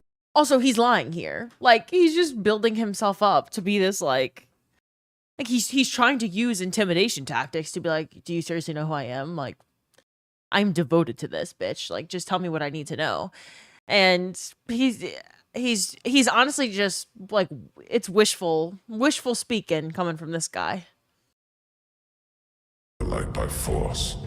To do so would be to admit failure. And I never fail. Now, do you see why I will be chosen? I see now. I see all that you have done. Our operation on the Jovian moon was a success.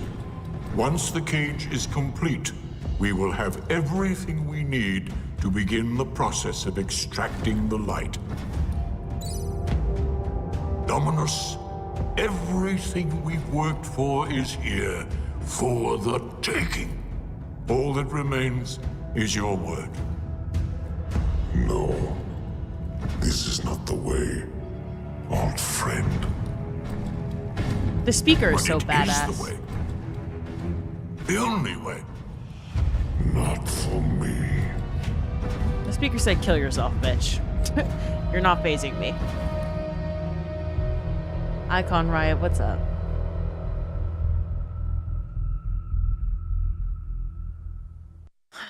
Gaul literally started from the bottom, now he's here.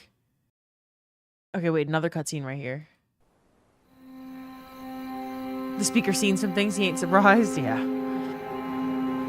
The farm! So really what you're saying is, we're damned if we do, damned if we don't. On the contrary, now that we are together again, we just might stand a chance. The fact is, if we destroy that weapon, we will ignite a chain reaction that could send our sun into a supernova. Well, at least we have each other.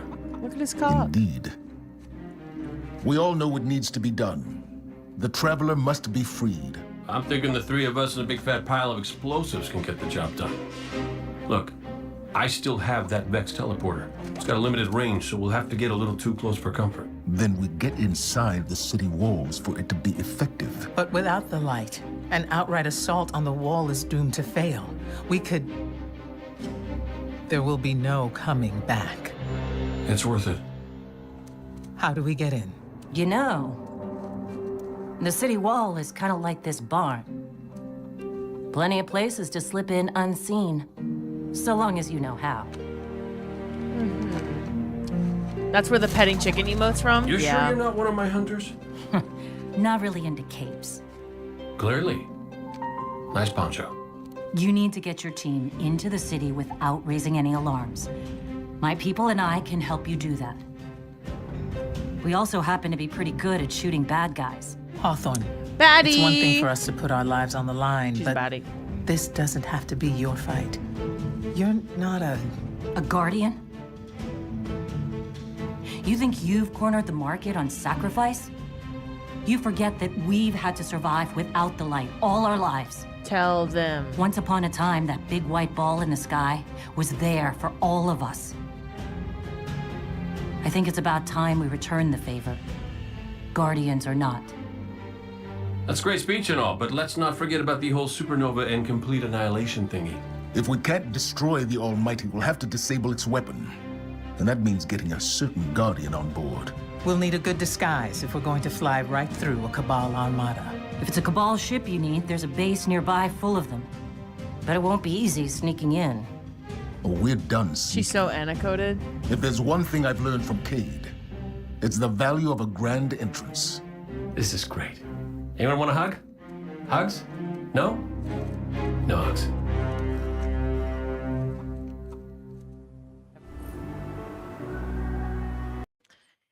Damn. Yeah, this was for the payback mission in EDZ.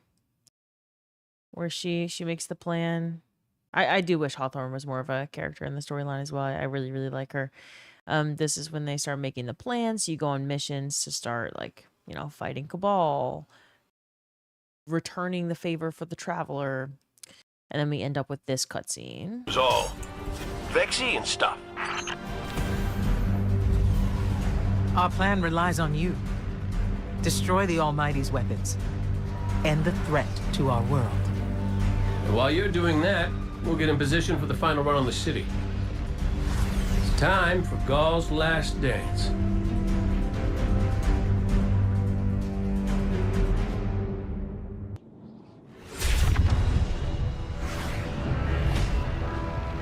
Zavala's troops are already getting into position around the city. But they can't attack until we shut this thing down. So, ready when... Damn, that is sick. Look at that. That is fucking beautiful. You are, partner.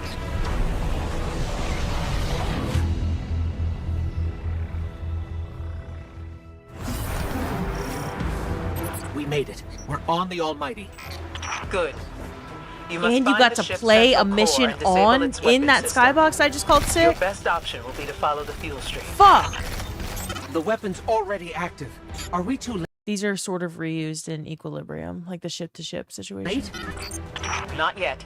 You need to disconnect the link between the Almighty and the Sun before it disrupts the Sun's magnetic field. I'm done, Commander. Okay, so then next cutscene. Here we go. So when you get to the end of this mission, too bad I'm his favorite Guardian. He's told me many times no hugs from Cade for any of you. Around! Run!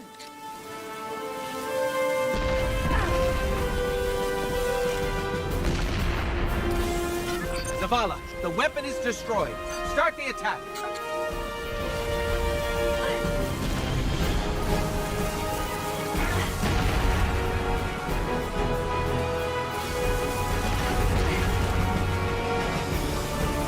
We're done here. Let's go home. Merxy, thank you so much for the 9 months. Oh, same here. We're going to be playing the game for a while. Thank you. I appreciate you.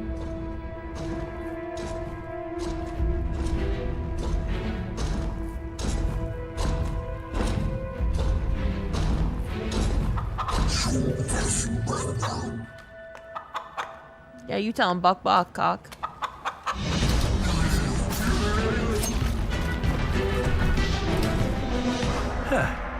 That's a good job, Colonel.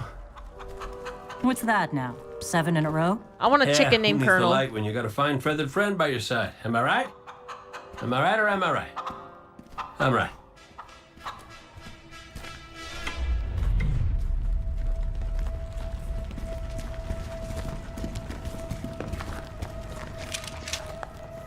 Okay.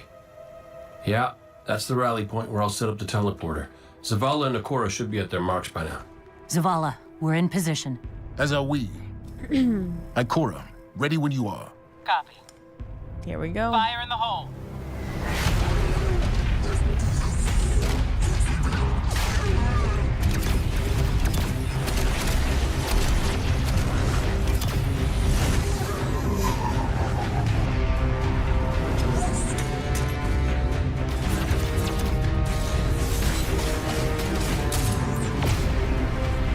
Okay, let's go.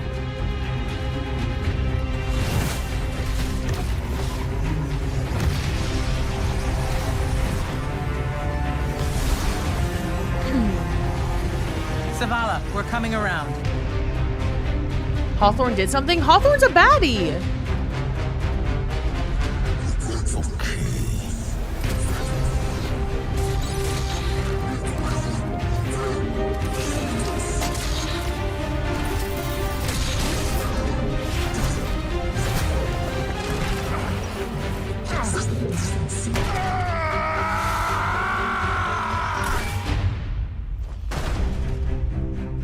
See? We wouldn't have Zavala if it wasn't for her in that moment. You see that? She did her part. She should have been more of a part of the story too. She's a baddie. I don't know if, I assume most people know this, but like she was, and I really liked her always. So when I was trying to learn a lot of lore when I started playing Destiny, because I didn't get to experience any of this, I didn't realize that like Devrim and Devrim's partner adopted her. And then somewhere in the lore, she's got a partner too. That isn't relevant, but Falcon bitch with Falcon, I love her. I'll always love her. Sin, thanks for following. Welcome to the community. Same to you, Little Gem and Vampire. She a hunter? Well, no. She said I don't really do capes, even though she absolutely has a cape on, but she like makes fun. She's not a guardian, so if she dies, she's dead forever, which is maybe why they didn't write her into the story too much. But her Falcon's name's Lewis. Devrim and his partner. What is Devrim's partner's name? What's his name? I forget, but Devrim and his partner adopt Hawthorne. Mark, yes. So Devrim, Kay, and Mark adopt Hawthorne. And then Hawthorne's not a guardian, so if she dies, she's dead forever. And so it's just her and Lewis against the world. Anyway, she's a baddie because she was never afraid of dying. And in all of what she is written into, it's like, yeah, I don't care. You think you're the only one that can sacrifice. Just like, actually, you sacrifice less than me because every time you die, you just get revived. I'm like actually sacrificing. Anyway, and she's still alive. Obviously, she didn't do much else in the story after this, but then Hawthorne got a BBL. we're starting those allegations. Anyway, love her Falcon, love Lewis. Bungie probably wanted to make her a hunter. Oh, that's the thing. So when she like jokes that she's not, well, not jokes, she's serious, but she kind of has lighter voice lines like Cade always did, where she's saying, I'm not a hunter because I don't do the whole cloak situation. So I don't have a ghost. What's with you Guardians falling down all the time? Where's Cade?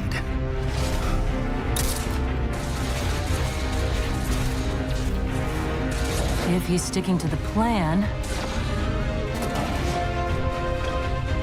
he's right where he needs to be. Now we just gotta get you and Ikora up there with him.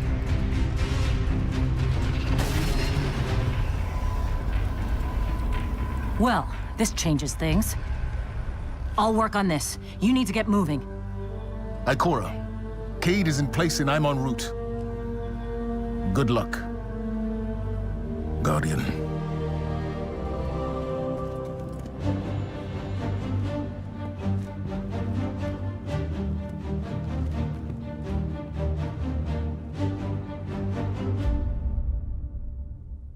Oh yeah. We're getting to the end, y'all. The plan is being executed to get back the Traveler. We get to hear this little bitch act like a tough guy. Ghoul, the enemy attacks the city, and the Almighty is lost. Lost? Explain yourself.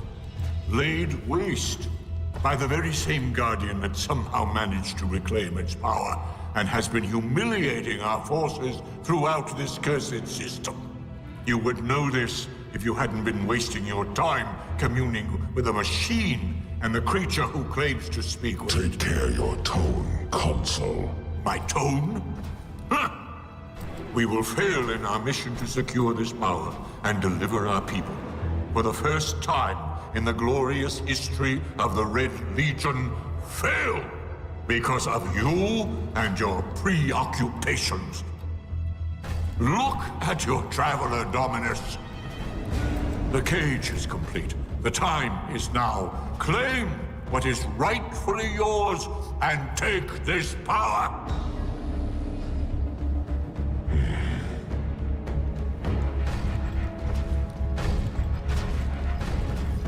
Tell me, Speaker, what more does the Traveler want of me? Goal. I speak. He wants to be seen by the Travelers so bad. He is so jealous of Mr. and milking position. He wants to be seen by that Traveler so bad. Like, desperate much, bitch. He's like, please, every 5 seconds. He's like, please tell me what I need to do to get the Traveler to love me. Please. And then the Speaker's like, oh my God, kill yourself. Holy shit. Like, actually, begin quote, kill yourself, end quote. I cannot believe that Bungie wrote that into the original. Just like that line where he tells Gaul to kill himself is so iconic. Anyway, I'm not trying to be like a lore revisionist, but this is my version of telling the lore. Like, if I was Bife, that's how I would tell the lore. Speaker, milking position, Gaul, love me. And then, I can't take you seriously when you say Mr. Milking. Okay, but like, tell me it doesn't make sense. When I first started watching this shit, it took me multiple times of like, Bife King, okay? Truly, Bife is so legendary. But sometimes when I listen to retellings of like, or interpretations of lore that are supposed to make sense, I'm stupid, right? I'm from Louisiana, so like sometimes they just don't really click. But if Bife had said, picture this, guy is in milking position, you'd think he'd be really vulnerable, right? Most vulnerable. But he's actually really chill. But he's supposed to be like in the most danger he's ever been in his life, really scared of this big, this big beefy Gaul who is like, keeps saying, look at me, I'm so brave, I'm like more powerful than you, I'm gonna take everything you have, I've got your Traveler. Except Gaul can't really get his Traveler, he doesn't really know how to do that, so he's like begging and pleading with the guy in this vulnerable ass position. And I feel like Bungie would have wanted it to be told that way, because Bungie's the one that decided to put him in the milking position, that's not me. So maybe we should have like 3-minute recaps of campaigns that are told like that. Oh no, big man's gonna milk me. Oh no, my steak is too juicy. Tell me, Speaker, what more does the Traveler want of me? Goal. I speak for the Traveler. I never said it spoke to me.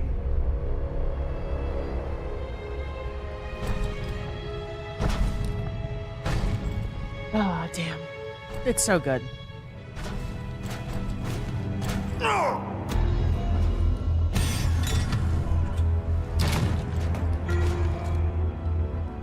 This fixation is over. You have already been chosen, not by some inert machine, but by me. I chose you the day I found you. Remember who you are, what you are. You are Cabal. Cabal wait for nothing. You will take the light. Do what you swore and give me the vengeance you promised. It's crazy because it's like the speaker gets dropped from that because he's like, dude, I can't fucking put up with you're literally such a little bitch. Like, you want to be seen so fucking bad. I've been trying to put on this whole, like, I'm trying to tell you that you can't take the Traveler because I speak for the Traveler. Like, can you please just let the Traveler go? Like, you fucking cut the act. I speak for him. And then he realizes Gaul's not going to let up, and he actually has, like, kind of no idea what he's doing. He just wants validation. So then the speaker's like, oh my god, dude, the Traveler doesn't talk to me. I don't fucking know. Like, the Traveler has never once spoken to me before. Just fucking, like, I don't know what you want me to say. And then this other motherfucker has to be like, Gaul, I feel like the other motherfucker realizes that you milked me for 47 days. The other motherfucker's like, Gaul, I like believe in your power. I think like you kind of got the Traveler all like chained up over here. You're doing your kinky shit everywhere, including to the Traveler. So I'm gonna like try to instill some power in Gaul and just tell him like, you want to be seen, you want to be validated. I chose you. You don't need the Traveler to choose you. I'm declaring you powerful. Go do something with that. So anyway, that's my interpretation of the lore to this point. Look at me, student. Look at me!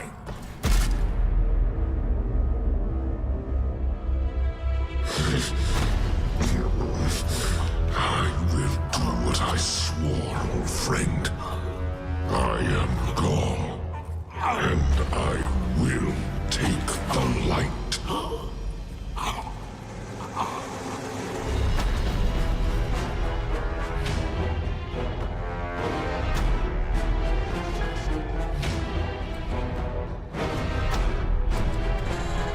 Like, that's all he needed to hear? That's all he needed to hear. Hey, little bitch boy, you actually do have power. I chose you. And then he's like, wait, I can kill you. Like, I'm kind of strong and, like, bigger than you. And then guess what he chooses to do? Of all the things that he could do to kill him, right? He ties up the Traveler with chains. He puts the speaker in the milking machine. And then he chokes this guy out. He chokes him out. I'm sorry. Like, yes, we know. Yeah, I agree, Sky. He's weak, but I mean, his attitude changed immediately. He's always doing some kinky shit to someone. Always. Yo, I'm not trying to be funny. I like genuinely, I love this story, by the way. I really love it. I wish I could play it. Bro is choking a dude with no neck. That's what I'm saying, Jack. He's finding a way. His power is in being kinky, and he should embrace that because he's really good at it. Did you see earlier in the fucking campaign how he had the Traveler locked up? Damn, like you're holding it hostage and you can't even talk to it, little bitch boy. You have to understand your strengths. Your strengths are clearly not, like, you're not self-aware. You're good at something. You're really good at something. You're tying a lot of people up, choking them out, whatever. You should lean into that. Alexis, hi. I think in the lore books, it said the speaker knew his time was coming before the attack happened and that he wouldn't be the last of the speakers. Interesting. There's a market for lore videos if you're interested. Liv Red's War lore video titled The Milker and the Light. Okay, but like... Tell me that this doesn't make any sense. Truly, like, tell me that everything, the recap that I just gave doesn't line up with what we just fucking watched for the last hour. I love this shit. I'm eating this up. I can't wait to rethink Witch Queen. What if Savathun's also kinky? We know she is, but he's like, Traveler, hit me, let me hit, please. Real. That's what I'm saying. Dude had less power than Keitel. Exactly. Anyway, when we're talking about our microtransactions list, not to make too much light of, we're trying to celebrate Destiny 2's life, but I think it's kind of beautiful that the beginning of Destiny 2's life was freaky as hell. So when we're talking about the microtransactions to save D3, we should add Milking Machine to the list. Milking Machine emote at the very least. At the very least. We could like have like a little brainstorm session on how to evolve this into like printing money for Bungie. Replaying D2 turned into 50 Shades of Traveler? Yes. Savathun was a misunderstood villain? I agree. I love Savathun. What are we milking? Well, there's a machine, but no one actually got milked. The speaker was just in that position for a while, and then he eventually had to be like, oh my god, dude, I'm so fucking tired of you. I'm not as powerful as you think I am. Just let me go. Holy shit.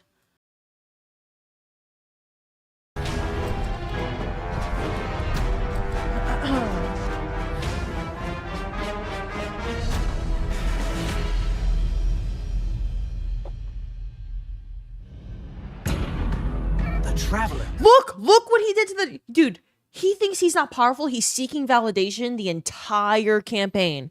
He's like begging and pleading. He's this big. He's begging and pleading with the little ass speaker. Please, I want the Traveler to talk to me too, please. And this is what you did to the Traveler? Dude.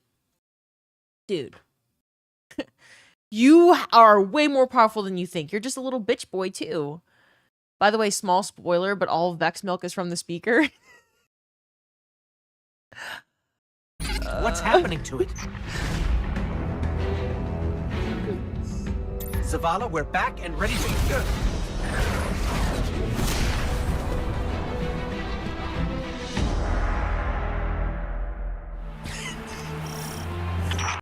Oh my goodness. I just can't believe he has a traveler tied up like that. This story is beautiful, and I really do love it. The game is fucking beautiful. Oh my god, look at Neomuna city assets. The buildings. But I really love this campaign. I'm not trying to just be stupid about the campaign. I'm just trying to make the lore understandable. I know I got a lot of people in here who didn't play this, and I spent a long time thinking about this. And with y'all's help, we're really making like a Red War for Dummies sort of situation. And I keep seeing people streamer jealous of speaker.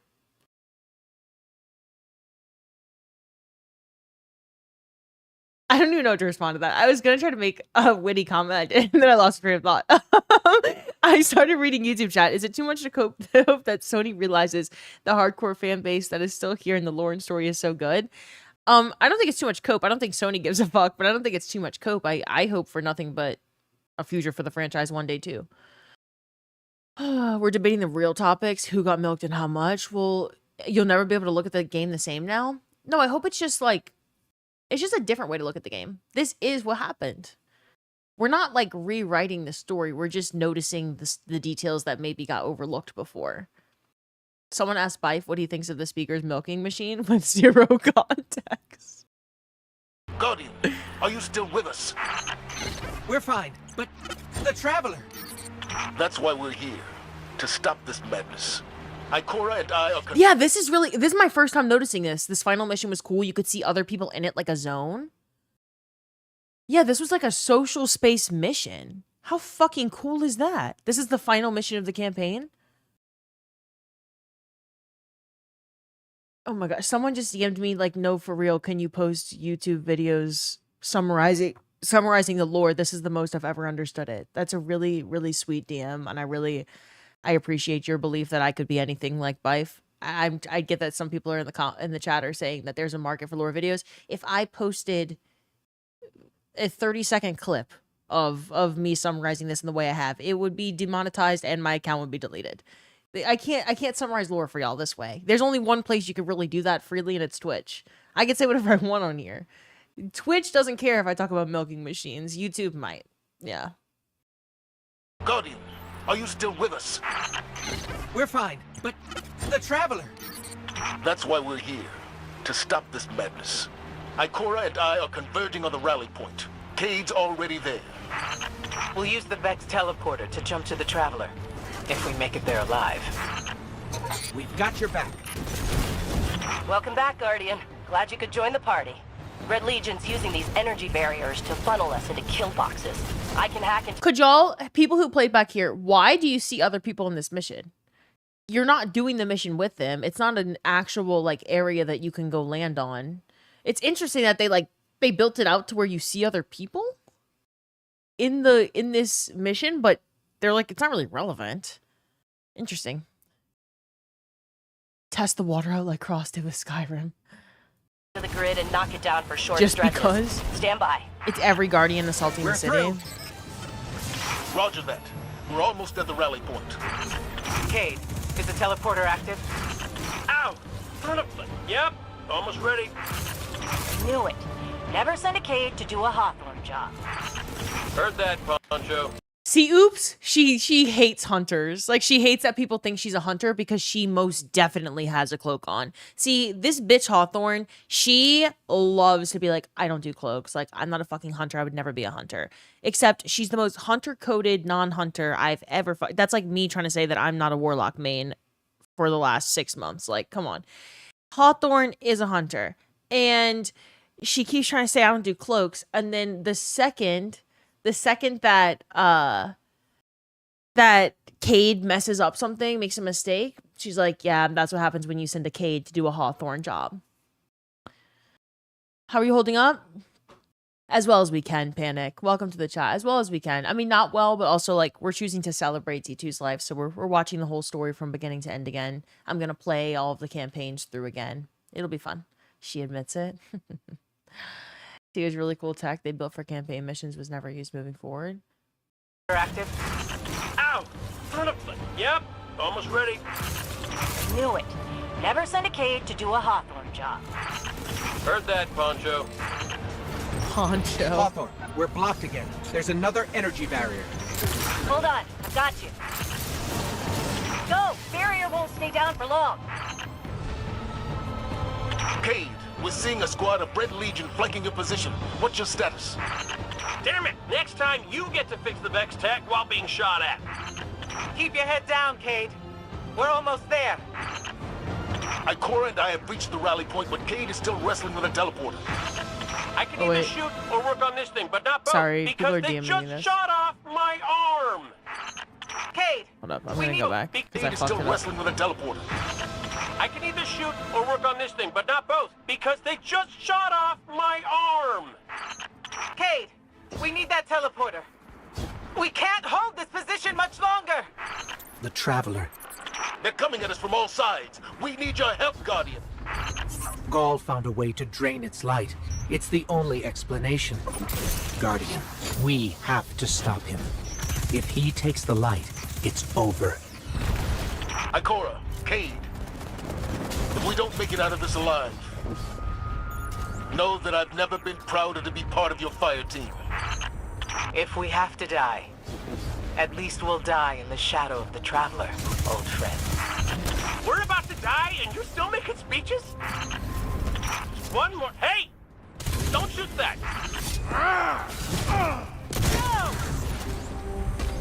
No! Guardian, we can't make the jump. It's all on you now. Save the Traveler.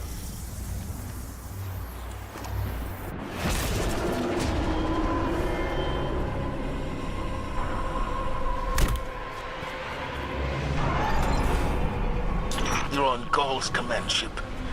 As close to the Traveler as we can get you. Be brave. For all of us. There's the Traveler. We're getting close. Look at that. Yo, tell me this man's not a freak. Like, seriously, he did that to the Traveler. And then he was still begging the speaker for validation, like, for help. Being like, please, tell me how to get in touch with the Traveler. Please, tell me how the Traveler will notice me and love me. You don't think the Traveler sees you? Look what you did to it. Look at your power. Wasted potential in Gaul. He was more powerful than he gave himself credit for, and he just decided to be a little bitch boy his entire life up until his death. Bro straight up put a chastity belt on the Traveler. That's what I'm fucking saying. Yeah. I feel like the Traveler would notice. Look at this. You tell me this is done to you and you don't notice? Maybe the Traveler is just not matching your freak, Gaul. Maybe the Traveler is just not into what you're into, and so it chose not to speak to you back. You know what I'm saying? Yeah. Throat punch, what's up? Hello, hello.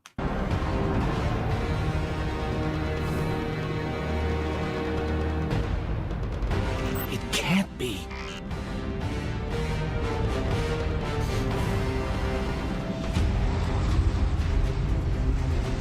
Fitting your Traveler would send you to face me once more. Look upon me.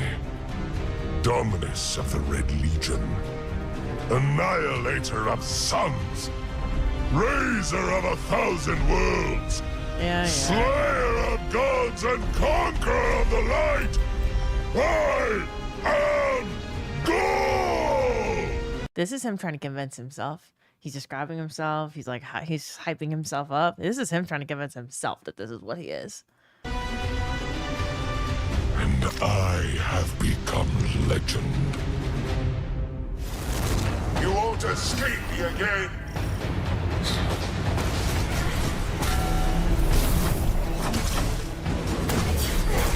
Holy skybox. Your Traveler should have chosen me. And now it is too late. Look at your dead god! It won't save humanity a second time! I am Gaul! I claim what is mine!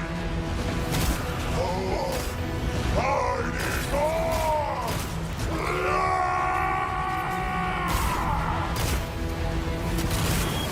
You failed your traveler!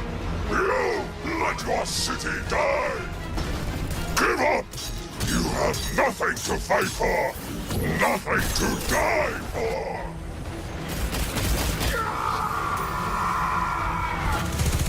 Light!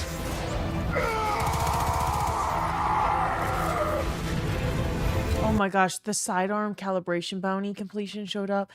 I hate to say it. I miss like bounty prepping. I hated bounty prepping.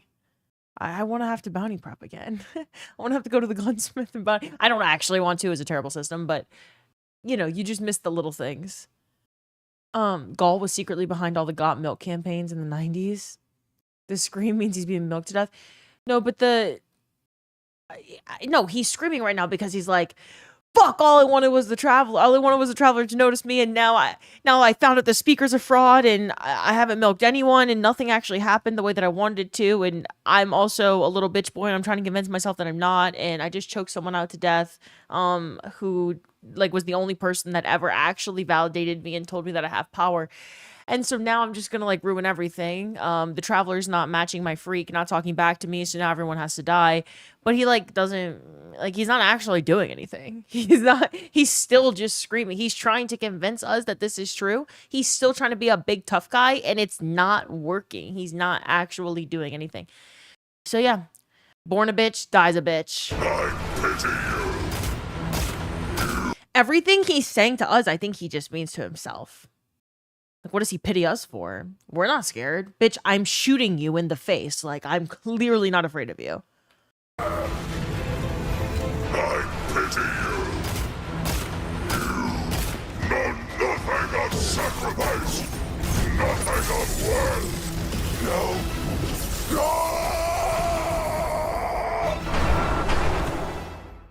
See? I love this campaign.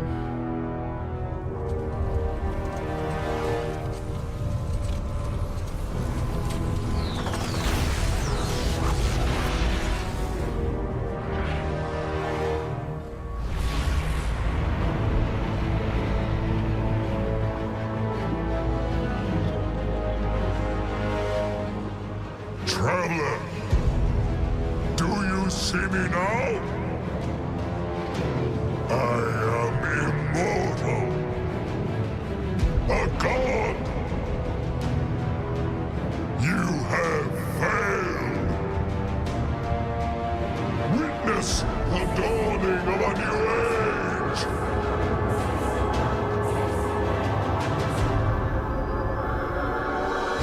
Still trying to convince himself.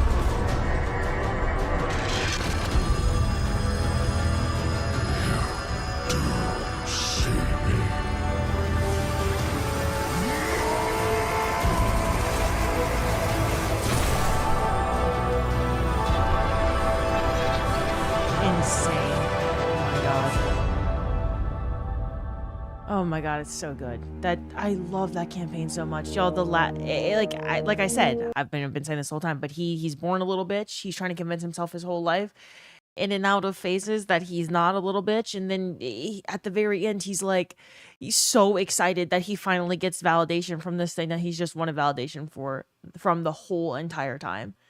Like, he don't even care that he's dying at the end. He's just like, oh my god, the traveler actually does see me. Crazy. I love it.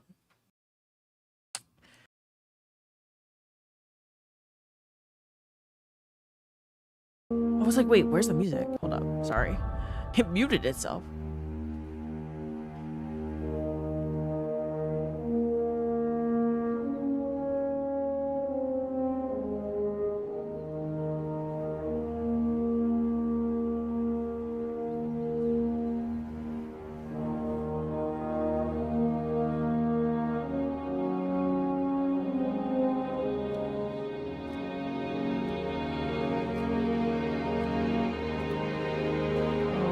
music, our tower.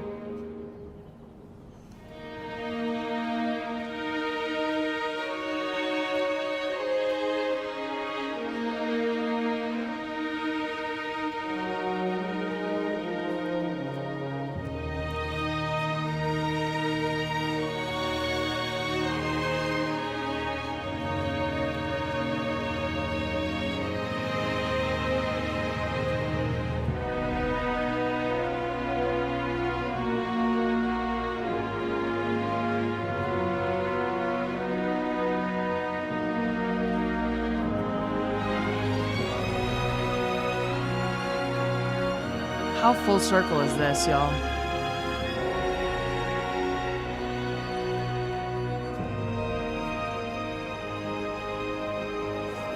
The light lives in all places, in all things. You can block it, even try to trap it. But the light will find its way. Oh my gosh.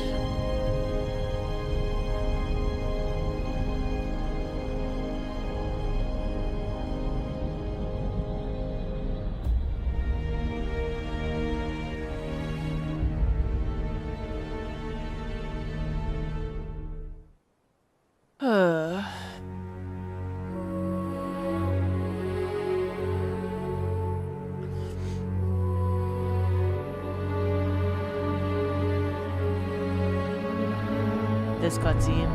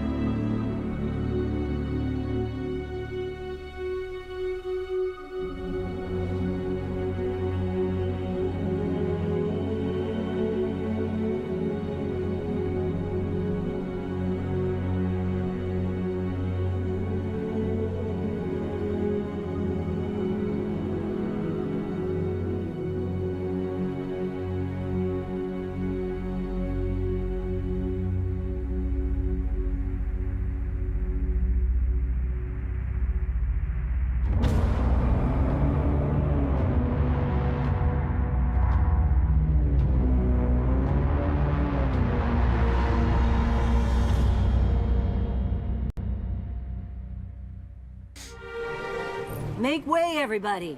Hero, coming through! That cutscene made us think there was more outside our solar system, too. Cliffhanger for the ages. Yeah, oh my goodness. You know that shit hits me when I went from talking about being milked to crying in about 90 seconds. That just shows you that I meant what I said about the lore. That is my interpretation of the lore, and it's serious. But, okay, here's the final cutscene of the campaign. That's just how being milk goes, though. That's just, it's the circle of life, you know? All right, y'all. Okay, so then we're going to watch, there's a 10-minute post-milk.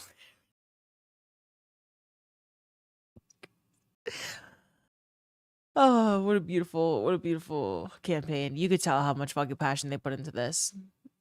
But what you cannot tell me, I might be tearing up right now, but you cannot tell me that someone at Bungie, someone, somewhere, I hope I'll know one day. Maybe I'll ask some people that I know that work at Bungie. Maybe one day I will get confirmation that someone knew that that looked like a milking machine. Someone knew that Gaul was on some freak shit. Someone had to have, one person had to have thought, Gaul is tying things up and choking them out, for sure. Tighten of thighs, what's up? I don't know if you were here for like our lore interpretation, but we just went through a lot of feelings together, so At least one person. If all of us were able to be convinced, I think at least one person at Bungie knew.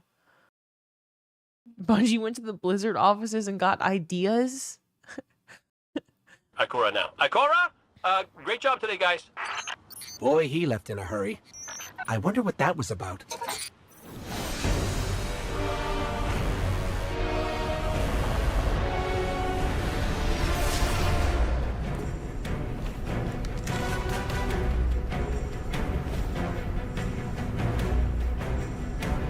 This is the Leviathan campaign, is it not?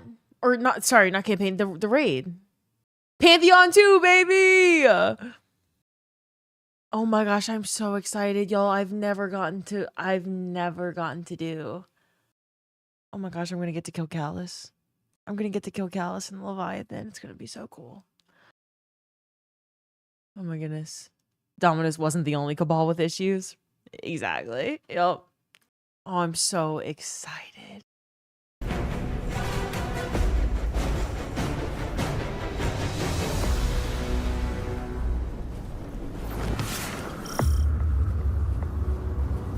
This vessel will challenge you in ways you have never dreamed. Let's enjoy ourselves. One day before it got removed?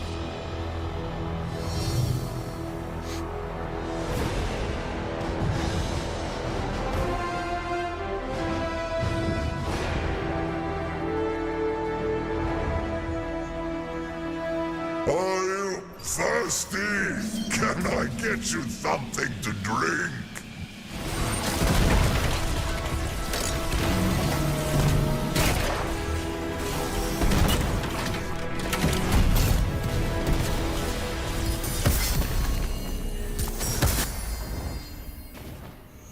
If you seek the means to live to your potential, I can guide you to it. There is power in this universe beyond your feeble light. I leave you with those words and these parting gifts. Take them and grow fat from strength. Emperor Callus has spoken.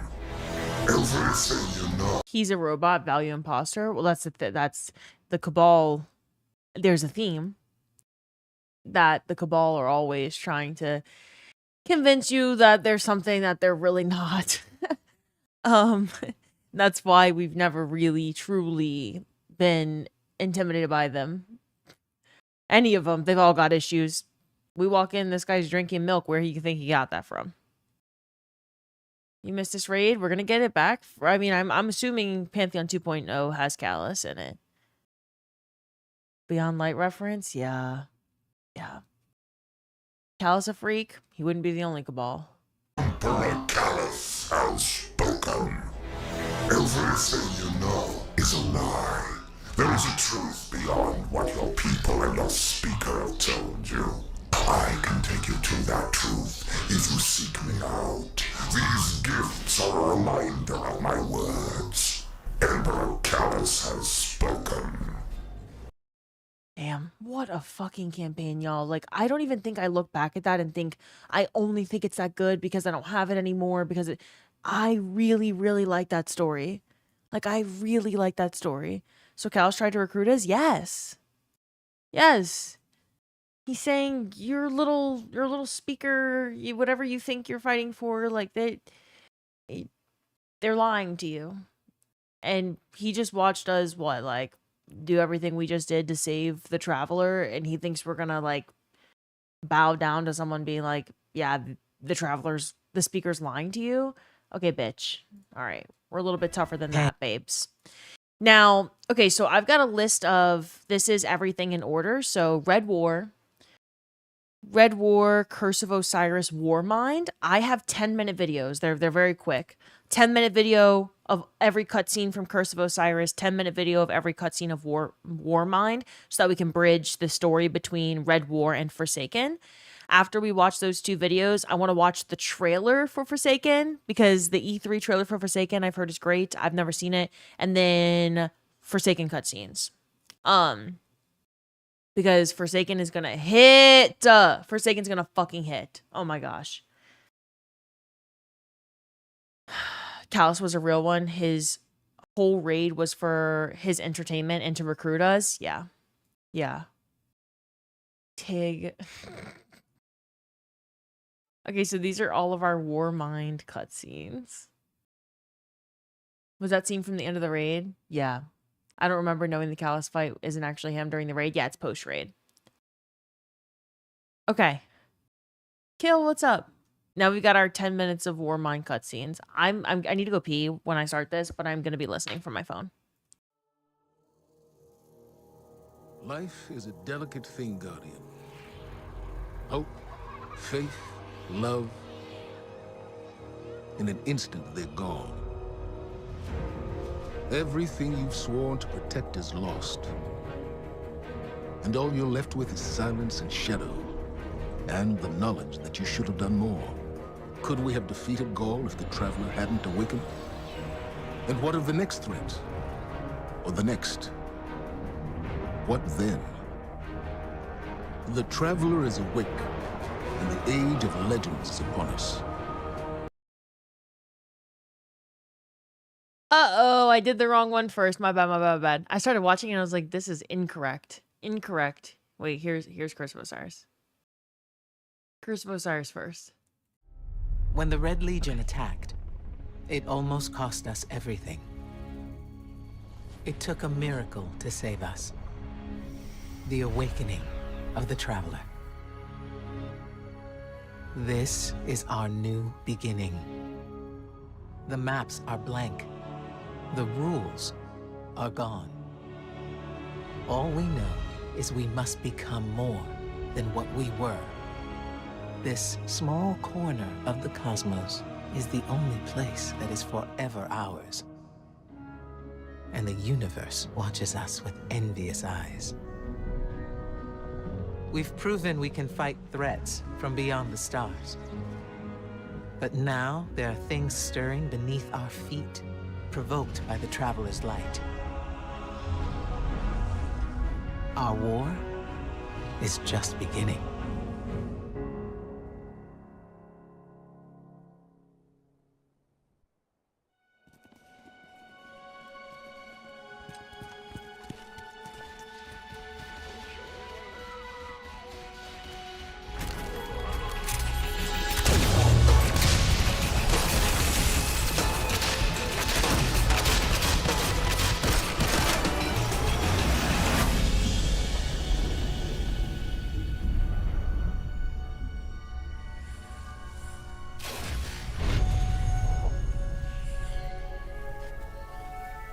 Ominous rocks, killer robots, people in mortal danger. Seriously, aren't you tired of this? Fatigue is a distraction from our purpose. As are complaints. Oh, I haven't begun to complain yet. Ouch! Ugh! Now I'm complaining. Focus, Sagira.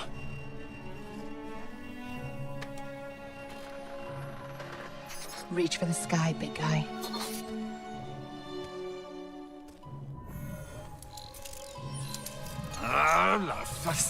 Need help? Again? I've got it, thank you.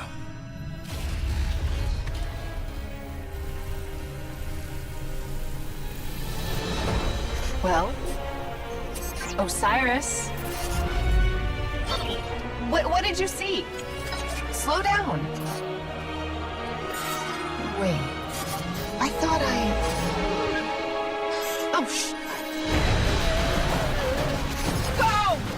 To your left! 2 o'clock! Medium range! You're welcome!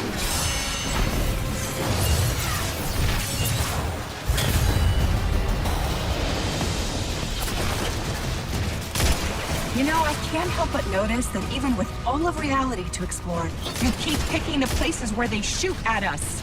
We can't stay here. If the Vex succeed, it's the end of everything. Sagira, we can see your light. You have to go. Nope, not leaving you. Without me, there's no coming back. If I don't stop the Vex, there won't be anything to come back to. I'm doing this for the both of us. Don't you even... Osiris!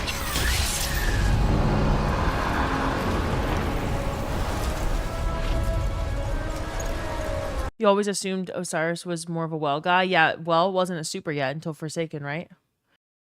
Well was added into the game for Warlock Super with Forsaken. Curse of Osiris was trash, but the cutscenes were dope.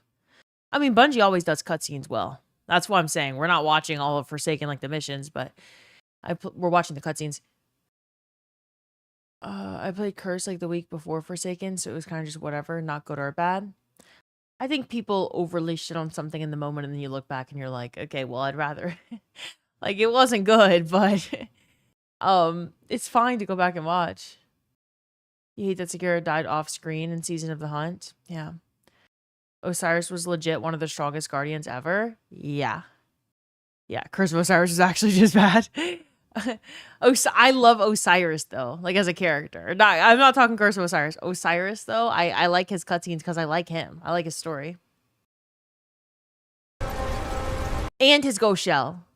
His ghost shell's a baddie, all right? Like, who doesn't like her? Cam, what's up? Hi, y'all. If I didn't say hi to you, hi. Third Strike, thank you for following.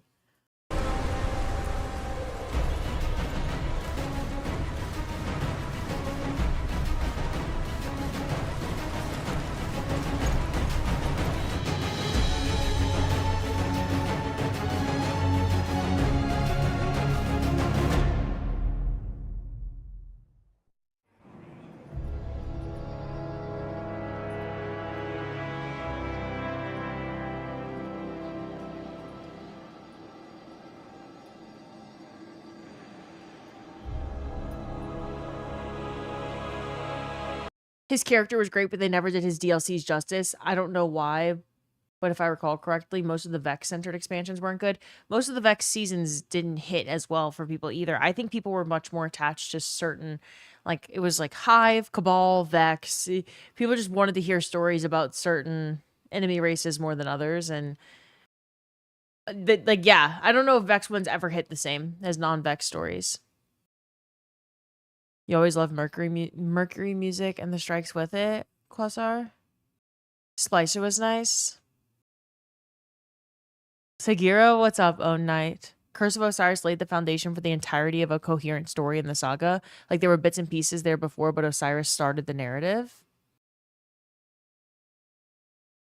Vex are hard, though. They can see all of time, so it's hard to write. Yeah, it's like, it's hard to write stories about this enemy race that you create that can see everything. Like, all of time.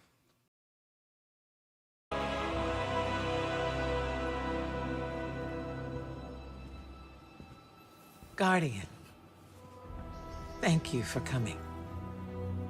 There's been a development on Mercury. Strange reports from the cultists clinging to what's left of the planet. Normally, I'd ignore their conspiracy theories. But one of my hidden brought me this. A dead ghost? She's not dead. Her name is Sagira. I've known her a very long time. And her guardian, Osiris. The Osiris? The most powerful guardian ever. The hero of 6 fronts. The Zavala before Zavala? Zavala wouldn't like to hear you call him that. Most guardians won't even speak Osiris's name. He was the only Vanguard commander ever exiled from the city. And the man who taught me what it means to be a warlock. We found Sagira on Mercury, and at the same time, Vex activity there surged exponentially. And you think Osiris might be involved? I need to know what happened, even if the Vanguard wants to forget him. When I lost my light, I didn't have anything else. I was empty. Then you came to Io, and you helped me find my way back. I need that friend again, Guardian. Go to Mercury. Take Sagira with you. The followers of Osiris, the few who remain, might know what her presence means.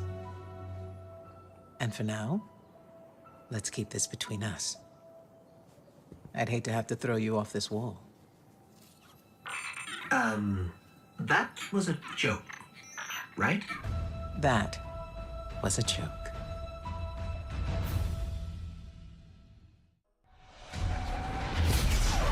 Welcome to Mercury, Guardian. The signs told me you would come. What a coincidence. We followed the signs here too. And by signs, I mean facts. That too is a sign. I am Brother Vance of the followers of Osiris, Keeper of the Lighthouse, and Oracle of the Lost Prophecies.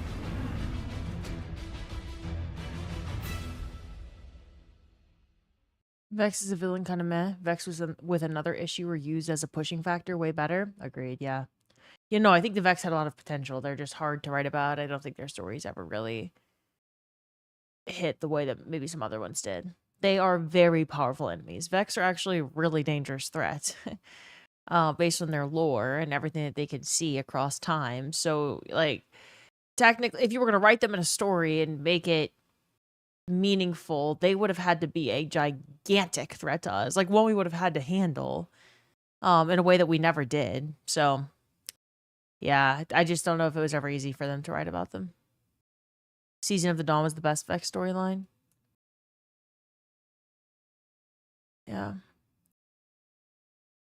The problem is you're writing a 3D chess story featuring an enemy that sees 5D chess terms. Yeah, exactly. Yeah. Ultimately, the Vex are the final boss of Destiny. Yeah. Vance, the Osiris simp. Hold up. Hello, Noah. Yeah, Ikora's OG voice actor is very good. Drip pre-transmog was atrocious. Where are we? Mercury? How did we get back here? The last thing I remember, we were in the EDZ. We found that device and then, wham! Oh, I feel so strange. Like someone's rearranged all the furniture in the house, except the house is my brain. All right, look, I never thought I'd have to ask this, but who else has been inside my head? Accessing memory core. Huh, you've been busy. Correction, you've been busy without me. I don't know how I feel about that. Wait a second, there's something else in here with me. Encoded holo images. Big ones. Definitely Vex. Look, I can't decrypt those files or open the gate. We need backup. We need Ikora. Good idea, right? You're welcome. Wait, why did I just say that? Yeah, at this point our ghost is taken over by Sagira. So this is her personality and our ghost.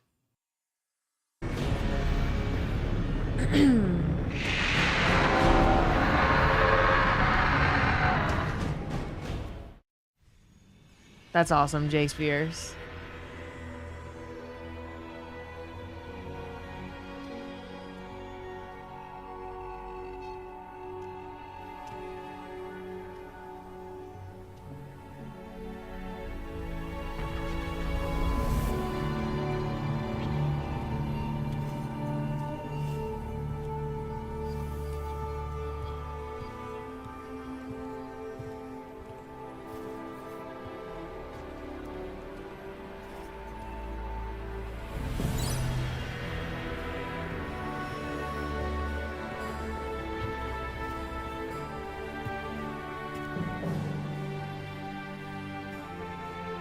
Vex's mind is destroyed, and the path to their dark future is gone with it. And in case you were wondering, our guardians were amazing. Our guardians? Huh. My guardian. Guardian thief. Osiris, it's been Patch. a very long time. Thank Too you for long. following in for the brand new tier 1. One sec. I was going to say student, but well, that word is too small for you now. I've had other teachers. Time. Pain. A guardian who makes a habit of the impossible, who I'm proud to call a friend. The world has changed. So has the city. You could come back with me. No, my place is here now. We stopped the Vex this time. But many equations lead to the same solution. If they were ever to find another... Besides, I predicted many things, but I never saw you. Now we have a future. Y'all, they did Osiris so dirty. They never gave his story. He's such a badass character. Like y'all said, one of the strongest guardians of all time. Such a good character. And they just like associated him with the Vex so hard, and the Vex were always their weakest like enemy race that they wrote about. They just never did this man justice. Like everything that he did kind of got shit on, including Trials. Of which his name is part of, but he's bald. Yeah. Patch, Gamer Night, thank you for following. Patch, thank you so much for the brand new tier 1. Thank you so much. They off-screened his stuff bad. Yeah. Shax as well. He never really got a lot of sunshine. He's low-key cheating. He got multiple exotics on. The pathway to the forest will be open if you ever need to find me. Or if you want to talk. I'd like that. Great. Galaxy saved. Friends again. Our big hero over here. And by the way, you're welcome. Come, little light. We have infinite realities to explore. And all the time in the world.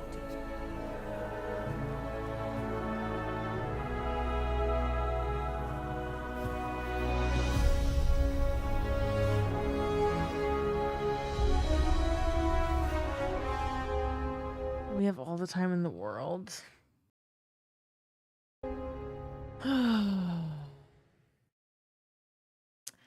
Okay, so that was Curse of Osiris.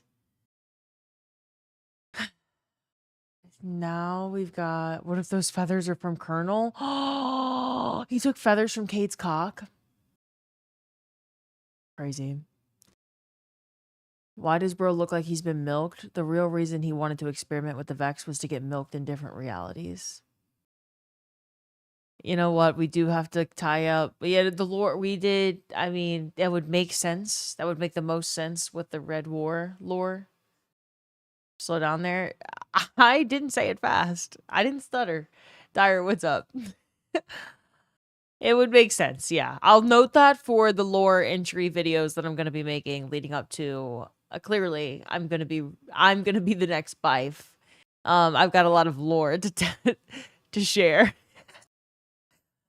Hello Dyer. Sorry, you missed a lot. We watched all of Red War and we went through a lot together. I saw things in Red War today that I don't think I had realized until today, and I was telling people my thoughts on what really... I mean, I wasn't making up anything. Like, everything that I said really did happen, but it's crazy how freaky Red War was. Red War was full of freak.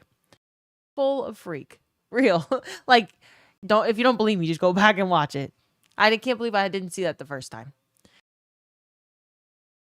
Anyway, this is that was Curse of Osiris.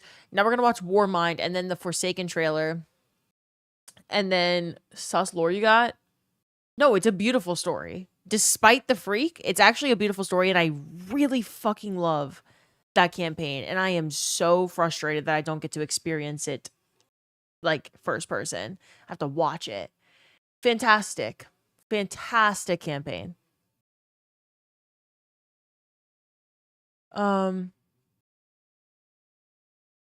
This is gonna come off weird. I've seen you in a fair amount of CrossFits. I've been trying to find someone to hear my idea out. I mean, Patch, you can DM me. You can DM me if you want on Discord. My name's By You Live. My DMs are open. I'm down to hear your idea out. Is she talking about the speaker Gaul dynamic or something else? No, Gaul with everyone. Gaul speaker, Gaul traveler, Gaul freak. Who's that bitch he choked out? That motherfucker, as I like to call him, a freak. Gaul got his freak on, but also little bitch boy needed a lot of validation, never lived up to his potential that he definitely had. That freak was his superpower. Dominus Gaul for a reason. Jesus Christ. Wait, that's so good. That's so good. Yeah. Gaul was really, really powerful, but just constantly begged for how to get the Traveler to notice him and wanted so much validation. And he had to be fake, like, chosen just to, like, realize that he was a little bit powerful. And we were never actually scared of him, and neither was the Speaker. And then at the end, he got so excited that the Traveler finally noticed him. He was born a bitch boy, died a bitch boy. But in between, I thought it was a beautiful story. I really like the Red War campaign. I can't wait to go back and watch them all. Anyway, so we're continuing based on that incredibly accurate telling of the lore. We had to someone, Tig, Zip, made a reason why Osiris wanted to experiment with the Vex. The Speaker really treated him like a bitch. The Speaker said, kill yourself. Yeah. And then the Speaker thought, oh, me telling this guy to kill himself, surely he's going to realize that I'm scarier than he is. And Gaul did it because not because he actually thought, like, it's not that he thought that the Speaker was meaningless and that he wasn't afraid of the Speaker. He just couldn't get past that he so desperately wanted validation from the Traveler, and that meant getting validation from the Speaker. He needed the Speaker so badly. He's like, dude, please, fucking please tell me why the Traveler loves you. Like, please tell me how to get the Traveler to love me too. This needs to be a YouTube vid. I think I'd get demonetized, but we can try my best. But yeah. Born a bitch, lived a bitch, died a bitch. I love the story of Gaul. Bro was ready to beg on his knees. He practically did. He literally did. And the Speaker had to eventually be like, oh my god, dude, the Traveler doesn't talk to me. Holy shit. Holy shit.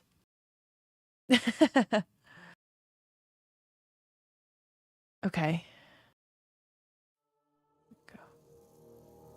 Life is Warmind. a delicate thing, Guardian. Hope, faith, love. In an instant, they're gone. Everything you've sworn to protect is lost.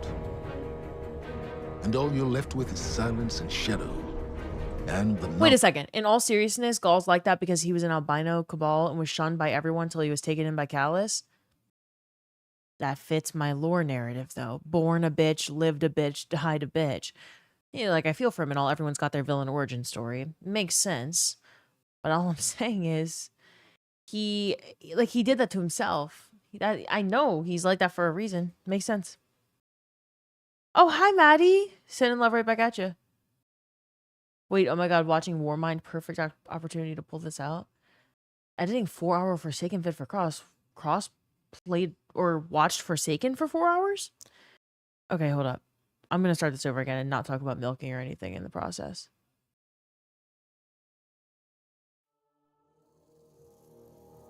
Life is a delicate thing, Guardian. Hope, faith, love. In an instant, they're gone. Everything you've sworn to protect is lost. And all you're left with is silence and shadow. And the knowledge that you should have done more. Could we have defeated Gaul if the Traveler hadn't awakened? And what of the next threat? Or the next? What then? The Traveler is awake, and the age of legends is upon us. In the shadow of the light, our universe is a beautiful, terrible place. Where I once saw miracles, now I see monsters. Someone has to. We have to. That's what a Guardian does.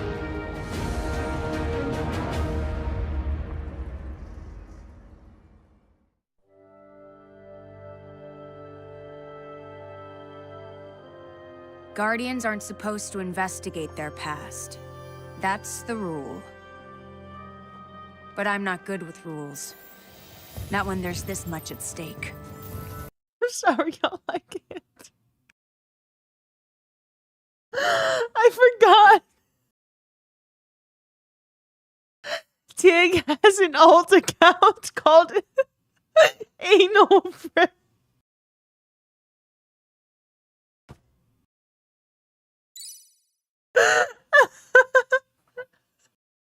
And I replied to this account. I said, oh my god, it's been so long since you've been in the chat. And then it hit me. That is not a different person. That is Tig. That is Tig. That is Tig's alt account named Anal Bray. Yeah. In the chat. And then I see Mrs. Bray on my screen, and I couldn't hold it together. Holy shit. Oh my god. Zip, thank you so much for the gifted sub to Anal Bray. Whew. You used to have Warmind OST as your alarm clock. You sure as shit bet I woke up every time I heard the boom. Okay, let me go back a little bit. Be more serious this time. Hello, DJ. Welcome back. What a guardian does.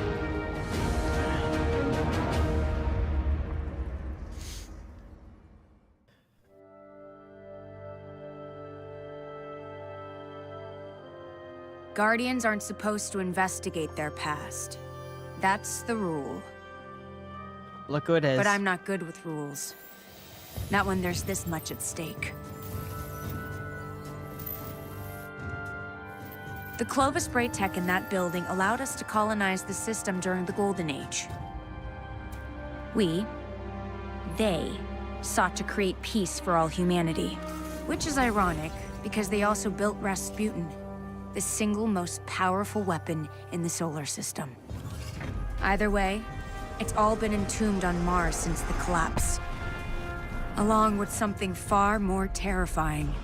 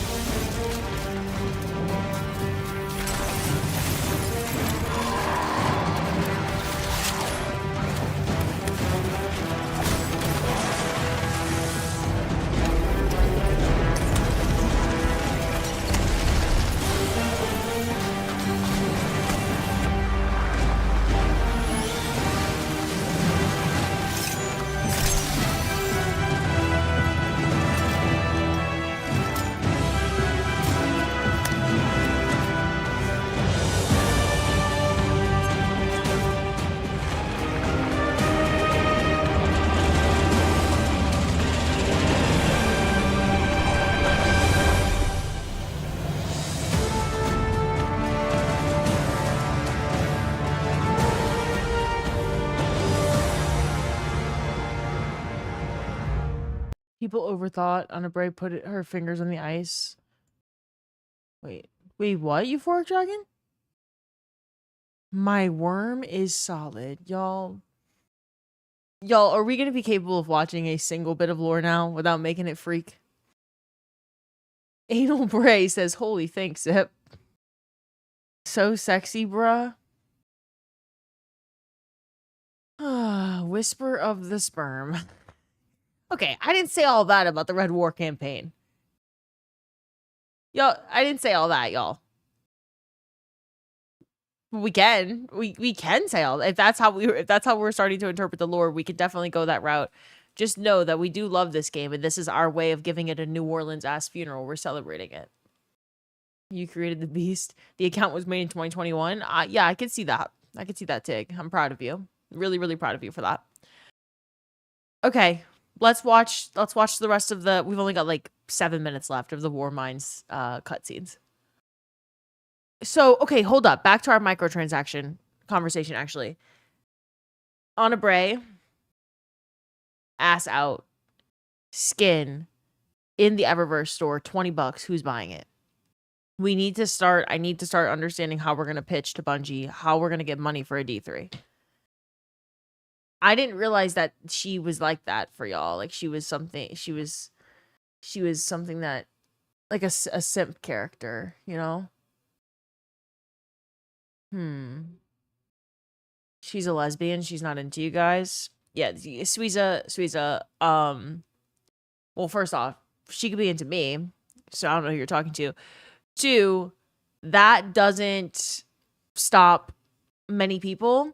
We've got Dyer saying, I'd buy her skins 5 times over. Mara Bathtub, yeah, Daniel, earlier, we had a whole thing on stream. There were Bungie employees in the chat. We were talking about It kind of got derailed a little bit. It was very serious conversation at first of how, how former Bungie employees are on Twitter talking about why a D3 wouldn't be greenlit by Sony, blah, blah, blah, blah. It very quickly got derailed into like 18 to 24-year-olds spend money on Fortnite skins and they play Roblox and whatever, and this is what they're looking for, and that's why D3 is not greenlit. And then we're like, okay, well, how do we make 18 to 24-year-olds print money for Bungie, or all of us, print money for Bungie so that we can save Bungie and make a D3?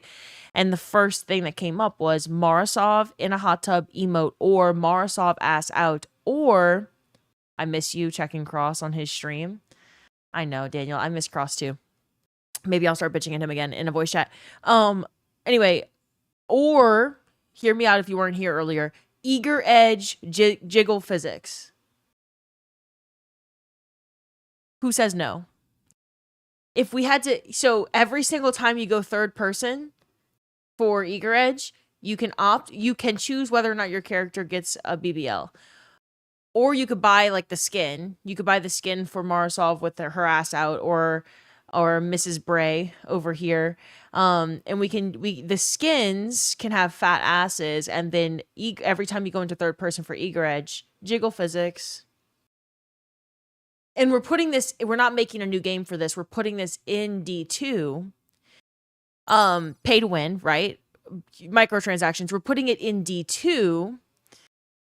And then that prints money. People replay D2 content, but with the jiggle physics and with, these skins. And the game's not serious anymore, right? That's the argument. Like, we don't want our game to turn into that, but the game's over anyway. So you're just like putting that in D2 and then letting people pay for it in order to help save Bungie as a studio. Who says no?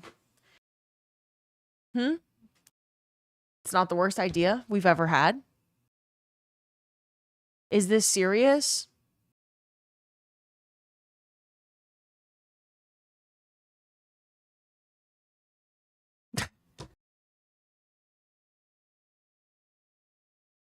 Hold up. Mine is serious. Sold. I will reinstall right now. BBL on my Titan would slap. I think Marvel Rivals has mods and it's stupid funny. Petitions up to 90,000 signatures? Hell yeah. Hell yeah. The King in Yellow, what's up? Yeah, we've all been down. That's what. Okay, I'm from New Orleans. If you're new here, I'm from New Orleans. We don't have sad funerals. We don't just cry at funerals. It's like colorful and there's a lot of music and you party and you like celebrate, you joke about that person, whatever. You borderline make fun of them and you just celebrate their life. And that's what we're doing with D2, starting from the very beginning. That's why we started watching the Red War campaign, because we're doing a New Orleans funeral for Destiny. And the very first step to having a New Orleans funeral for Destiny is, we're reliving the story, but that means maybe a little bit of retelling it as well. And if Destiny is dying, I think the least we can do is put BBLs in the game. Right? Like, because I feel like that's just right. That's just right. You're from Louisiana? I know, I've never mentioned that before. People come in here and they're like, what the fuck is this bitch talking about? So I do have to like kind of give a TLDR sometimes. Vesri, hello. Hello. So we are sad, right? I'm not trying to just be stupid about the game. I'm really, really not. We're just making a little bit of light of a tough situation, and no one I'm incredibly sad over this game ending. I'm not trying to be insensitive. Thought you were from Pittsburgh? No. Of course not. That's why I started watching you and I dig it. Hell yeah. Thank you. Am I the only Exo Stranger simp? Well, so I think maybe I can build out some like Quizlet cards or something. I don't even know how I would do this. Is there like a Smasher Pass game where I can enter names? I think if we played Smasher Pass and everyone in the chat got to play it, but I just put up like we randomized character names and I would like, it would show one and we all have to say Smasher Pass. I would like to play that game. I think that would be fun, because we're clearly all holding thoughts inside about all of these characters. Smasher Pass Exo Stranger, personally, I'm saying Smash. I don't know about y'all, but Seth says whatever it takes. Do you not think that Jiggle Physics Eager Edge would print money for Bungie? I think it would. If you could pay for that. Anna Bray skins, Marasov hot tub emote. like, I know that they wanted to keep integrity in the game, but the game's over, so you might as well branch out, try to print money for yourself, save the studio, you know? By the way, there were Bungie employees in my chat when I was pitching this earlier. If they can laugh about it, we can laugh about it. Am I right? We have polls for a reason, Liv. Let's do a poll on this. Hold up. Zemo, what's up? Savathic? Savathic is the perfect candidate. A Savathun skin is the perfect candidate for Eager Edge Jiggle Physics. I don't know if they're... Savathun reminds me of, like, her ass, like the ass that Savathun would have in this pitch. It reminds me of Megan Thee Stallion's ass. Like, Savathun, you can't have a fatter ass than Savathun. So, she's the perfect candidate. If you got a Savathun skin and did Eager Edge Jiggle Physics, that's it. Keitel would just have, like, tits out skin. I don't think Keitel would have, like, a fat ass Jiggle Physics kind of a skin. That's not really what I'm envisioning for her in my pitch, but open to ideas for sure. I've been gone for 3 hours and we're still talking about it. No, actually, it just came up again. We weren't talking about it at all. We're watching the Warmind cinematic cutscenes. We watched all of Red War. We watched Curse of Osiris. Now we're on Warmind. But people started being simps in the chat again when this bitch shows up. All right? She shows up. Everybody turns into a simp. So now we're back on this conversation. No, Bleeny, thank you for the 3 streak. Title dominatrix type skin. Write that down. Someone write that down for the pitch. We got to get it together. You know Zavala's an ass man, and he's with Keitel? No, I don't see Zavala like that. No, I don't think so. Tactical Trash Bag, thanks for following. I just joined the stream. My question is, after the final update, are they going to be shutting the servers down? Nope, the servers are staying up. No, the servers are staying up. No shutting down. It'll be permanent, like, maintenance mode, and everything will remain in the game. That is in the game on June 9th. Okay, we're gonna get serious again. It's very serious. No jokes. Of course. The Red War is over, but Gaul's forces, what remains of them, have been scavenging during their retreat. And now that warsats are falling out of orbit near Mars, the Cabal are headed there too. I'll plot a landing course. Ada 1 librarian skin is good. Write that down. Reading, do you copy? Vanguard access code 030. Get away from my ghost, you frozen. Guardian requesting backup. I repeat, I need backup down here. This frequency is reserved for official Vanguard business. So look, whoever this is... That's cute. You've got one of the uptight ghosts. Uptight? I'm uploading coordinates to a safe landing zone. Please hurry. All right, but you're going to owe us for this one. I wouldn't have called you down here unless it was absolutely critical. The most dangerous weapon in this system is on this planet, and an entire army of Hive is trying to destroy it. I need your help.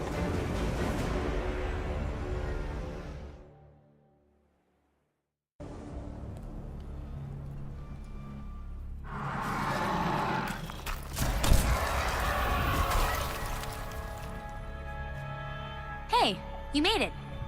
Actually, yes. We did. Well, there were a lot of them. But you did great. Come on, let's see what's hiding in here. Besides hordes and hordes of frozen hive, I mean.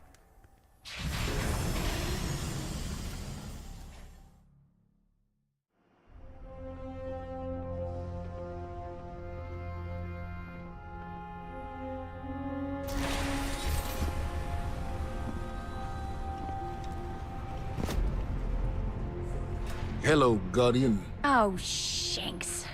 What do you think you're doing? Do you have any idea how dangerous this thing is? What were you trying to do to Rasputin? Rasputin is Vanguard business, Anastasia, not yours. You do not belong here. I beg your pardon? You belonged in the city. But instead of standing by your brothers and sisters when Gaul came for us, you were here, doing what you always do. What you were never supposed to do. I did what I believed to be right. I came here to protect humanity. Isn't that what Guardians are supposed to do? This is a war of many fronts. And there's more than one way to fight it, Zavala. Look. You tried to shield the entire world. But you can't. Marv, thanks for following. There's got to be a better way. And you think Rasputin is the answer? It's gone silent. It's a broken weapon. Too dangerous to be left alone and too unpredictable to wield. That might be true. Or maybe he has nothing to say. Maybe. Just maybe. We never bothered to ask him what he wanted. I don't have time to go through this with you again. You had no right. I have every right. You don't understand the connection I share with Rasputin. Here, let me show you.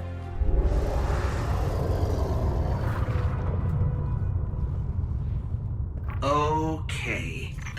We should really figure out exactly what's doing that. I can tell you. Rasputin was not the only thing to awaken on Mars. Ooh, my soul is rising. Y'all are so unserious.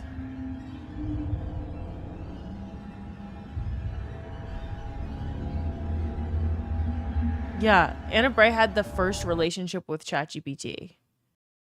Yeah. Is that what you're trying to say, Carl?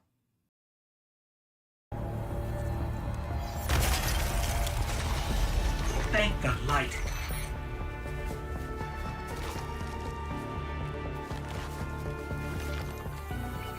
Zol is heading directly for the Clovis Spray facility and Rasputin. If Rasputin dies, the Javelin goes with him. Zol wins. Very well. And my reservations about the Warmind aren't as important as defeating Zol. We do this together. What do you say, Guardian? We say it's about time.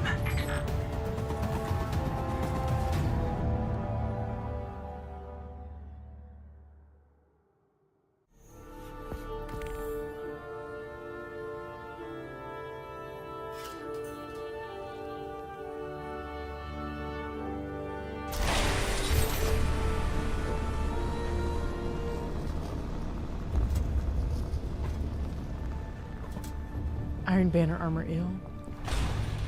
That's so awesome, Crid. This is Warmind, Wicked.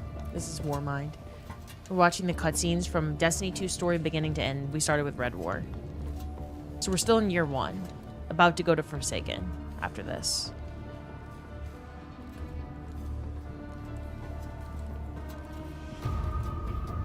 Yeah, Forsaken was after Warmind.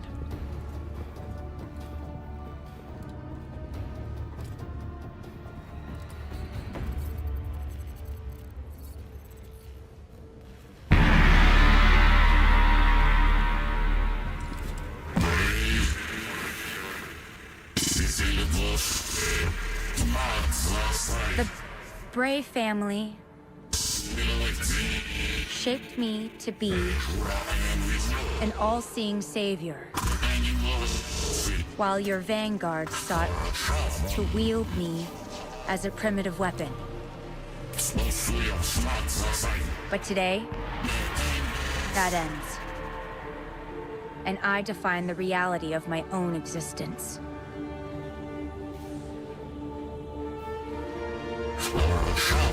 My sight will stretch to the edge of this system and beyond.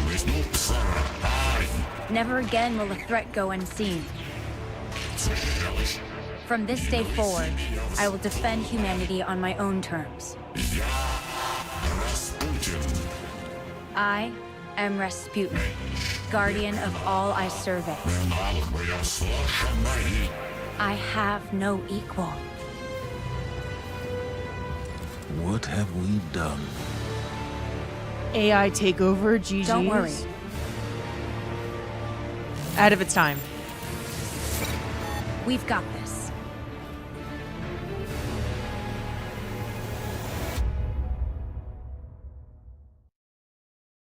Yeah, we're gonna watch all the season stories. There's some seasonal storylines that are so good. We're gonna watch the cutscenes like through the whole game. So Okay, so before we go into Forsaken, Rasputin was so cool. I agree. The witness proved that wrong. Yeah. Before we go into the Forsaken cutscenes, I wanted to watch the story reveal trailer, and like the launch trailer. This is the Forsaken E3 story reveal trailer. So this is from June 2018. Forsaken's gonna fucking hit. Red War already hit.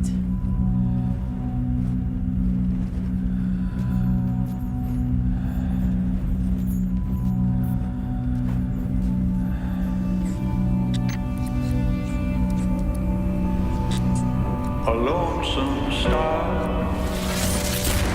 in a bitter sky. I hear the hungry ghosts calling out in the night. Just a couple victims of this brutal reprise. Am I strong enough to let things just die?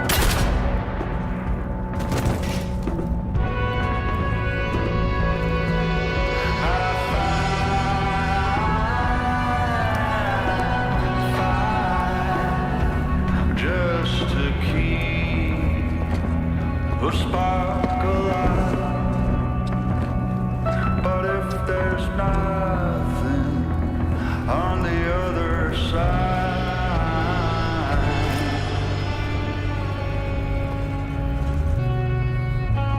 Knowing what we know now, why can't I leave well enough alone and go to the light? Destiny 2 Forsaken, September 4th, 2018. The only thing you hate is that you knew Cade died in all the marketing material. Well, Curse of Osiris was poorly rated, and they were hemorrhaging players from the double primary, like, grindy release, and so they had to get people back. And this certainly intrigues people. You don't necessarily... It's Bungie. Like, you never actually know you didn't know what was going to happen in the campaign, but you had to... You needed people to come back after vanilla launch, and this was their best attempt at doing it. Kill off the one character who's universally likable and pull people in with that marketing. The writing's been on the wall for a long time, but yeah, I mean, this is a shocking thing to do. And that's how you get people back after an unfavorable vanilla launch.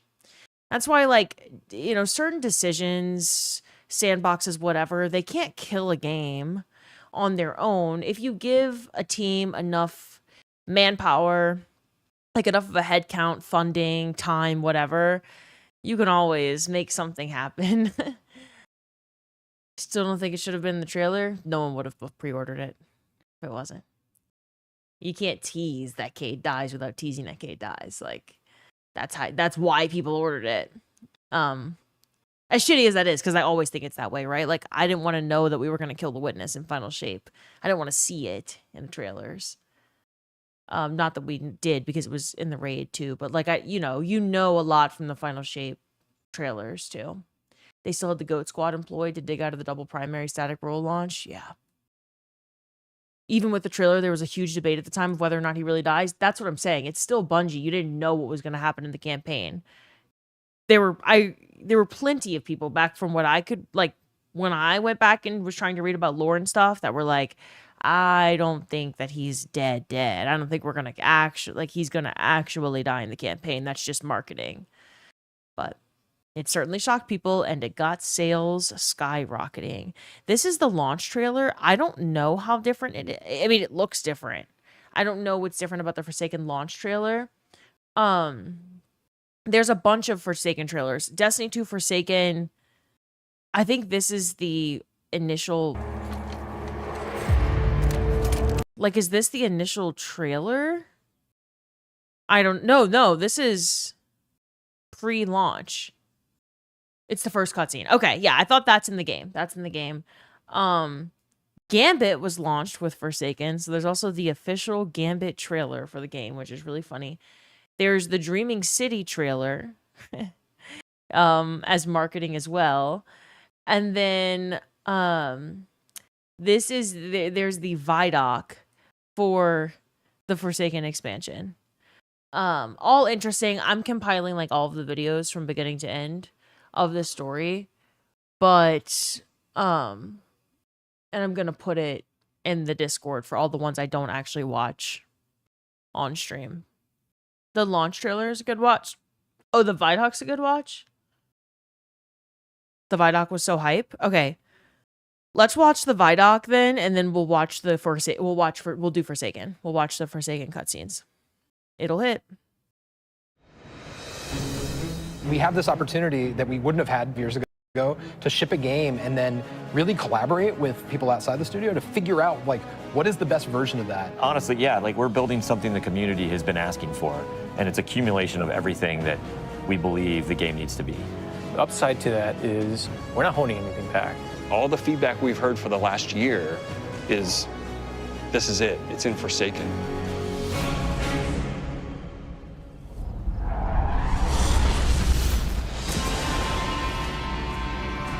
We want this release to have a different tone and a different vibe. We sort of just embrace that Western revenge vibe. You're going to a darker place. You're going to take on a different role as a Guardian. A barren landscape with like the asteroid vibe with like tumbleweeds. And I mean, that just sounded cool. Grit, man.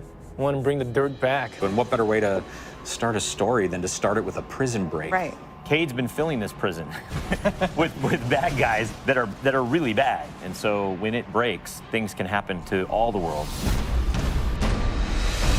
Crazy. First place you're going to go to is the Tangled Shore, which is a new part of the reef that you've never seen before. That's right, my friend. It's a collection of lashed together asteroids and rocks out in the asteroid It's belt. very otherworldly, and it's full of pirates and assassins and bad guys. It's become a lawless place. It truly is a frontier. It's completely taken over. The most malevolent force there is the Scorn. They're very aggressive. They're always going to charge and push you. The Barons are the top dogs in the Scorn, and each one has gone back and like committed nefarious crimes. I think of it as the reverse Magnificent Seven, like the worst of the worst criminals. You are hunting down these different Barons. In fact, they're called Baron hunts. So one Baron is a sniper, and you have a sniper versus sniper battle with them. Another Baron is this big, giant, hulking melee character. Lawless frontier. One of the things we're most excited about is the new weapon system. Hey, if you like Destiny 2, great. Blackburn! Play that way. But if you like Destiny 1, great. Play that way. But if you're crazy, why not 3 shotguns, right? Just for the fun of it. We need to have as many ways as possible, and then we need to have people fighting about it. Like, no, man, you f***ed up, you're taking the wrong weapons, or can I say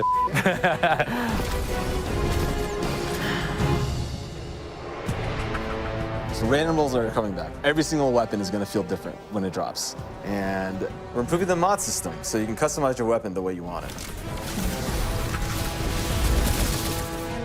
We've got a whole new masterwork style system coming together where you actually are able to kind of move your levels up over time. And so there's investment back on the weapons again.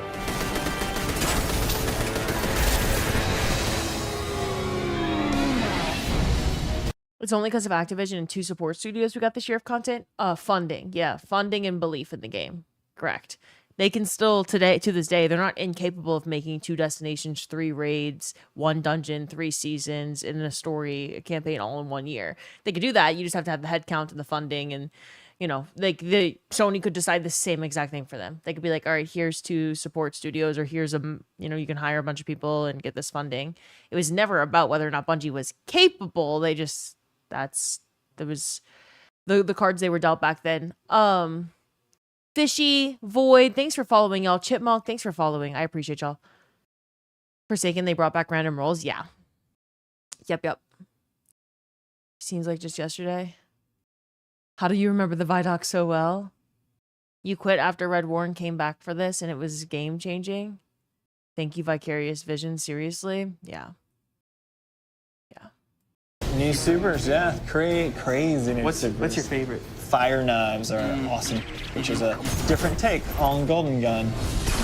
We took a lot of inspiration from Rise of Iron, cast that thing, You got a huge hammer now, and you slam that thing down, and it sends out this fire in front of you that then creates a fire tornado. We gotta take it to the next level, you know? The idea that anyone who plays, however they play, they're gonna have some new way to engage. Yeah. I'm in love with the new Void Warlock teleportation that's like super anime, just like We've been having great games with the Arc Warlock. Was this our first intro to Dave Samuel? Y'all would know better than me. This is the first time y'all ever saw Dave Samuel. You hope Dave stays. Oh, the passion. They still, I mean, there's just as much passion there today. It's exhausting. They're not even allowed to make videos like this anymore. They can't talk about the game. Behind the scenes, if you don't think that they're really passionate and advocating, you're fooling yourself. It's fucking exhausting when everything you pitch is shot down. These are people that got to make what they thought of. These are people that were given the freedom to be creative and were given support, and these are people who don't yet know what it's like to not have like the studio that, or the people who make decisions about your future, like squash everything that you want to happen in the game. Oh no, I agree with you, Blazing Voltage. Valerius, what's up? Oh, we had seen him before this. Favorite part of Destiny has been seeing the devs geek out over what they've made. Oh, it's so fun in any game to watch. Like, I mean, it's just fun to watch people be passionate about anything. So I love watching game devs love their game. Basically cast this thing, he pulls back. Yeah, and it's gonna break the game, and I think that's amazing, yeah. You know? We also wanted a new weapon type that felt meaningful, so we came up with a bow and arrow, which seems kind of crazy, but when you use it, you feel like godlike. It is utilitarian, it's fantastical, it's also sci-fi. So we have a short range bow, we have a medium range bow, we have a long range bow. We built this guy, which is like supposed to be super techy. You're like, why would you ever choose a bow in a game that has an automatic, machine gun? But boy, it's deadly. I mean, that's a nice machine gun you got there, buddy, but right? And then it's done. The biggest thing for me going into production on this game was like a new way to play, a new thing to do that like is new to Destiny. Let's see what we've got. We want to be able to give players what they want, but also surprise them. Gambit is a brand new mode. Destiny begs to marry PvE and PvP together. It's like adding bacon to peanut butter and jelly. You start off being able to see the other team that you're going to compete against, so you can taunt each other, you can emote. Each team is in their own separate arena, and they're being assaulted by combatants. They're dropping motes for you to collect, you bank them. When you put them in your bank, you're going to send a blocker over to the other side that locks their bank down. They can't put motes into it until they take out that blocker. Filling up your bank with the motes is how you summon your primeval. You burn it down, that's it, round's over. The interesting part is that we allow one person from your team to go over to the other side and physically invade. I mean, I've seen people that just hate PvP. Like, the first time they invade, and they get multiple kills, they'll come back and they'll be like, suck it! It's awesome. We leave the raid team alone. I mean, if you can't tell, like, we just kind of let them do their own thing. But we have Joe over there. For this next raid, we wanted to get back to the epic adventure where you're going out to slay a big monster again. This raid has more bosses than any raid we've ever had before, and we're really excited to get players in there. The raid is actually about more than just the raid. It's about the dreaming city, the place that the raid exists. And it's an in-game destination that we've never done before. It's the awoken homeland. I could talk about the dreaming city for hours. It's like if the Vault of Glass and Dreadnought had a baby. If they were like twins. Or the yeah, that's actually more accurate. Yeah, they're like twins. If, Yeah, like, yeah, yeah. You had twins, and then you took those twins and you put them on the doorstep of Peter Jackson, raised them as his own, and then that's the dreaming city. It is magical and weird and mysterious. It's designed to be a destination that has puzzles that you need to solve. A lot of hidden corners, lots of passageways that might not seem to exist the first time. And the raiders, they affect this destination. They change it for everyone. It's like this You love cyclical Steve Cotton? end-game place where there's just secrets and You still need a Queen's Walk completion to get rid of this stupid quest? Let's do it. the raid team cooked that year. Yeah, they always cook, minus Root. Even Root, like, oh my god, Root was so rushed because of the expansion. Like, I mean, we saw Liana on Twitter saying Lightfall was supposed to look so different than it did, and everything just got intentionally cut, and it was a shell of itself at launch. But like planets and the artwork and the concept of Nez is so fucking good. The planets encounter so fucking good. Planets is one of my so when I first started streaming, I should probably do it again, but when I first started streaming, when Epic Desert Perpetual came out, or when it was about to come out, I did a raid encounter tier list. So we tier listed everything in the game, but I couldn't tier list the raids because I liked individual encounters in raids, but didn't like the raid overall. So we tier listed it, and I put planets in S tier. I have always liked planets, and the rest of the raid just falls short. But the aesthetics of the raid, the skyboxes, oh my god, it's beautiful. Root of Nightmares is beautiful, and Nez was like not very scary, and he didn't attack. All you had to do was stand on a plate, and he just like wouldn't attack you. You could tell that there was so much thought that went into what the raid should have been or could have been, and whether it was timelines or just like a lack of a team or whatever it was, then they couldn't make that. They couldn't make the raid good. But I have full belief that that's not really the raid and dungeon team's fault, and more so the decisions that were made for them about what they could and couldn't do. When are we doing Root of Nightmares? I'm fucking down. So why were there intentional cuts in Lightfall? Not to cut this short. Obviously, we're going to continue it, but hold up. Let me try to show y'all. This is the tweet. Here we go. Here we go. She said, do you think that, so someone asked her, this is former community manager at Bungie, by the way, do you think the DCV and removal of content was charged with malicious intent by leadership? She says, some of that was tech limitation, but Lightfall and other decisions that were intentional either way, intentionally cut resources, gaslighting, isolating those that spoke out. Y'all should have seen the original iteration of Lightfall. It was glorious. What she says. So was it stuff that ended up in final shape, or was it cut completely? And she says cut completely. And then someone says, it was awesome, trust me, bro. She says, I'm not going to get sued to be y'all's daily entertainment, be for real. But anyway, so that's what she said about what Lightfall was supposed to be. Root was your first raid back after Leviathan. You were hooked, then ended up swooping the God Slayer title. Root will always hold a special place. Me with Crota's End. I know Crota's End is no one's favorite raid, really, but it was my first contest raid, so it's all, like, I'm always gonna love it. Always gonna love it. The concept art for Lightfall confirms it. Yeah, do y'all not remember all of the concept art that released for Lightfall that, like, every single time artwork for Lightfall that didn't come to fruition was leaked, people were so fucking livid. So livid that it didn't actually end up in the game. And now she's saying you should have seen the original Lightfall that was cut. It was incredible. And people are like, she's lying.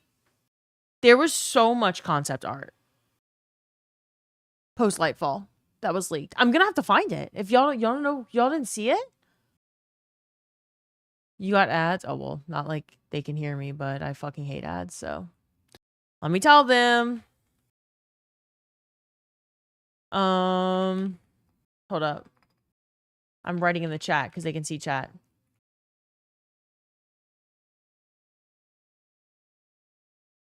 I hope people don't think that I choose when the ads happen. I don't hit a button and say, yeah, I want to talk to everyone. Let me play an ad.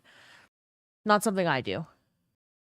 Some guy made a video. Yeah, you could definitely find like leaked Lightfall artwork. Let me see if I can find it.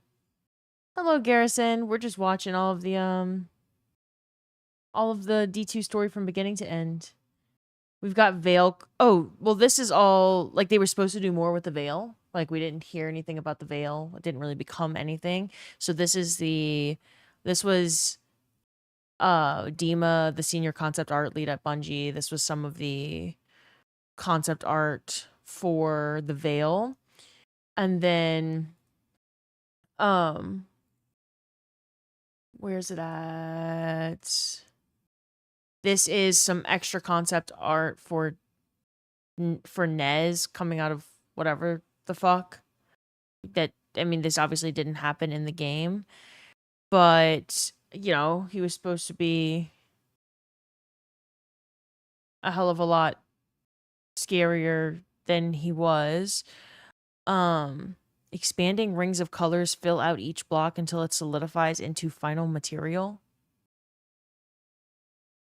This is Callus emerging from a transformation. This one. Wait, is this Callus too? No, that's not Callus.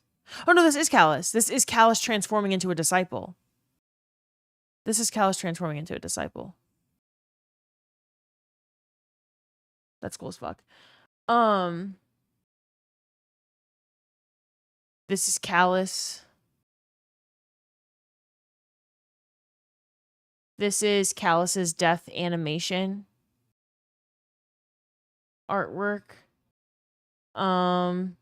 These are some environmental concepts that didn't really come to light. These were built out like mocked up environments for Lightfall. Let's see. This is more Callus Lightfall artwork for Lightfall. This is a mock-up of a hunter holding a gun to Callus's face in Lightfall. Here's some more animation concepts for Callus in Lightfall. This is cutscene. This is a mock-up cutscene of Callus and our guardian in Lightfall. Let's see. Here are some draft. This is Garbo or Gabo Garza. So a lot of this is Tobias's work, which is a former senior lead concept artist at Bungie. This is Gabo Garza's work for a mock-up of a cutscene between Callus and it was for Lightfall and Neomuna. And so here's some of them. I'll scroll through them.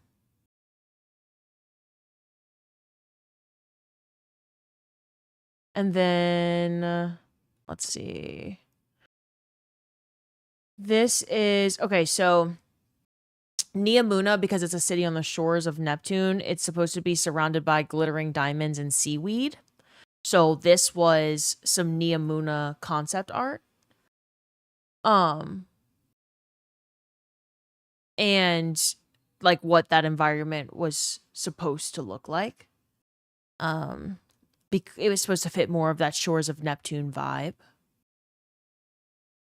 Cyberpunk Atlantis, essentially. Yeah, essentially.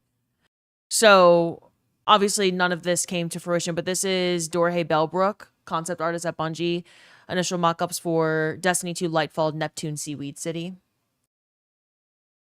And then, again, he even says, like, these were done long before the current direction for Neptune essentially, like, got greenlit. Playing with the idea that Neptune was going to have ocean-like vegetation with huge seaweed forests you could walk through. And then this is... Let's see. Hold up. Oh, shit. It got... Oh, my God. This got deleted. This is wiped from ArtStation. There was concept art that didn't end up in the game where there were the renditions of the Shadow Legion that originally existed that didn't actually end up in Lightfall. Oh my God, it all got wiped. They had like special drop pods. It was like a Callus death cult essentially. Interesting. It's all wiped. I can't see it anymore. This is concept environment art for the Shadow Legion right here. So this is like Lightfall concept stuff. And then where is it at? Callus with this is Shadow Legion Cabal. So this is some of the Death Cult Callus Shadow Legion Cabal that have pyramid ship like backpack. They would have been more like pyramid vibey, darkness oriented Cabal. So Pyramid Cabal. For Calus' Shadow Legion and Lightfall. And then, let's see. I think that's all that I have that wasn't wiped. Yeah, I think this is all I have that wasn't wiped. Let's see. Yeah, so much that I'm clicking that I have is just wiped. I've had these links forever. Okay, and then this, so for anyone wondering how Neamunai, like the people on Neamuna that just ended up being, they weren't even NPCs. They were fucking, like, how, I don't know, they were stored. This is how they're meant to take up active positions. This is the concept art for how, like, what it would have looked like.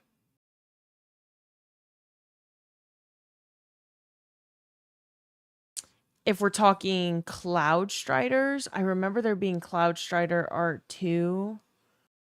Even like Nimbus was not going to look the way Nimbus looked. I can't find the Cloud Strider stuff. Here we go. Now, these weren't necessarily scrapped. They're just early ideas for what Cloud Striders could have looked like. And I mean, Cloud Striders ended up being iterations of this, but I'm sure Cloud Striders weren't, like, they were supposed to be more than, like, a 3-second, attachment to Rohan, you know, before he died. A lot of the Strand callouts ended up getting into the game. Obviously, Strand was a really strong portion of Lightfall. A lot of the Strand concepts were not scrapped. But the initial Titan super was a flamethrower. That's cut. And then the initial Strand Hunter super concept was a had a dragon. And then this was a Lightfall concept art where it shows a Titan ability, a Strand Titan ability, where, I mean, you just see it like sucking something out of a hunter. And then with Warlocks having that same ability you see here that the Titan's using, there's concept art of a Warlock doing the same, sucking off of a Cabal. So maybe it implies that it was supposed to be across multiple characters. And then you have this concept art also from Gabo Garza of initial Strand ideas, where Strand was actually not green. Some of the initial art has it as, like, multiple different colors, blue. It wasn't always green. And then Tormentors. These are the very, very early days of what our introduction to Tormentors should have been. And so it says, rotates upward, Pyramidian, VFX, falls away to revealed crossed arms, wing cape grows out, starts fluttering as it pulls a scythe out of thin air. The Tormentor reaches out as resonance emanates from his hand. At the same time, the Cabal backpacks hum louder. So this is when the Cabal, we were going to have, if you look here, the Cabal were still going to have those pyramid backpacks. So there was going to be like a specific Shadow Legion of Cabal that were more in line with Nez and the Disciples and the Witness. And then where's this? Feels a lot more Rolky. Yeah. And then Root of Nightmares. Okay, so here's Root of Nightmares scrapped concept art. Whatever I can find of it. Whatever's still there. This is how... Oh my gosh, it's so funny. Okay, so look at Nez. Look at Nez with... Where's this? Burst out of cocoon. Explosion of wipe energy on wings. Can wings be extra large for intro to upsell the experience? Wipe energy is white for illustration purposes. Here's like some of that, the initial thoughts of how the wipe mechanic would work. This has me wanting to do Vow, Ron, and Salvation again. Same. We gotta do Root of Nightmares soon. And all the other ones, obviously. Different white mechanic idea here. This is look at this. Resonance, so white VFX, resonance, light, and they're like building it out 3D wise too, but Traveler's light with resonance mixed together. These are obviously just different ideas. So not all of them can make it through. And then some original ideas for the weapons, which did happen.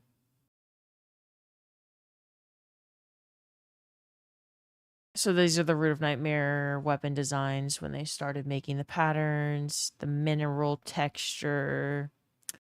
They wanted to make it look something like Nez.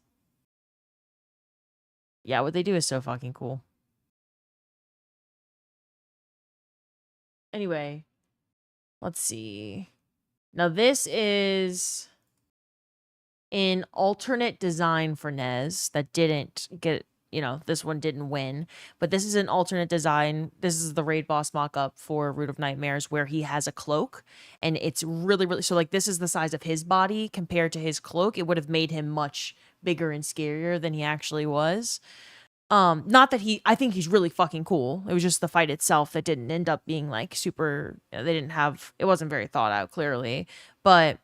he would have had like a really long cape situation and claws, and when we fight him, his cocoon melts away and shoulder horns curl down. He also can curl up in a cocoon situation. It's very interesting. All of what he could have been, I guess. And his enraged state is where his cloak's like above him flying.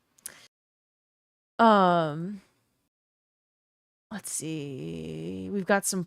Okay, so this is when there was going to be more symbols involved in Root of Nightmares. So this was going to be a Root of Nightmares mid-boss in the raid. We're not ever going to know what this means necessarily, but there were going to be these symbols. But he didn't know how to handle platforms. I know. Can I ask you a question? Yes, sure. Feel like with the evolution of the raid, you were in here yesterday though, spitting stupid bullshit. I don't like if you're trying to get attention out of me, it's not gonna work. I promise. They could have made it to where his cape got more and more corrupted by the light. Interesting. Yeah. So this was concept art for if we would have. It literally, like, you can see them talking about the art as if it was an actual encounter that was going to exist. So these are the designs for the Root of Nightmares raid mid-boss 3D model. So yeah, this is like, we don't, obviously this ended up not existing in Root of Nightmares, but there was all of the concept art for it. And through a lot of this, like, I'm showing you stuff that didn't end up making it into the raid. There's plenty of stuff that did too. Like, this is very similar to stuff that ended up making it into the raid, this skybox concept and stuff like that. So, let's see. I'm trying to see. Okay, so here's the Root of Nightmares environment. So some of it you'll see like actually made it in. Some of it not so much. Whatever this would have been inside of Root. Not all of it actually ended up in the final version of Lightfall. Let's see. Where's it at? This is concept art of us next to Nezarec. Nez getting severed by a tree or something. These are boss platform root interactions. So the boss platforms were supposed to be interactable areas denoted by roots wrapped around pillars of light. We'll never know what got completely cut and what, like, we'll never see what got completely cut, but this is at least the art for it. And then This one's just called Whatever the Hell Our Ghost Is Doing in the Boss Room. That's what this one is called. It's by Jacob Gonzalez. Again, we know our ghost didn't actually end up doing anything in the Root of Nightmares boss room, but you can see our guardian right here with our ghost, and then closer up, like, artwork of what it would have looked like in a cutscene or whatever the fuck this is. And whatever, again, like Jacob Gonzalez titled it, Whatever the Hell Our Ghost Is Doing here. Maybe they didn't necessarily know yet.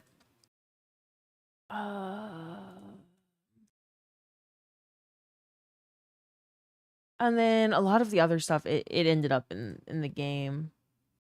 So, yeah. It's like the final shape ending. Yeah. Anyway, so that's all I got for you right now. We've been looking at that for a while. I don't even know if anyone gave a fuck. I was kind of just, I got really locked in. Oh, and then Witch Queen early exploration for Savathun's Island is the last thing I'll leave you with. It was an early pitch. So they pitched this idea that there was going to be a final showdown with Savathun for the end of the Witch Queen campaign, where you were on an island that was inspired by Isle of the Dead, which is a painting. They felt that the painting shared common themes with the throne world. The artist of the painting wrote to the original patron, "You will be able to dream yourself into the world of dark shadows." That's the quote that inspired the original Savathun boss fight. And the goal was to create this mythic sci-fi version of the island of the dead with Savathun. So she was supposed to emerge as a worm god. Like Savathun was going to be a worm god, and her body was going to be tangled and wrapped up around her entire castle. And here I'll show you. It's actually really fucking sick. Here we go. Look at this. Look at that. That's fucking cool, y'all. Fucking cool. And this is her as a worm god emerging. So this is our guardian for scale. This is our guardian. Here, let me see if I can. This is Dima's work. Here's our guardian, and this is Savathun around the castle as a worm god. So that was their initial whatever the fuck this is, but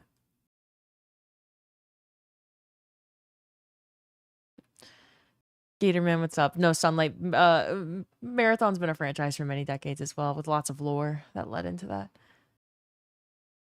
The chandelier gives castle vibes. Yeah, it's so cool, y'all. The Art of Destiny's crazy good. It's awesome.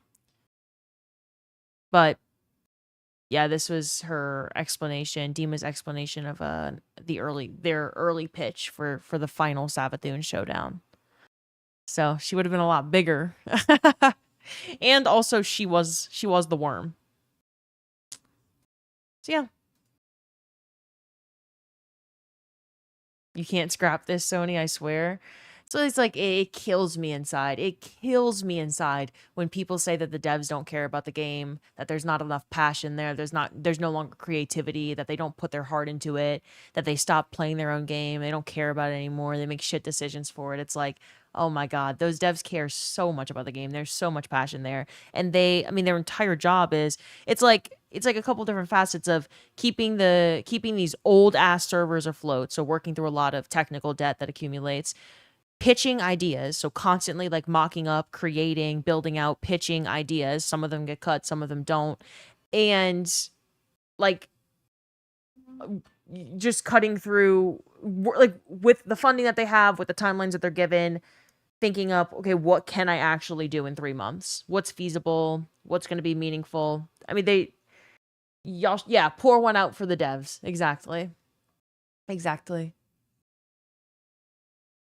They fired all the people that cared? Absolutely not. No, that's incredibly disrespectful to that team. But yeah. Yeah, no. Everyone there still loves the game too. You can point fingers at a lot of people, but don't do that to the devs. Different activities. Okay, so we're gonna finish the Forsaken Vidoc, and then we'll look at the trailer, and then the Forsaken cutscenes.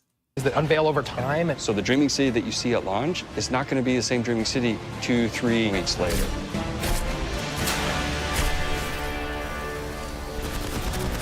So with every design decision we made for the Forsaken, like the first thing we ask is how will the community react to this? Players want their investment in Destiny to matter, and they want to be able to see that reflected in the content. We knew we wanted to do something for the collectors in our game, so we built a feature called the Collections. It's a way for you to track all the items that you can go out and acquire.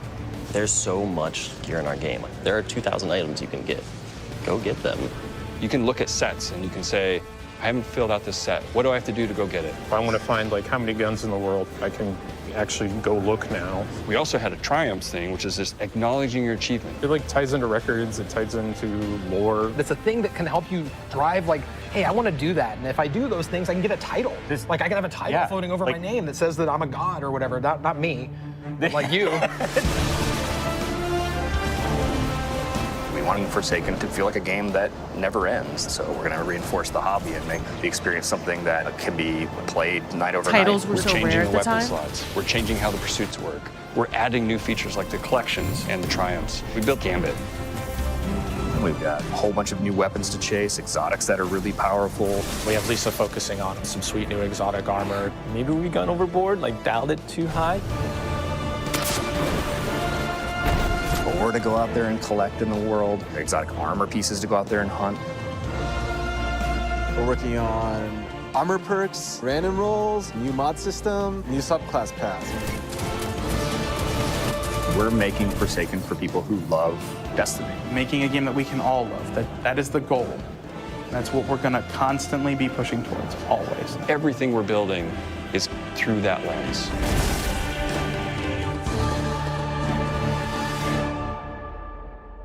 They made titles way easier over time. You needed flawless raids and stuff before. That's why I still use the Shadow title. That shit was hard. I really wish I'd appreciated Forsaken and everything else more back then. You did it, guys? Yeah, they made a game everyone loves.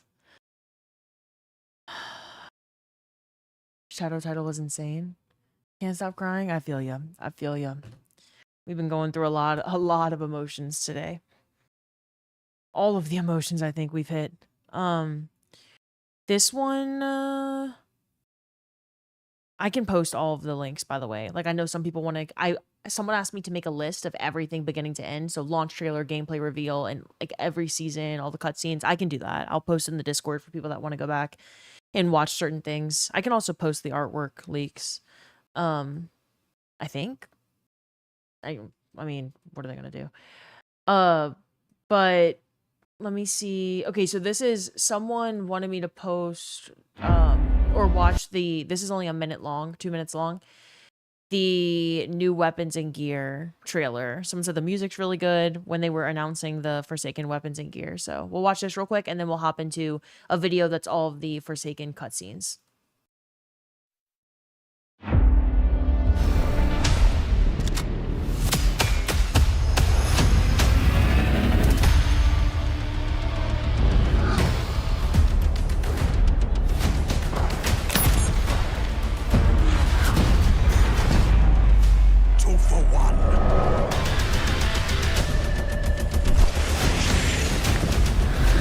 They didn't expect that!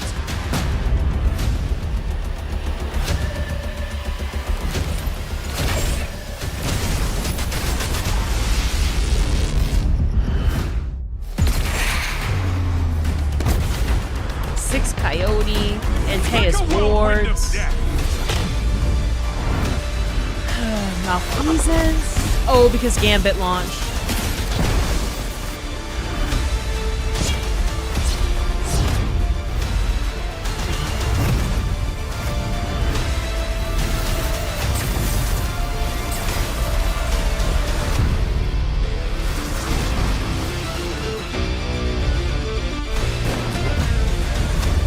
Forsaken was literally peak.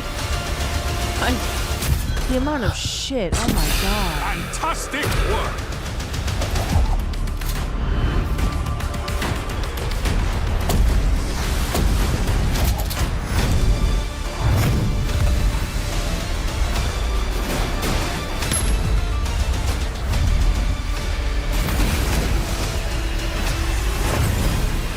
Oh, I know of the bug, sire. Destiny 2 Forsaken, available September 4th. Okay, Sunlight Bro, please. I asked you to stop being disrespectful to the devs. How many devs worked on Red War initial release to this day are still at Bungie would be a curious read. I bet it can be proven right if we follow every layoff that the devs don't care any. You wish the devs still cared about the game. Like Tech said, just because people were laid off doesn't mean that the devs that remain or were hired don't care. Like, I'm just gonna read what Tech said because I feel like he said it better than I probably would. Just look at the Lightfall concept art we were just looking at. None of you, like, not a single one of us saw anything they built out for the game, or all of these ideas that they think of, build out, pitch. This, like, these people, they never come to the game because upper management decides that they can't be in the game. They cut it, even if it's fully built out. Like Liana insinuated, Lightfall, the original Lightfall, she says, was glorious, quote, and it was completely cut by upper management. That you can't blame the fucking devs and their lack of passion for that. It's the same goddamn, and then you release this half-ass Lightfall, you release Final Shape, you lay off people, and you lay off more people, and you lay off more people, as if you're trying to say upper management is passionate and the devs aren't, or no one's passionate. Like, the devs are incredibly passionate about the game. Incredibly passionate about the game. Like, you give me 8 years to think of some of that concept art we just looked at. I don't know how they do what they do. They're incredibly talented and they're incredibly passionate about the game. Just because they're not allowed to do anything doesn't mean that they're not passionate. Mostly just means that you don't know what you're talking about. If you're blaming the devs, it's not the devs' fault. And not that I want to get into a semantics battle with anyone, but like Desert Perpetual and Epic Desert Perpetual were incredible. Shows with the Raid and Dungeon team, with all of the layoffs that they've gone through, little to no funding, incredibly short timelines, we're still able to produce Desert Perpetual and Epic Desert Perpetual. The trailer teams working on not only the Final Destiny trailers, but the marathon trailers, incredible. The team that made the cutscenes for Edge of Fate and Renegades, the cutscenes, incredible. To say they're not passionate is just crazy. Crazy.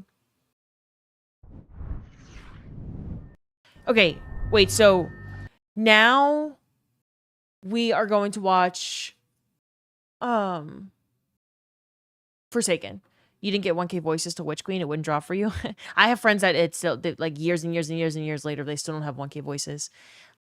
If you want it, bottom left chest during Last Wish, bottom left. Every single person I've Sherpa'd, bottom left chest. At the end, just pick the bottom left. I swear, it's 100% success rate. Bottom left. Leviathan was a really good raid. You tried to solo it, Cypher? You used to dream of being a dev at Bungie when you were younger? Oh my god, so many people do. Yeah. Are you left-handed, Liv? Yeah, I am. Why are you asking? Yeah, no, Sunlight, you can definitely argue something here. I'm just saying don't say that it's the devs' fault or that the devs aren't passionate. The devs are... many of them are my friends. And even if they weren't, if we were talking about devs of a different game, I would, if I had to point my fingers at a whole list of things, the very, very last thing I would ever do is argue that the devs aren't passionate. Left-handed and ginger? What are we doing right now? Why are you asking me if I'm left-handed? Hold on. Okay. Forsaken starting. Double evil. Infusion, what's up? Hello. Forsaken, which I love Forsaken. It's only 30 minutes. Is it a sin to be left-handed and ginger? Apparently, I don't know. I think people are finding things out about me. No one knew I was ginger and left-handed. Oh no. I was asking because you were saying to pick the bottom left chest. No, Lunar. I know I was making a joke. Well, I just like the left more. But bottom left chest always drops it. And when I Sherpa someone through that raid and then they don't pick that chest, I go open that chest and then I get 1K voices every single time. Okay. Oh, it is a sin to be left-handed and ginger? Oh. Oh, wait, you're ginger? Oh, gosh, unfollowed? Yeah, I wish I could, like, click a filter that gave me, like, blonde hair or black hair or something. And then every time someone makes fun of me for being ginger or says something about me being ginger, I just change my hair color on stream. All right, Forsaken time. We're going to be serious, and we're not going to be freaky at all about this lore. No freak-offs. Unless...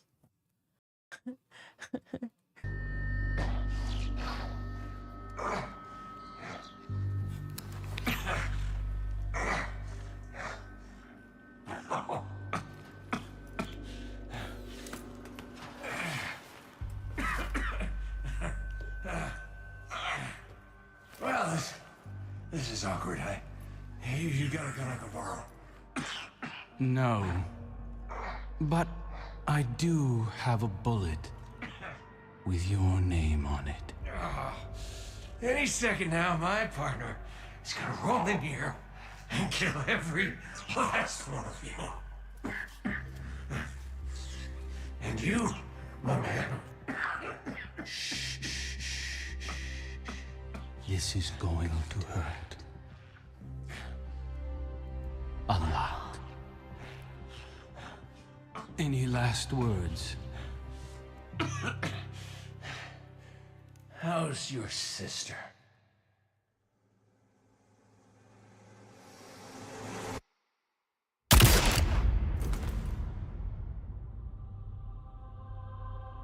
Whoa, you could hear Mara's voice? Wait, could you?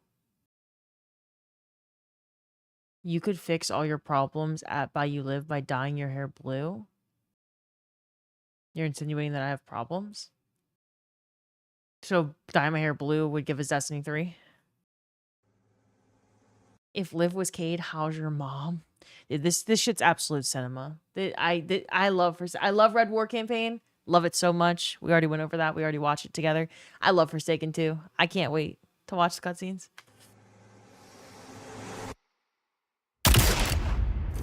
Wait, I wanted to hear if you could... Y'all said you could hear Mara's voice. So hold up. This is going to hurt. A lot. Oh, you can. Any last words? How's your sister? Wouldn't that be Riven, though? Because she dead. Mara's dead.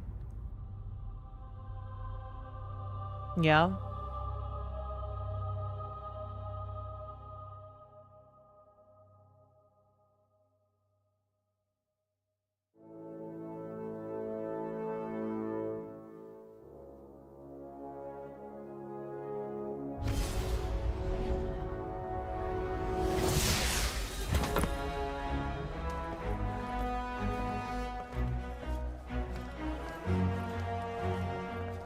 Petra, Venge. Thanks for the invite. What you packing for this party? The usual. Ooh, do the thing. Seriously, watch this. That'll never not freak me out. Do it again. Later. Maybe. Right now, Gen Pop is running wild. Fortunately, the main arena and lower levels remain on lockdown. But if the core security systems fail, containment is going to be a problem. Just another day at the office. All right, partner, this is a Cade riff in 6. Watch me for the changes and try to keep up. Guy that can summon a flaming gun gets excited by floating knife. Sorry, can't be normal anymore. Damn. Are y'all gonna goon over Petra? Also, this Guardian's drip is fucking ass. What in the Solstice armor is this? I agree with you, Own Knight. It's another day at the office. All right, partner, this is a Cade riff in 6. Watch me for the changes and try to keep up. Now let's go to prison!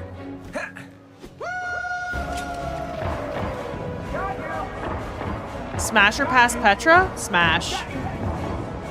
You don't have to ask me. You know my answer. Ramen's on me.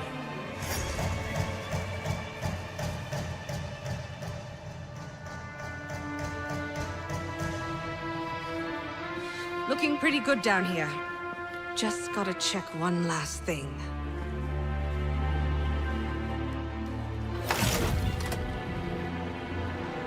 I agree, Exodus.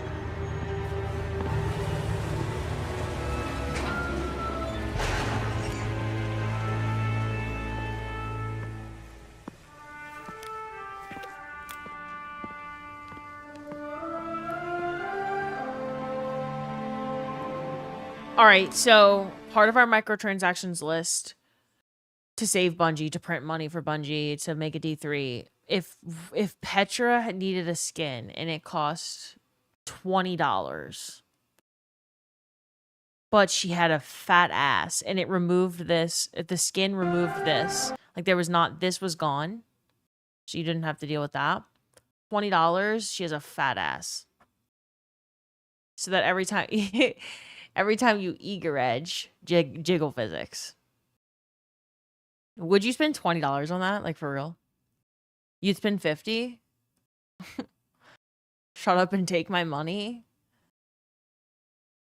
Listen, we saw all the art that was actually scrapped by Bungie. I don't, it's not that out there. Maybe I can mock up some Petra with the fat ass art or whatever, I don't know. And we could pitch it. And like, hey, you don't have to do anything for the no future updates, but if you make this for the game, we'll pay for it. We'll pay for it in Destiny 2. Then you could fund a D3. You're welcome. You'd make an alt account to buy it again. Swimsuit Petra. Well, Marasov is going to be in a swimsuit with her ass out because the bundle is Marasov skin with ass out bundled with the Marasov hot tub emote. So, who at Bungie making all the Awoken baddies? And the bundle costs $50 for Mara because you know damn well. That one's got to be a little bit higher. You've got Cross that's really going to lead the pack on telling people to spend money on it. So that one's going to, the bundle for the emote and the skin for Mara is going to be $50. Yeah. We can call it the bundle. Ooh. Write that down. Yep, write that down. Yep. Computer, remember that. D3 petitions at 95,000 signatures. I love that. Yeah, if you haven't signed it yet, y'all, you should sign the D3 petition. You're a goddamn marketing genius. At Sony, we're cooking. Bad bundle. Hell yeah. Live a freak on the high, not even on the low. Give everyone Gunnar Marvel Rival skins, infinite money glitch. So that's what we were, if you go on my VOD, unfortunately, my digital footprint it's going to outlive me. My VOD is publicly available, and I do talk about, probably like 4 hours ago now, in today's VOD, we had a whole conversation about, it was like League of Legends skins and Fortnite microtransactions and like just this world of games printing money, even Warframe making Gunnar frames, games printing money off of skins. And so we know that like Destiny's not a game, it's not a Gunnar game, and it's not a game that like really shoves like Gunnar or skins down your throat, but maybe it should, in order it's a last ditch effort to save Bungie and fund D3. That was our conversation earlier. It felt very, I'm Astrocross right now, because that's a conversation that he would have with his chat, and it's never a conversation that I've had with mine. But Petra with a fat ass, remove this shit. I think that sells. Jiggle physics with Eager Edge, I think that sells. Because it's a first-person game, right? So you got to give people, like, that's why we don't have skins with fat asses in Destiny. It's a first-person game. But if every time you went in third person, you get jiggle physics, like, people are going to be eager edging everywhere. It's going to be incredible. I think we do not build a new game for this. No Destiny Classic. We're in Destiny 2. Game doesn't change. The only thing they add are these Gunnar skins. And the game feels a little bit weird because it's like not the way that it has been for the last 10 years. But we get to spend the next, like, I don't know, 5 years looking at jiggle physics and characters that clearly y'all have been gooning over for like 10 years now. And I think that sells.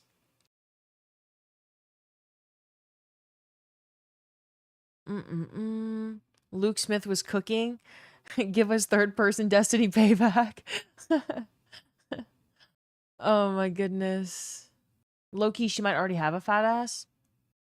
I'm not thinking that anyone in Destiny really has a fat ass except for Savathun, like already, currently. We'd have to give them fat asses. Destiny 2 is not a game of fat asses. It's just not. I don't think so, at least. I think we were close to getting Gooner territory because my buddy's warlock is always flashing me.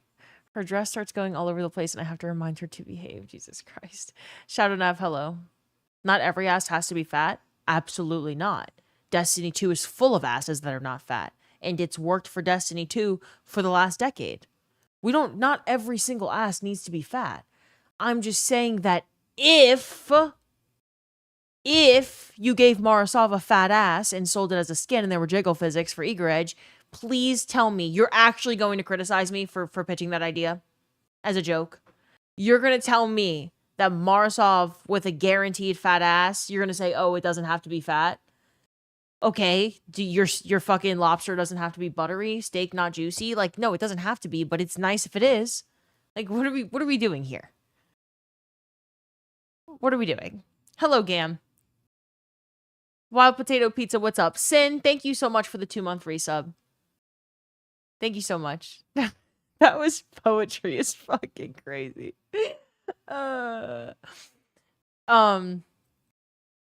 Okay, Zavala and Spider got fat asses. Okay, yeah, maybe we've got fat asses in Destiny on the wrong characters. The wrong characters. Let's watch Forsaken now. Y'all did this, though. Y'all started gooning over Petra, which I didn't think was going to happen. Great convo to listen to on my walk home with groceries. Move Food, what's up?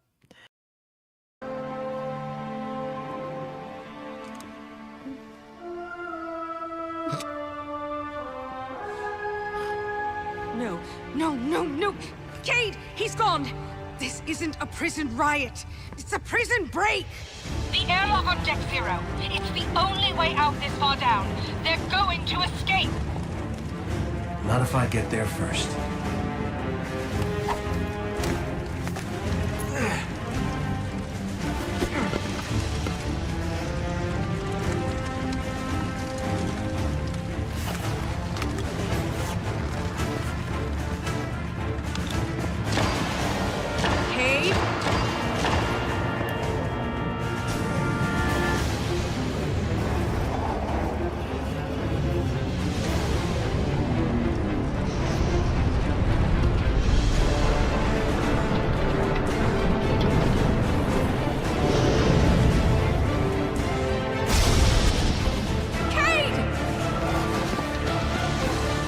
Can't believe Cade got slimed out to some red bars, bro.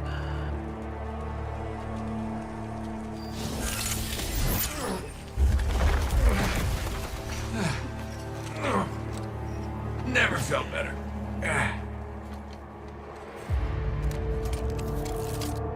You see that, Petra? Petra? Guardian? Must have knocked out the comm relays with that spectacular landing. And cue the ominous music. Okay, everybody. Back in your cages.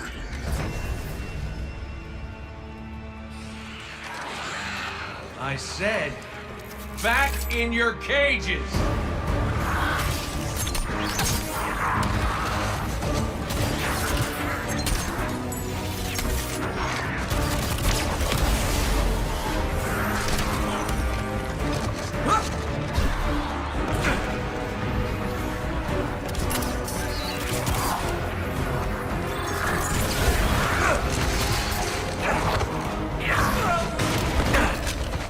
Yeah, that hurt.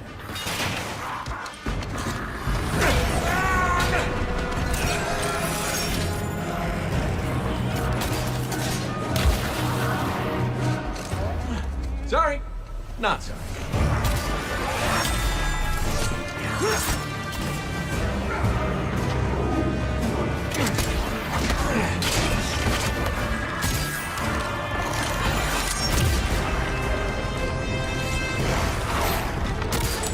Cade ability spamming, shaking my head.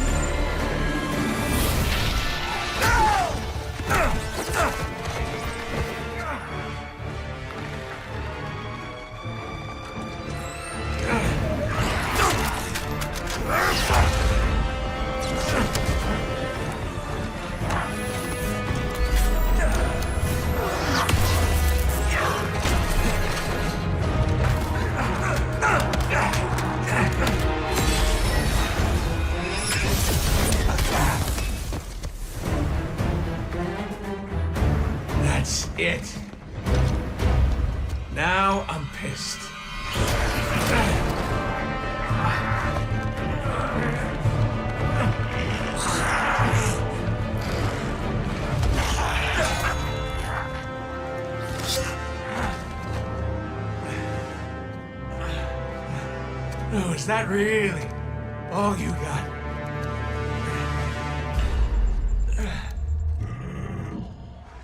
You help me out here, little buddy.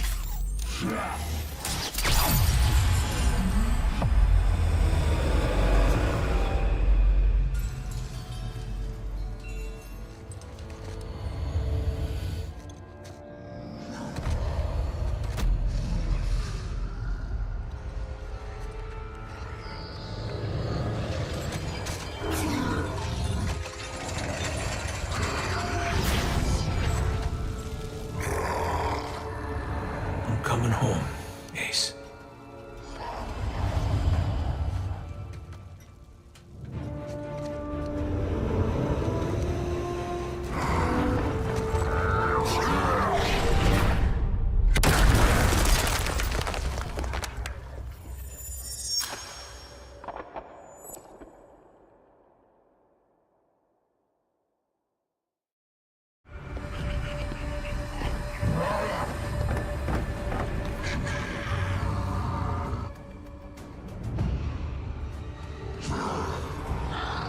He didn't feel a thing.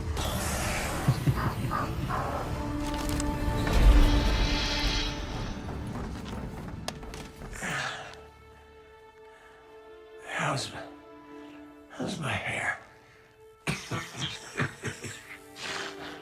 Speechless. Typical. Oh no.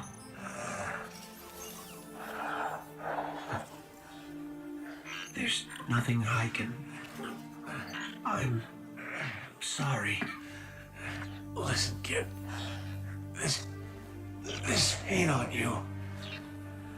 This is what I get for playing nice.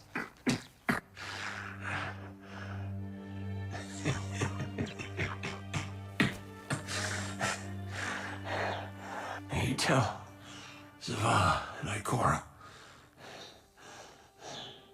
The Vanguard is the best bet I ever lost.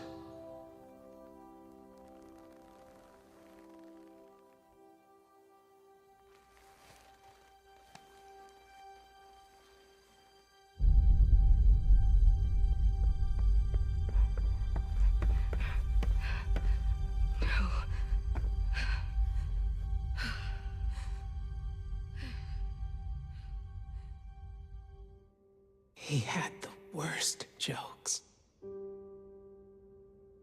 Even worse timing. I wanted to laugh. I really did.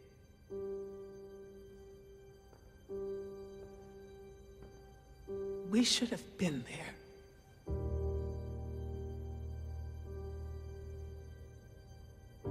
This is not your fault. This is on the head of Uldren Sov. But if he thinks what he's done is the end, it's not. It's the beginning. We're going to fight him. Do you hear me? All of us. Every Titan, every Warlock, every Hunter. We will take the Reef by storm. And then,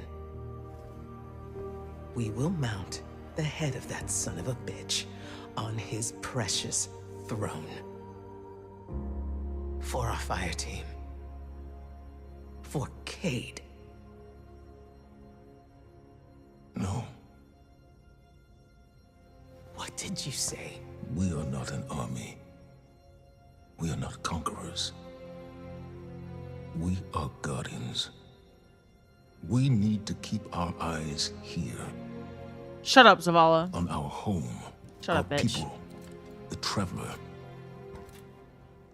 The Reef was lost the moment it lost its queen. So if another Sov wants a stretch of lifeless rocks, let him have it. This is Cade we're talking about. For us to do nothing is... Say it. how it is. Tell him, Ikora. Bad bitch alert. Holy shit. Fucking men. I refuse to bury any more friends. You won't have to. Aldrin Sov is mine. That was the first time our guardian ever speaks, right?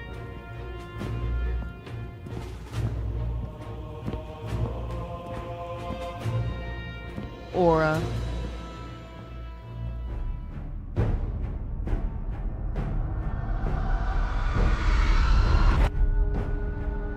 Thanks for following, y'all. And Merc, thank you so much for the 6-month resub. Thank you, thank you. Yes, I am humbled by your gracious acceptance. Mara Sov, my sister, your queen, may be gone. But she is with us now, and always. As for you, my friends, my barons, you embraced me when I was cast out. And for that, I gift to you the bounty of the Tangled Shore. Go, unleash upon the fallen chaos. By your grace, Father.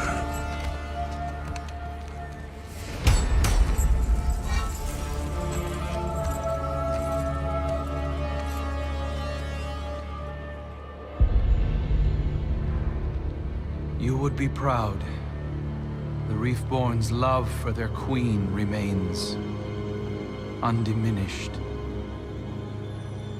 Love is fleeting, but devotion. Now that is forever. I forgot they had some like some incel shit going on, right? Or not incel, sorry, incest. I used the wrong word. What the hell is going on here? I completely erased this from my memory. What the hell are these two doing? I know that this is Riven, right? I know it's Riven. Like, Mara's not really there. Riven's pretending to be Mara. What the fuck is that, though? What the hell is that? Like, that's free. Y'all, I said we were going to do an analysis of the lore without getting freaked out. This is freaky. They are the fucking Destiny. Okay. You can say a lot of things about Destiny, but one take that I don't hear enough of is that the devs have always been freaked out. Like, since Red War with the milking machine and the choking out that motherfucker and Gaul, like, chaining up the Traveler. Like, they've been freaked out since day one. And I thought that we were going to watch this without getting to that point again. But it turns out you can't. You literally can't ever interpret the lore without that shit. Yes, Yabi. Yeah. Go ahead. You know, y'all don't have to ask me questions. I read every single chat. Chains are freaky. Are we being serious here? Computer, make everyone in Soul gay and horny. Froggy, thanks for following. Destiny 2, the final freak. Yeah. Yeah. It's fucking crazy. But devotion. Now that is forever. Y'all want to pay $50 for a bundle of Marasov in a hot tub emote and Marasov with her ass out skin, and she likes her brother?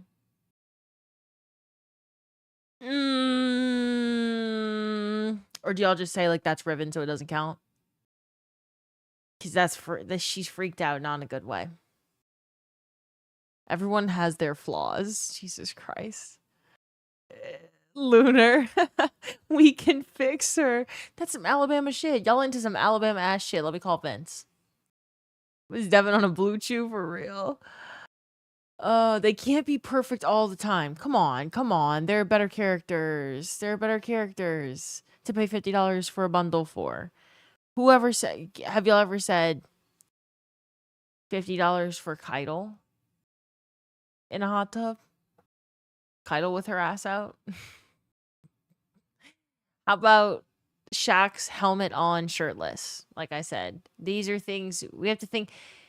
Did Shaq's ever like his sister? Okay, Petra? Did Petra ever like one of her siblings? This is just fucking... I completely forgot that Forsaken contained this shit. Y'all, they were freaked out since day one, for real. You're asking a genuine question with the petition. What are even the realistic chances of Sony seeing on this and reacting? Sony doesn't care. Petitions are for politicians. I think signing the petition is a nod to the devs. It's you have power in numbers, showing Bungie how much you care about the game, and you're not gonna let the game go without like a fight sort of situation.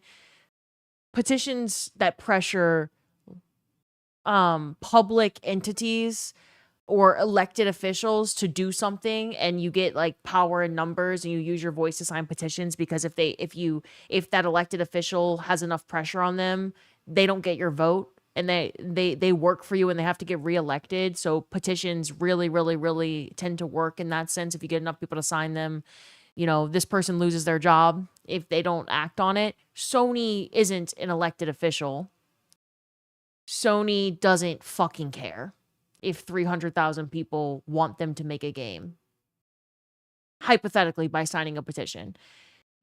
The Destiny IP isn't having the door shut on it forever. That just doesn't make sense for them to fund right now. And they haven't believed on it. They haven't believed in it for a long time.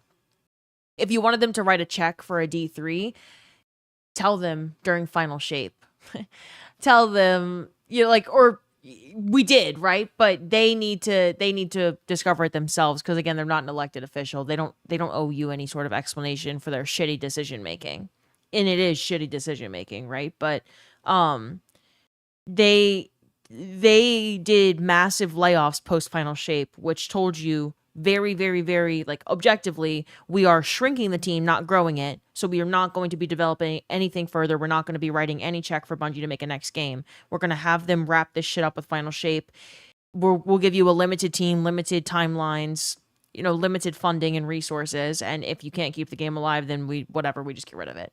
That's a terrible way for them to think about the game, but it is, I mean, it's clearly how they thought about the game. Petitions work when you can put pressure and there's a consequence to that entity or that person if the pressure doesn't work. Petitions are fantastic for that. Petitions don't work when you're asking, like, you know, let's say you petition for Disney to make a movie. Disney doesn't fucking care if you want them to make a movie, to an extent. Like, they have to see a whole lot of profit in this D3, and I think that the franchise probably needs some healthy breathing room first, because player sentiment was at an all-time low. Trust in leadership is at an all-time low, as it should be. They're fucking terrible. Do we really want this, like the Pete Parsons to be making a game that we all love for the future? I think the franchise getting some breathing room and having people kind of forget all of the bad and maybe just be excited for new in a couple years or 5-10 years down the line, whatever it is. I think that would be really good for the franchise. It's usually good for a lot of franchises when you're looking to just pull people for nostalgia purposes and you want them to spend money on something. You got to give it some, you got to let the negativity wash itself out a little bit. So if D3 came out tomorrow, I just don't think it would do very well. Not nearly as well as Sony would be expecting it to. Wouldn't the pressure be making Marathon die? No. If Sony wanted to write a check for Marathon and write a check for D3, they could have done that. They didn't want to do that. Y'all act like Sony's a broke bitch. Y'all act like Sony can only fund one game at a time. They could have Bungie. They could have hired 1,000 more devs for Bungie, wrote 10 checks, and have them developing 10 games. They could have done that if they wanted to. They just didn't want to. You could be mad at them for that, but that's not what they wanted to do. Bungie Marathon's check doesn't have anything to do with D3's check.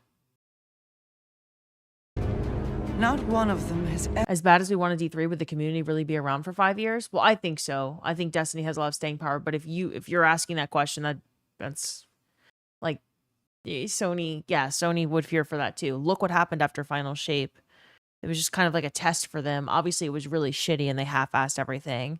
And like Final Shape should have been the end of D2, and then they should have been allowed to develop a new game, but they didn't. And then Sony's like, guess we were right. Look at the game hemorrhaging all of its players, and now all the players are mad and they don't trust us, and it's kind of just fuel for them. If they didn't really believe in Destiny, I'm just saying if here because I have no idea if that's what they actually think, but if they didn't believe in Destiny, I mean, they don't care if they watch it fail. Like, it's just watching the player base be hemorrhaged and watching players just fucking hate like Bungie leadership and like shit talk the game and just like uninstall it and leave it. That just fuels Sony's ability to be like, okay, now everyone gets fired and we stop funding this game. That sort of just helps Sony's case in that instance, because clearly they never believed in the game. Did you guys hear Pete Parsons is going to be taking control over Need for Speed Studios? He said his passion for cars made him choose the role and he wanted to see off another franchise. Fans are unsure what he meant by see off another franchise. Oh my god. Holy shit. Yeah, I agree with you, Kid Colin. I agree with you. Wolverine alone is courting them $500 million. That's nothing to them. It's a drop in the bucket. Y'all, please look up what kind of money Sony is making. Sony's fingers are on so much technology in your home, and y'all, $500 million. If Bungie was like, oh no, we need $600 million to build out a D3 and we need 7 years to do it. If Sony wanted that to be like if Sony was like, wait, that's going to be a banger? Sure, here you go. Here's $600 million. They don't fucking care. Like, the $600 million is nothing to them. $1 billion is nothing to them. I'm never going to be like, oh no, boo-hoo. Their money... they just don't care. It's not a lot of money to them. You're wearing Sony headphones right now? Yeah. But devotion. So what about numbers? If Destiny starts pulling hundreds of thousands of players again, it's not going to, because it's not going to have any live service updates. The game it's done. It's done. I'm not even trying to be negative, by the way. If you're new here, I know you're new here, Yabi. I'm not a doom and gloomer. I don't do negativity farming. It's just real. It's not realistically going to happen. Love is fleeting, but devotion. Now that is forever. Not one of them has ever shown more strength of devotion than you, my dear brother. I don't like her talking to him like that. The Awoken cannot be trusted. You and I know that better than anyone. Together, we can bestow upon our people the fortune they so richly deserve. Extinction.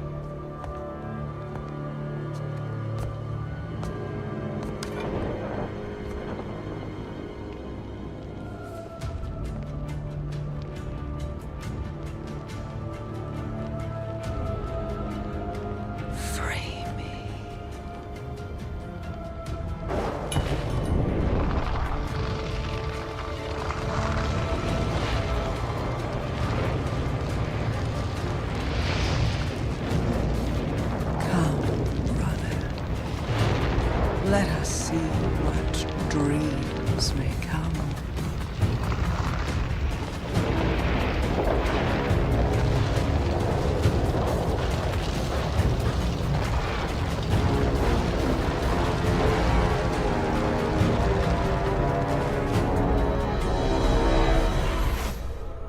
The Tangled Shore. A lawless frontier of outlaws, scavengers, pirates. She said, freak me? She said, free me. Free you from what? Like, what the fuck? She's like, let me release. I don't know why. I don't know who writes this shit. I thought that I was going to watch this without being freaked out. I'm absolutely, like, this is freaked. DJ! Sorry, I turned alerts off because alerts kept going off during the cutscenes. Let me turn those back on. DJ! And also, sorry, y'all, I keep looking down because I'm ordering dinner right now because I have not eaten all day. I've not eaten a single thing all day, and it is 8:30 p.m. DJ, thank you so much for the 10 gifted subs. Thank you, thank you, thank you. Y'all put some fucking hype in the chat for DJ. Thank you, DJ. I appreciate it. Murderers like Uldren and his fallen would fit right in. I am, Sai, I am. We need to search the shore. From the fallen camps in Quitter's Well to that ancient awoken watchtower on the horizon. Leave no stone unturned. Uldren can't hide from us.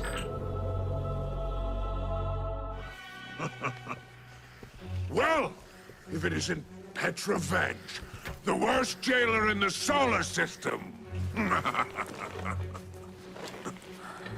What brings you to my home away from home? Away from home. On the run, are we? I heard you lost the shore. You lost my shore. Thought you might want some help getting it back. A guardian? And where, oh where? Pray tell, is its ghost? Never mind the ghost. There were 2 guardians at the Prison of Elders when it fell. Cade 6, and this one. The 3 of us want the same thing, Spider. Uldren and his barons. Dead. Oh, what is your... Oh, I see. Despite our clear, mutually aligned interests, I'm sorry, but I can't help but feel like it is I who will come up short. It's true. I know where Uldren and his barren scheme. You go, scratch your itch, then we can just say, you owe me. You wish this guy had better drip, because, like, what is this? Yeah, here's the thing. Like, this is peak content, but at least Gaul in Red War, not to bring up Gaul again, I'm sorry, I just really like him. Gaul in Red War at least was dripped the fuck out, okay? Like, freaky, and at least he had good drip. Gaul was good. At Tokolumi, thanks for the gifted sub. I don't think that's who he meant to tag. Yeah, Rich? Gaul in his milk armor. The Dominus. Yeah, Dominus. He had really good drip. This guy, I'd want to listen to you more if you had nice drip. We have a deal.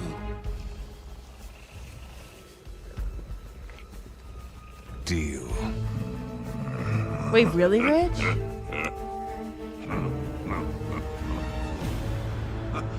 Oh, you really showed them, didn't you? Piece of advice, eh? Know your enemy before you deal with them. Rexus Vaughn, the hangman. A silent sadist, used to dock the arms of dregs with his bare hands. Cannix, the mad bomber, emphasis on mad. Demolitions expert, with an irritating way about him. The trickster, Araskis. A liar and a schemer. Friendly advice. Trust nothing she touches. Hyrax, the mind bender, has a rep for manipulation. Has a morbid obsession with the hive. Yavix, a.k.a. the Rider. Leader of a bombastic gang of pike-riding heathens. They sow chaos everywhere they ride. The rifleman, Pirha, the only fallen alive who can make the shot that mortalized Cade 6.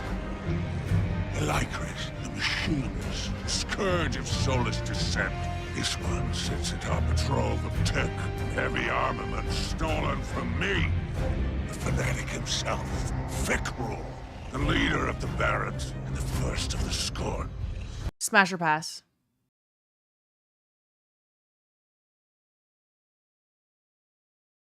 Okay, sorry. Oh yeah, Kai Bug. I got the notification. You know damn well I'm following. Welcome to the chat, Kai Bug. I don't know how you found me. You've been following me since September? And you just now found out that I'm one of you? Hell yeah. Go fucking pin, Skybug. Liv, you out of pocket for that one? I'm sorry. This Me dark personally, magic Smash. has no place on my shore. No place. Last, and most certainly least, Aldrin Sov, traitor to his people, and the man who pulled the trigger. He may be in the wind, but his barons are ripe for the picking. Divide, conquer, isolate Aldrin. He'll wind up at your feet, and all you have to do is pull the trigger.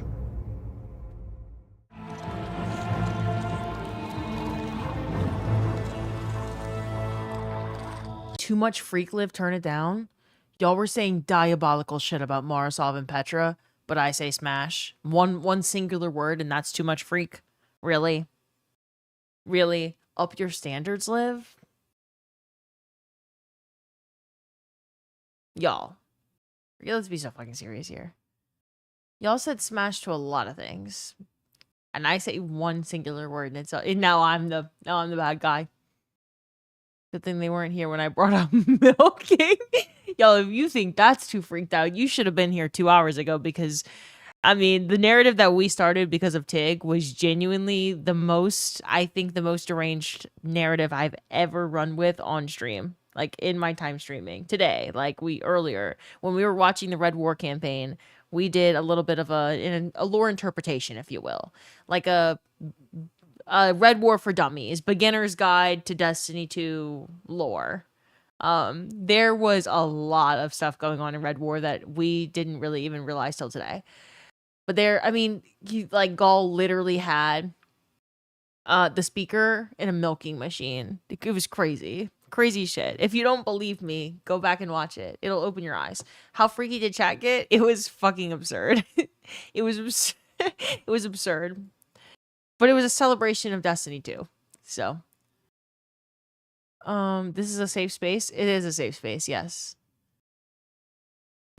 Also, yeah, this chat's way more freaked out than me, so I don't want to hear shit from y'all. That's like y'all bitching at Cross for when Cross goes on and on and on about Morosov, and y'all are like, Cross, you're so freaked out, dude, calm down. And his chat is 800 times worse than he could ever be. You ever read an Astrocross chat when a woman shows up on the screen? A freeze frame, one frame of a woman. You ever seen that chat? Okay, all right. Get off my ass, all right?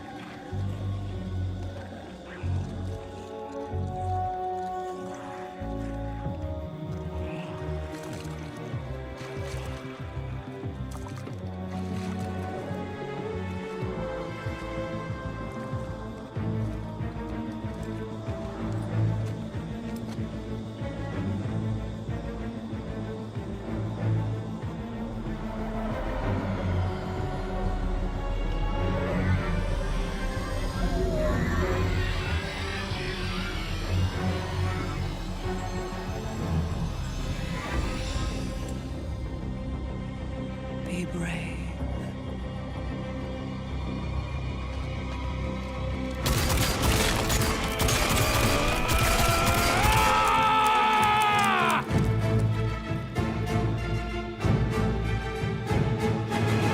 Now take it.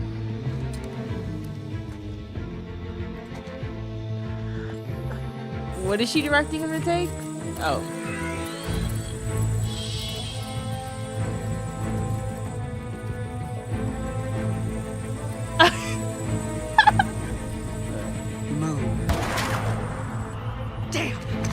Okay, is there... Sorry, y'all. Please, I can't take this seriously.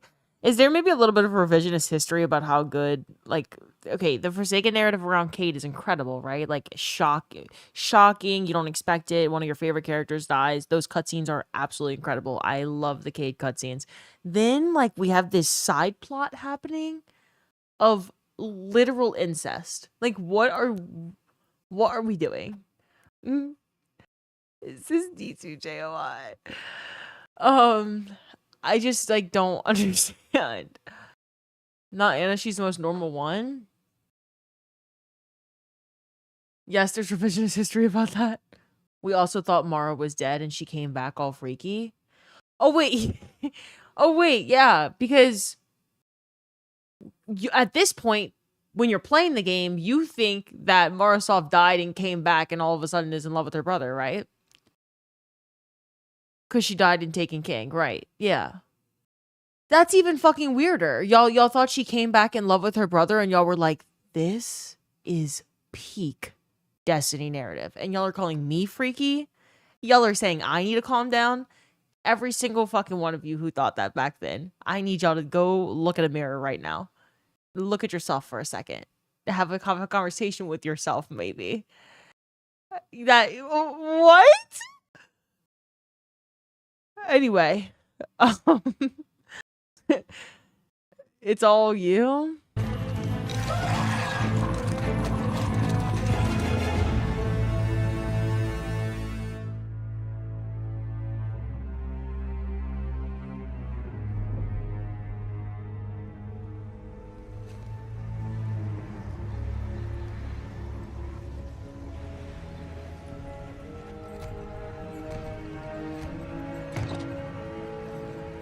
This is as far as you go.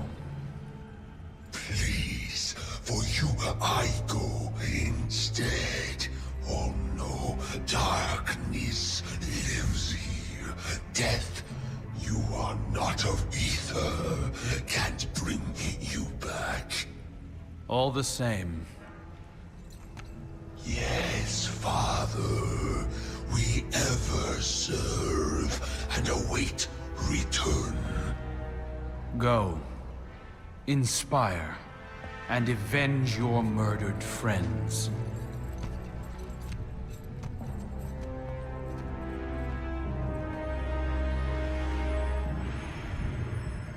There's no more room for fear, dear brother.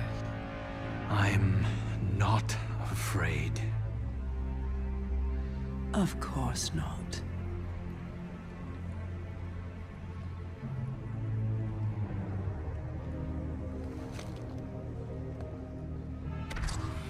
This is Cross's favorite character.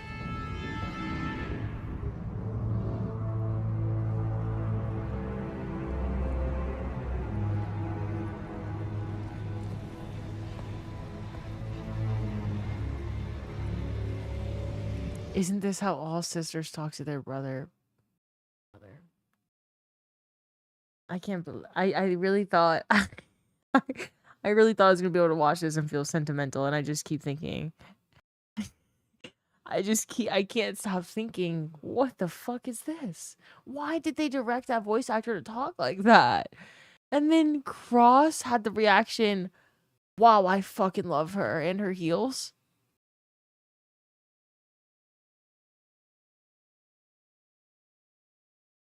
Get it together. I'm trying really hard. Okay, I'm gonna get it together. Oh, Aldrin. You have sacrificed like no other. You looked into an abyss, bowed to false kings, and suffered uncountable betrayals. You were humiliated, imprisoned, manipulated, taken, and still you gave up everything because you love.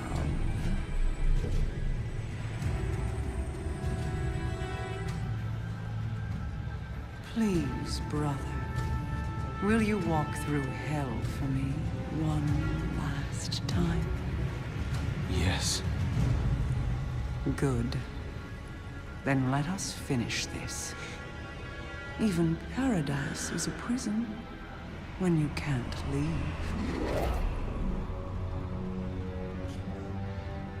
Scroll says, I know we're all folding for that, in parentheses, if she wasn't our sister. Yeah, like if she wasn't his sister, go ahead, girl. Like, shoot your shot, do your thing. I don't, there's nothing wrong with the way that she's speaking, but this is her brother. And I'm not even blaming actual Marasov herself, right? Because this is Riven. What the hell is Riven on? What the fuck is wrong with Riven? These are questions we should be asking. This is what people should have been saying when this came out.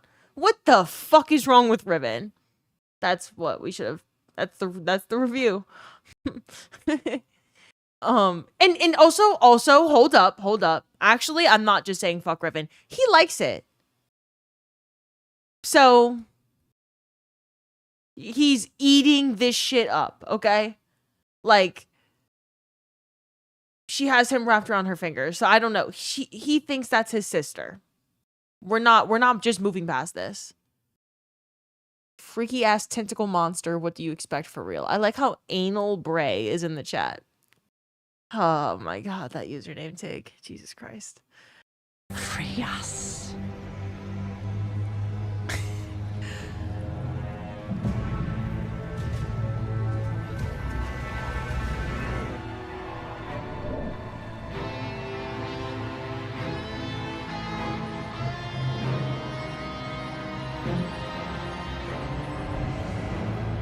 This is not what I was expecting out of today, y'all. You've no idea how fortunate you are to be my chosen. You hold the flesh of a god in your hands. You are mere steps away from our salvation. Only light and dark together can unlock my way back into your world. That's it. Keep going. Free me!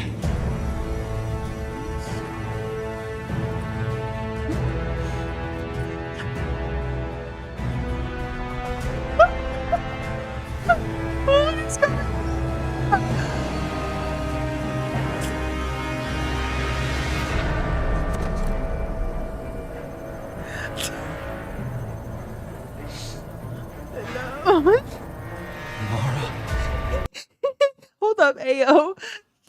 I like how y'all are saying, can you replay that real quick?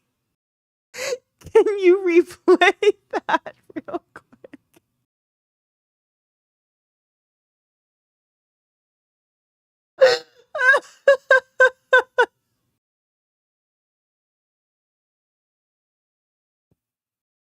Sure. Yeah, sure, whatever. No, I know the lore, Biff, so no, trust me, I know. Wait. For more never mind. For more explanation, in the lore, Mara has a magical link to the Awoken. She can read their thoughts and talk to them from anywhere, so she knows her brother wanna get to know her. So whoever could read Mara's thoughts knew that too?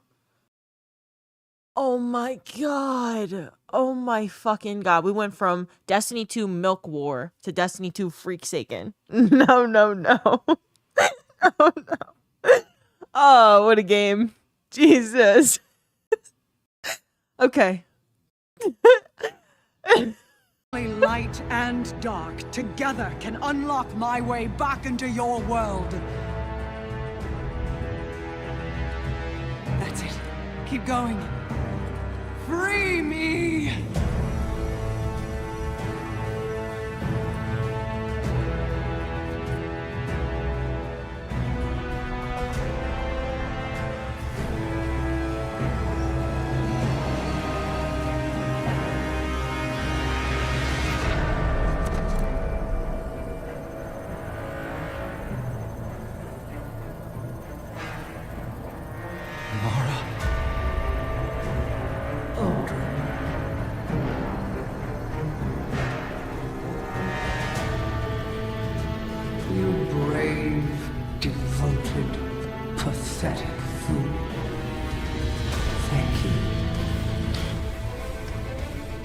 Damn, called him pathetic.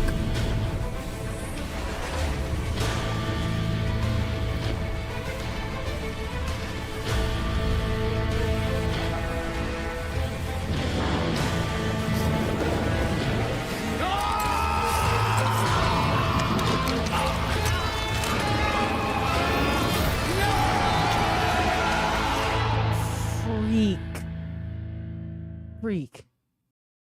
This is not how I remember Forsaken. That's all I'm gonna say.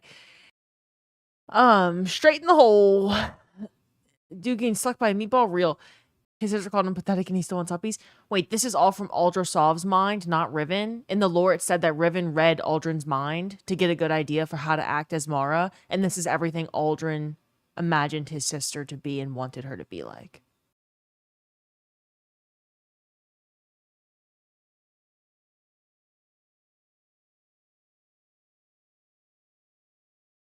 That's certainly interesting.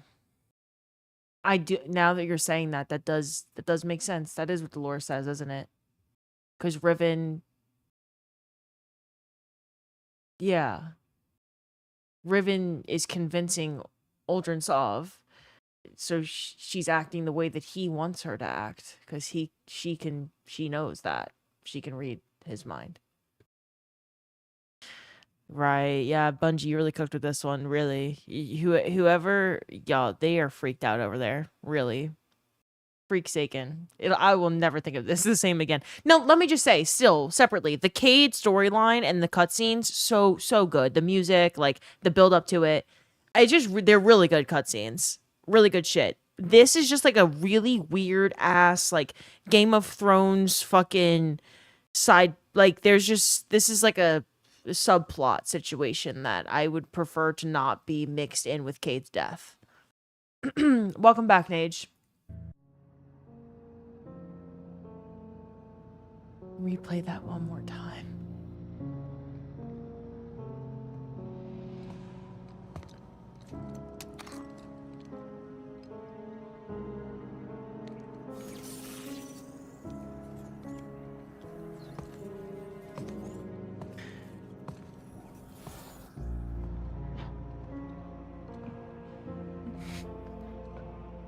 They should have had Mara put Aldrin in the milking machine from Red War.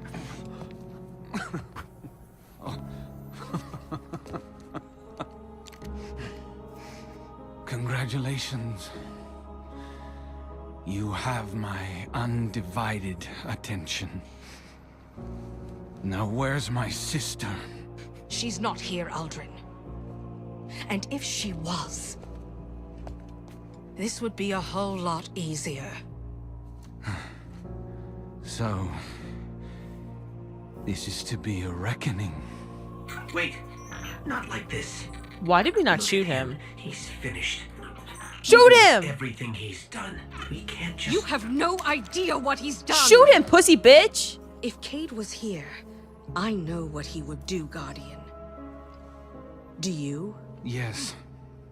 What would the notorious Cade 6 do? You have his gun.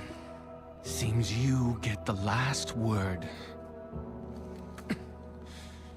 Everything I did for her. Funny. The line between light and dark is so very thin.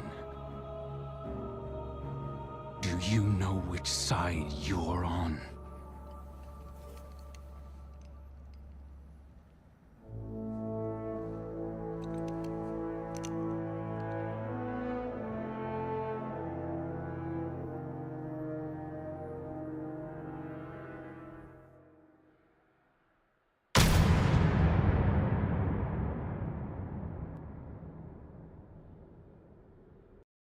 I love that they let us interpret on our own whether we shot Aldrin or Petra. Well, that's certainly not what I was expecting out of Forsaken today. I mean, yeah, what a year for Destiny, truly. The line between incest and being normal is thick. Optimus Crime, what's up? Yeah, those cutscenes were so good. The subplot of whatever the hell is happening with Aldrin and Mara is just an interesting subplot, I guess. I always thought it was Petra because it doesn't sound like Ace of Spades being shot. Wasn't there a post cutscene? Hold up, what does it say? Wasn't there a post cutscene where he gets revived? Yeah, where's that? Well, because okay, here's the thing, y'all. Wait, I'll show you.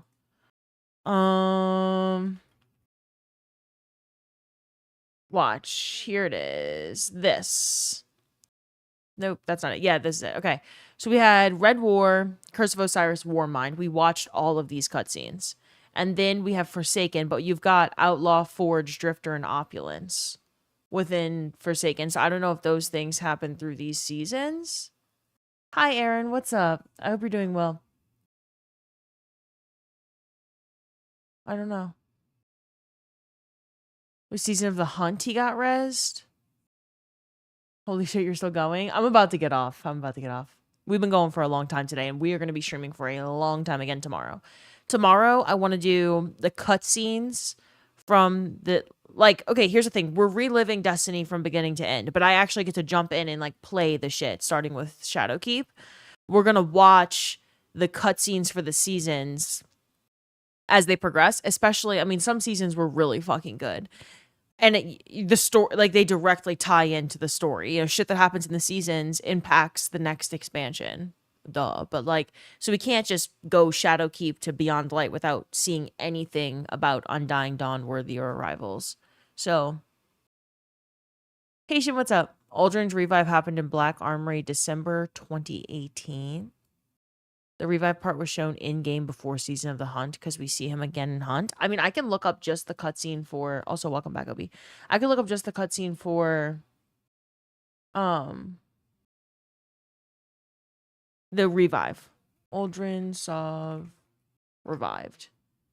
Yeah, here it is. Here's the cutscene. It's just a minute.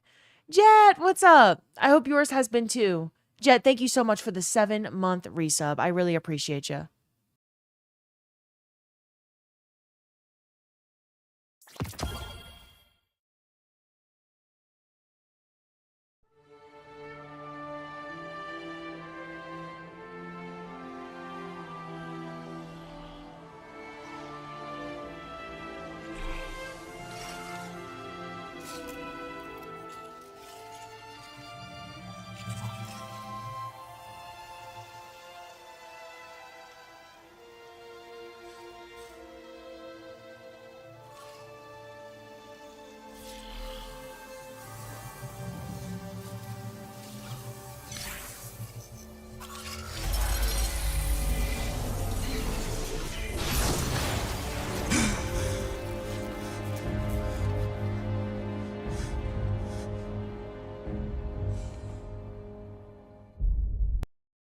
That's crazy.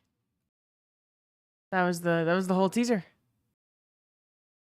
It's week 16 in the Dreaming City. The Queen's Court is without its queen, and all there is in the court is a vision you can look closer at, which triggers this cutscene. Aldrin Sov has been revived as a guardian by Pulled Pork, a ghost from Destiny's lore, ghost stories. The fact that that ghost is named Pulled Pork is absolutely fucking incredible. That is incredible. He's still a murderer to me. He always will be. Fuck that guy. Hello, Goofy Goober. I hope you have a good rest of your day as well. I actually am getting off. I need to go eat dinner. I haven't eaten a single thing all day, and it's 9 p.m., and I have animals to take care of. I don't want to go. I could definitely stream all night long, but Hambone wasn't available. He changed it to Glint after, yeah. Where's smoked brisket?